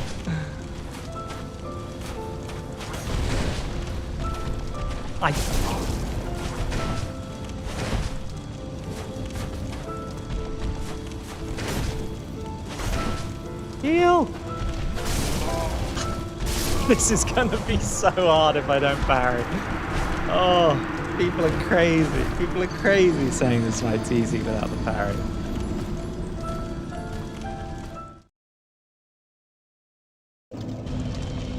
Is he the better Gwyn, guys? Okay, wait. I think we can improve this. So, I want to go to Undead Parish, and I think I want to go get Artorias' Poise Sword. I can't be stunned in every single attack. And I think I'm allowed the Wolf Ring, right?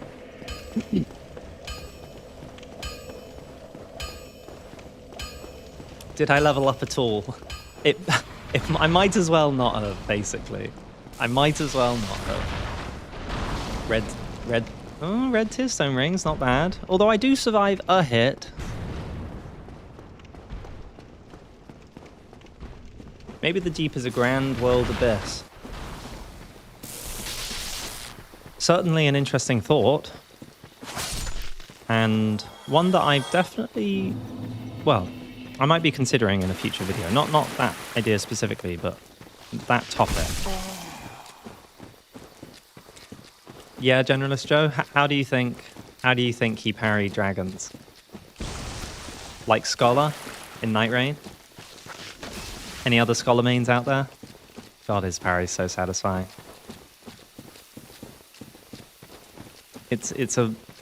I'll let you know, I'll have you know, I have over 800 health, so yeah, that's like 150 more than you start with. Thank you very much. Yep.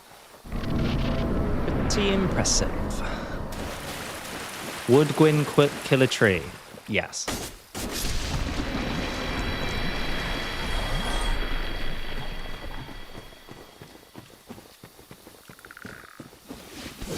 I mean, I could kill these guys. If they give green blossoms, I wouldn't say no. There's no... is there a place to buy green blossoms? Favorite Night Rain character? Difficult. I'd probably say I do main Scholar. But my favorite character... I do think Revenant's hilarious and very cool. And I love the way they managed having a summoner.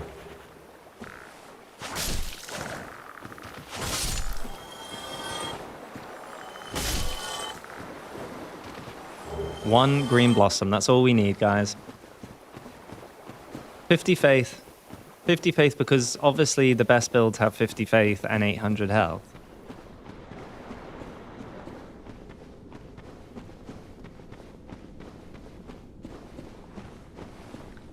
Maybe the female merchant? Or maybe in the DLC they might have added a way to... Okay.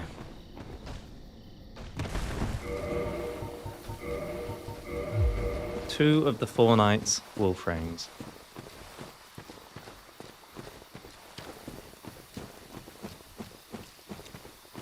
How many Dark Souls lore videos are left? In general, or are you talking about the New Londo series? For the New Londo series, it's going to be a 7-part series in total. So we've released 4 episodes, right? The base of New Londo, Ula Seal, water, how it was flooded, or why it was flooded rather, and then how it was flooded. Next is, well, I've done a bit of a teaser for Velka. And then there'll be 2 more episodes after that. But honestly, I still have, you know, there's plenty more ideas and notes that I have.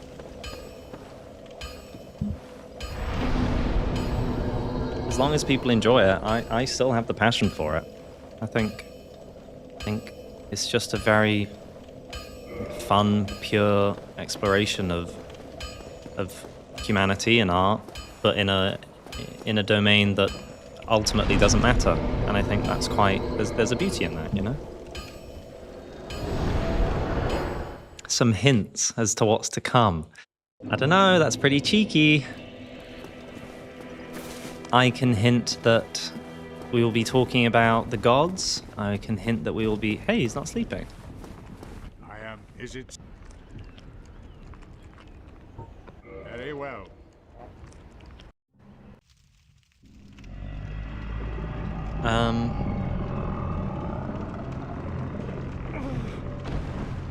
Yeah, we'll be talking about gods. We'll be talking about what exactly happened at New Londo, whether it was all a flood or something else, what it means to have an Age of Dark, what exactly they might have been fighting for, or what they would have fought for had they been allowed to fight, and all the players involved that may or may not be expected. Your acquaintance was an honor. I must admit, I am fond of you humans.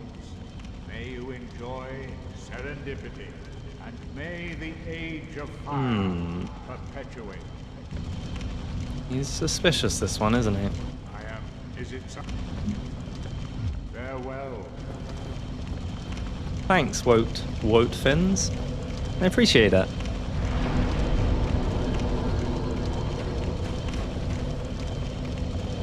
But I've also got another secret idea, a new idea.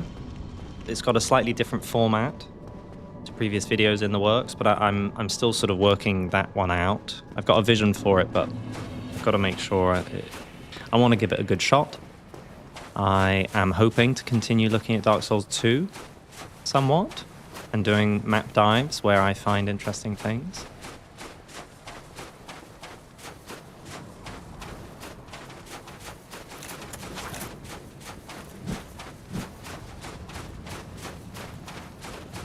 It's a strange snake, that's for sure. Why does the snake want the Age of Fire to continue? And Smith's wondering.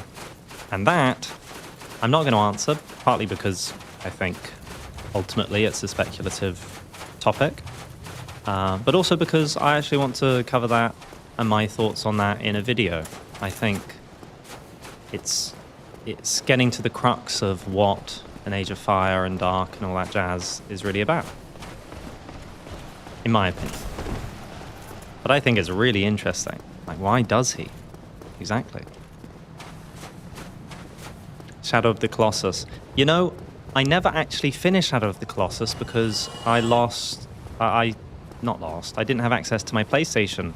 I got to the final Colossus and then had to leave it.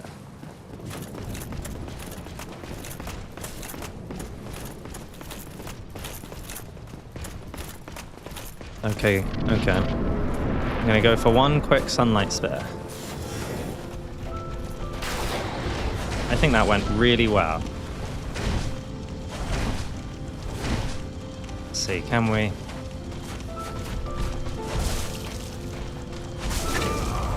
Guys, we're so weak.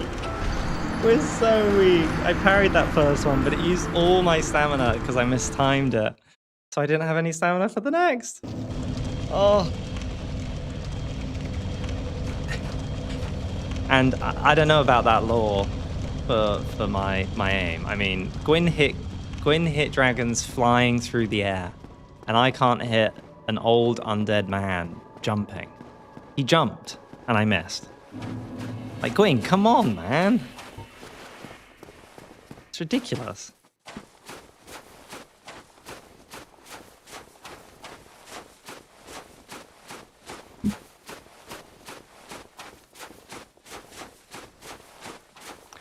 What age do I think is better? Because they both low-key suck. Between an Age of Dark and an Age of Fire.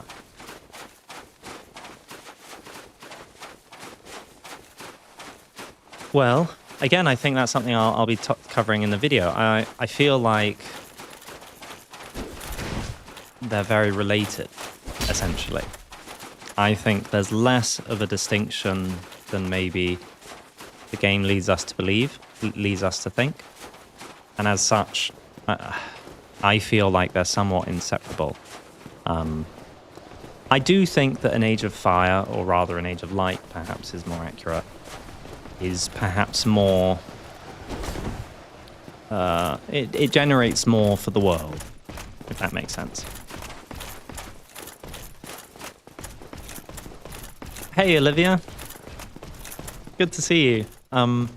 We haven't killed all the dragons. We've sort of gone off the logic that only some things would he be aware of or actively seek out. So I don't know if he'll be aware of the gaping dragon, and we can't access the depths without doing another glitch. Ready, free aim. No, you know, I think this formula, this formula isn't working. I want to get one sunlight spear off on him, please. That did 119 damage. Did you guys see? 119.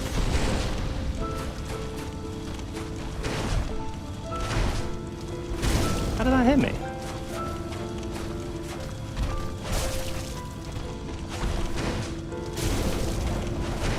Please. No. 119 damage for the sunlight sphere. What's Gwyn's resistances? Wait a sec. Gwyn, Dark Souls 1. I mean, I just spent all those levels on 50 faith and I do 119 damage.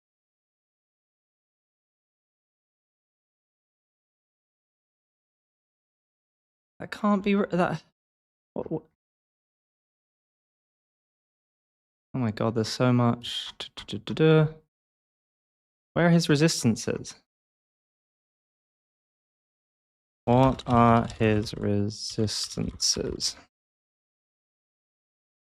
Highly resistant to lightning and fire damage. Okay. I mean, yeah, it makes sense. It makes sense. At least it makes sense that we don't need to use the sunlight sphere, and I'm just, I guess, trying to parry. I haven't parried him in so long, though, and you guys wait. We're gonna do like 300 damage with a riposte.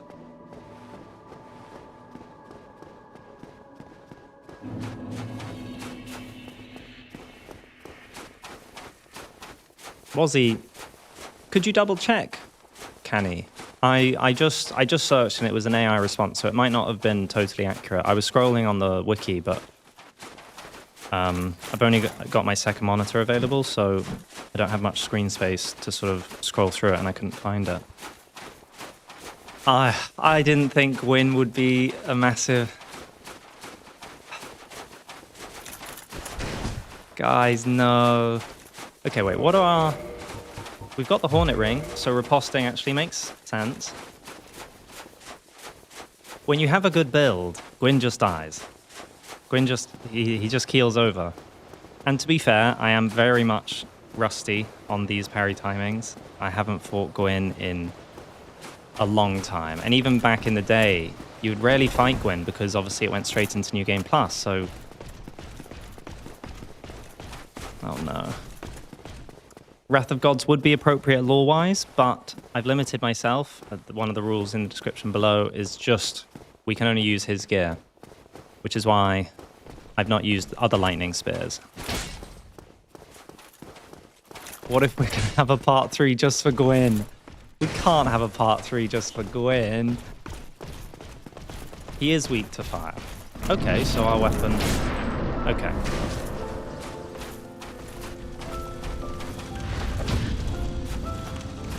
Okay, okay. It's possible. It's possible.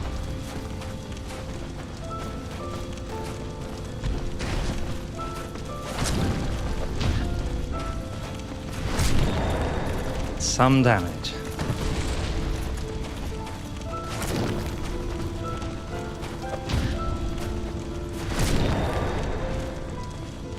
Stay calm, stay calm.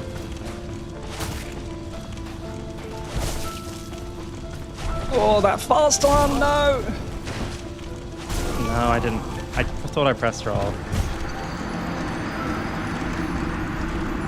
Yeah, that's with Hornet Ring. That's with Hornet Ring. It's possible, though. It's possible. The problem is his quick attack. I mean, I remember in our secrets video, we highlighted that you can slightly abuse his AI by dropping a prison stone or using some item, I think, maybe any item, when he's getting up after a riposte. And it will always make him do the slower two-handed swing, the one that's like, not like that, like this. But we won't resort to that quite yet. Yeah, we could try an Allfather Lloyd run. There's so little to go off for Allfather Lloyd, if that's even a true character. But it's sort of tough. I think you need a good balance for one of these runs. And that's partly why I thought Gwyn was a really good first iteration of it. You need enough to go off that you can make somewhat informed decisions, and then maybe a decent amount of interesting hypotheses about how it might play out in other areas.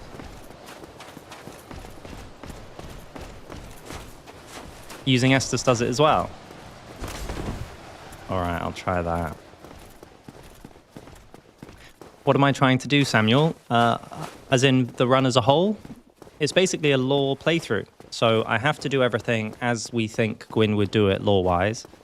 And there's a number of other rules, including enemies that I can and can't kill, gear that I have to use, levels that I have to do before, say, health, hence why I'm so weak. It's all in the description below, though.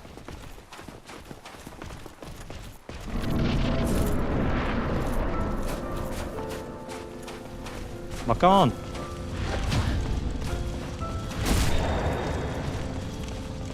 You're used to that lore telling.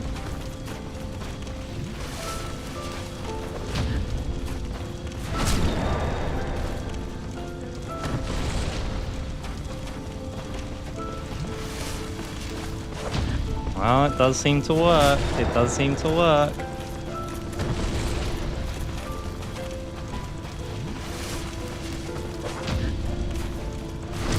Look, it's me. It's him. I'm Gwyn and he's Gwyn. Oh, it didn't work. It didn't work.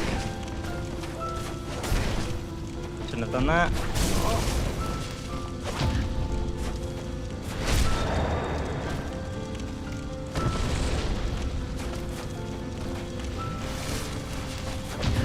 He did the fast one. Yeah, it's a mod noodle. Ah, I thought he was doing the fast one. I'm freaking out.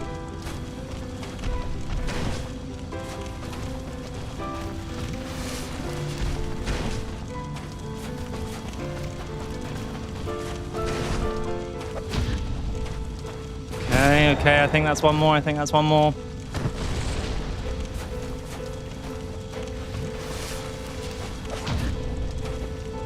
Yeah.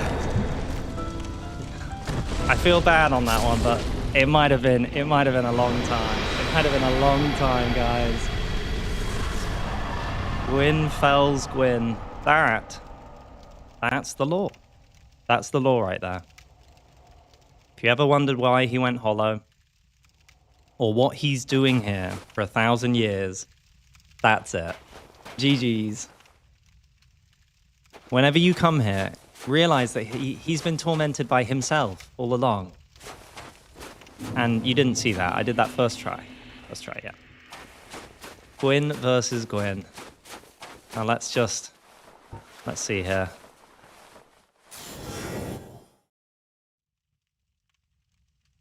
Gwyn versus Gwyn. Let's get rid of the HUD. We actually did it.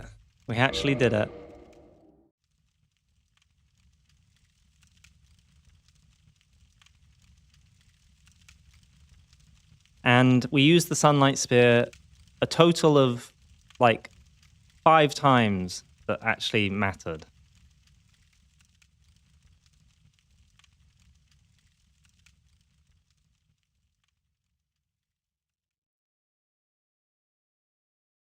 What do you think? Thumbnail like this? Text on the bottom saying Gwyn only? Gwyn souls?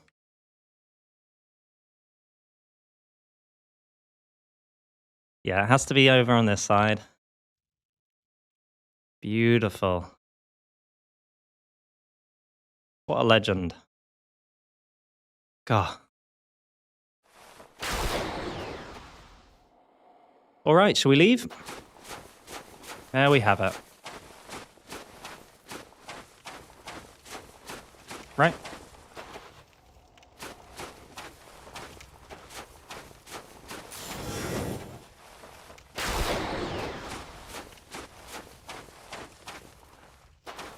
I don't know. Gwyn's mad, man. He fights himself all the time. Nah, he would always link the fire. He would always do it. I don't think the fact that it failed or that it needs another person to continue linking it would change anything. And I think that's represented in the soul of Cinder in Dark Souls 3. His soul still remains essentially the most powerful soul that ever was ever absorbed into it. Hence why one whole phase is Gwyn. He still wants to link the fire, to try to end the cycle, to save the world from the tyranny, he thinks, of dark. Let's do it. Such a good cutscene, even though it has everyone going, what the hell did I just play?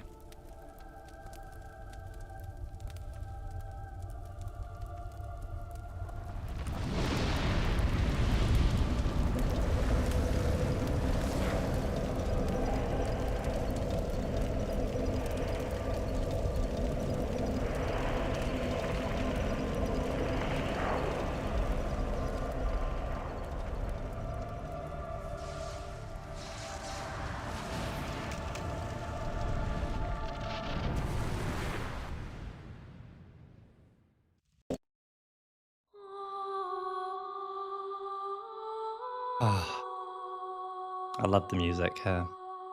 Beautiful.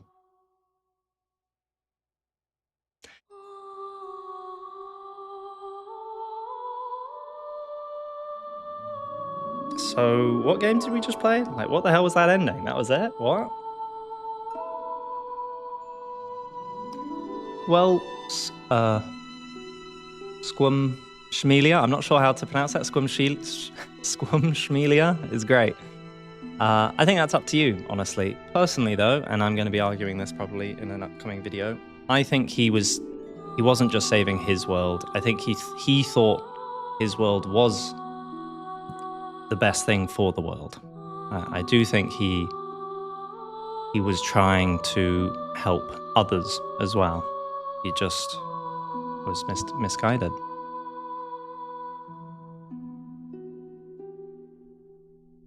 Me too, Quiet Thoughts. It's... that feeling when you finish a great book, a great movie, a great game. That sad emptiness. But that gratitude that you experienced it.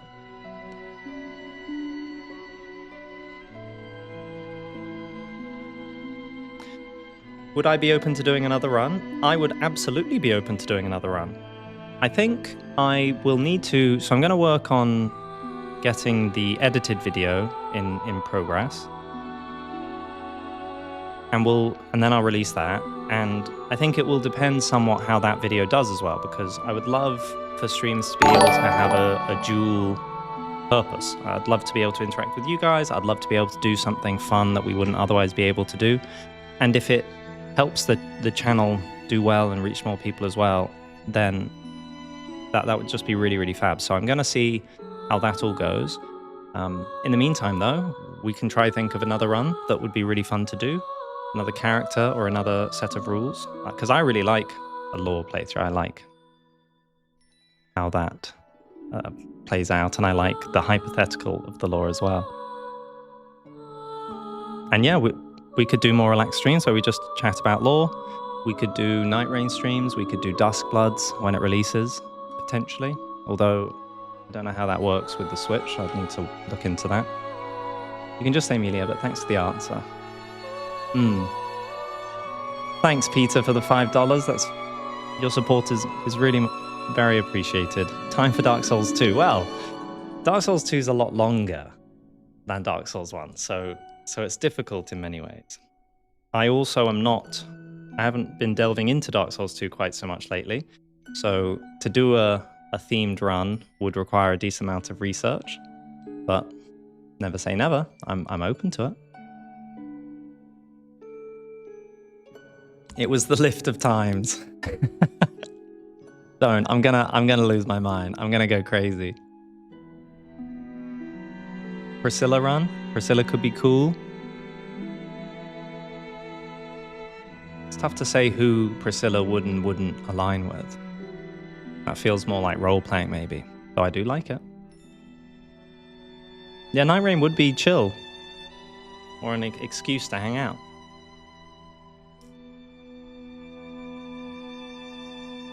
Nashandra run. That would be clear-cut. I mean, some runs aren't possible. You know, I had to think long and hard how to make Gwyn work. If Gwyn can't kill demons, it might be possible that you can never get through. And of course, we worked out the logic in some places, but it's not always possible. So it's also finding something that you can actually do the run of. Ornstein run, I think, would be really cool. Artorias. Collaboration with Vita. He's got a big team working for him now.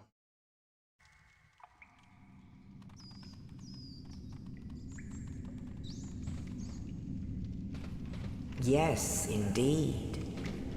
The dark sign brands the undead.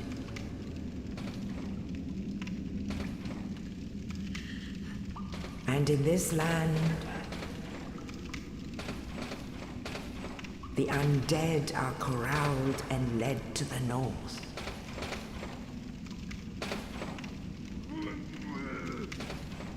Where they are locked away to await the end of the world.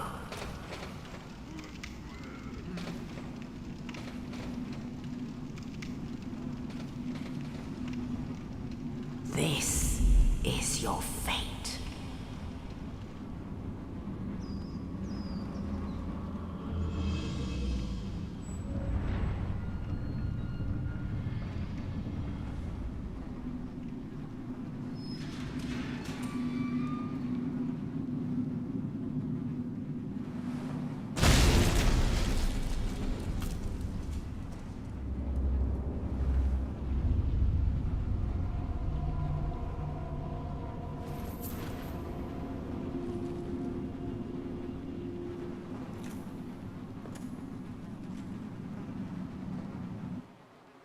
Just wanted to watch that come full circle. Yeah, I saw it, Keenan. I think it could be really cool. I think Allfather Lloyd's quite difficult to discern as a character. So you need enough to go on, maybe, to be able to make a compelling set of rules. but perhaps that would be possible for Lloyd. I haven't really been able to think it through. Oscar, the Estus-giving guy, could be quite good. He's quite a classic chosen undead. Maybe there's some allegiances to Astora we could invoke. Priscilla would be hard because she wouldn't kill anyone. Afraid of her own power, but then she would make it the quickest death. Stealth aspect, going invisible. All of that's really cool, but I think... yeah, I really like that. We'd have to think how it would play into the lore aspect rather than just the playstyle aspect.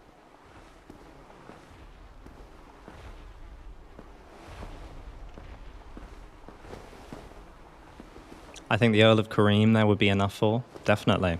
That would be a really cool character, because that's one that you can't visualize, so there's a few items there that we'd be able to use. And for someone like the Earl of Kareem, there's not... am I right in saying there's not a clear weapon that's his? So we'd also be able to try choreograph what makes the most sense. It will more be like, can Oscar beat Dark Souls instead of lore accurate Oscar, no?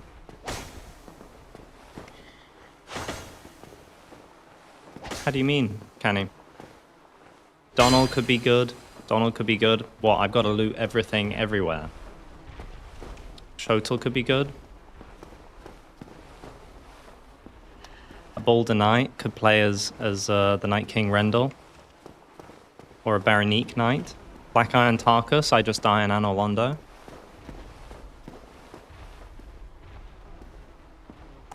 Alright guys, I am very happy that we made it. As I mentioned, I'm going to add to the video a little bit as if to look at if it would work fighting the DLC and how we would do that, which involves a skip of the Sanctuary Guardian because he uses lightning, and I would also be able to kill Artorias. What do you guys think? Should I have to kill Calamite being a dragon, or would I not kill Calamite because Gough says even Anor Londo dare not provoke his ire?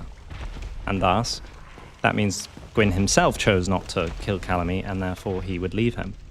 But otherwise the rest of the run would be pretty smooth. It would just be fine killing all the humans and then killing Manos.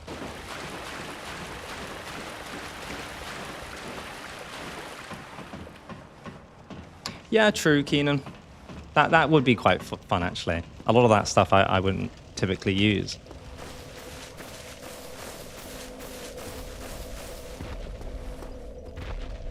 It does mention Earl of Kareem. Ah, nice, nice.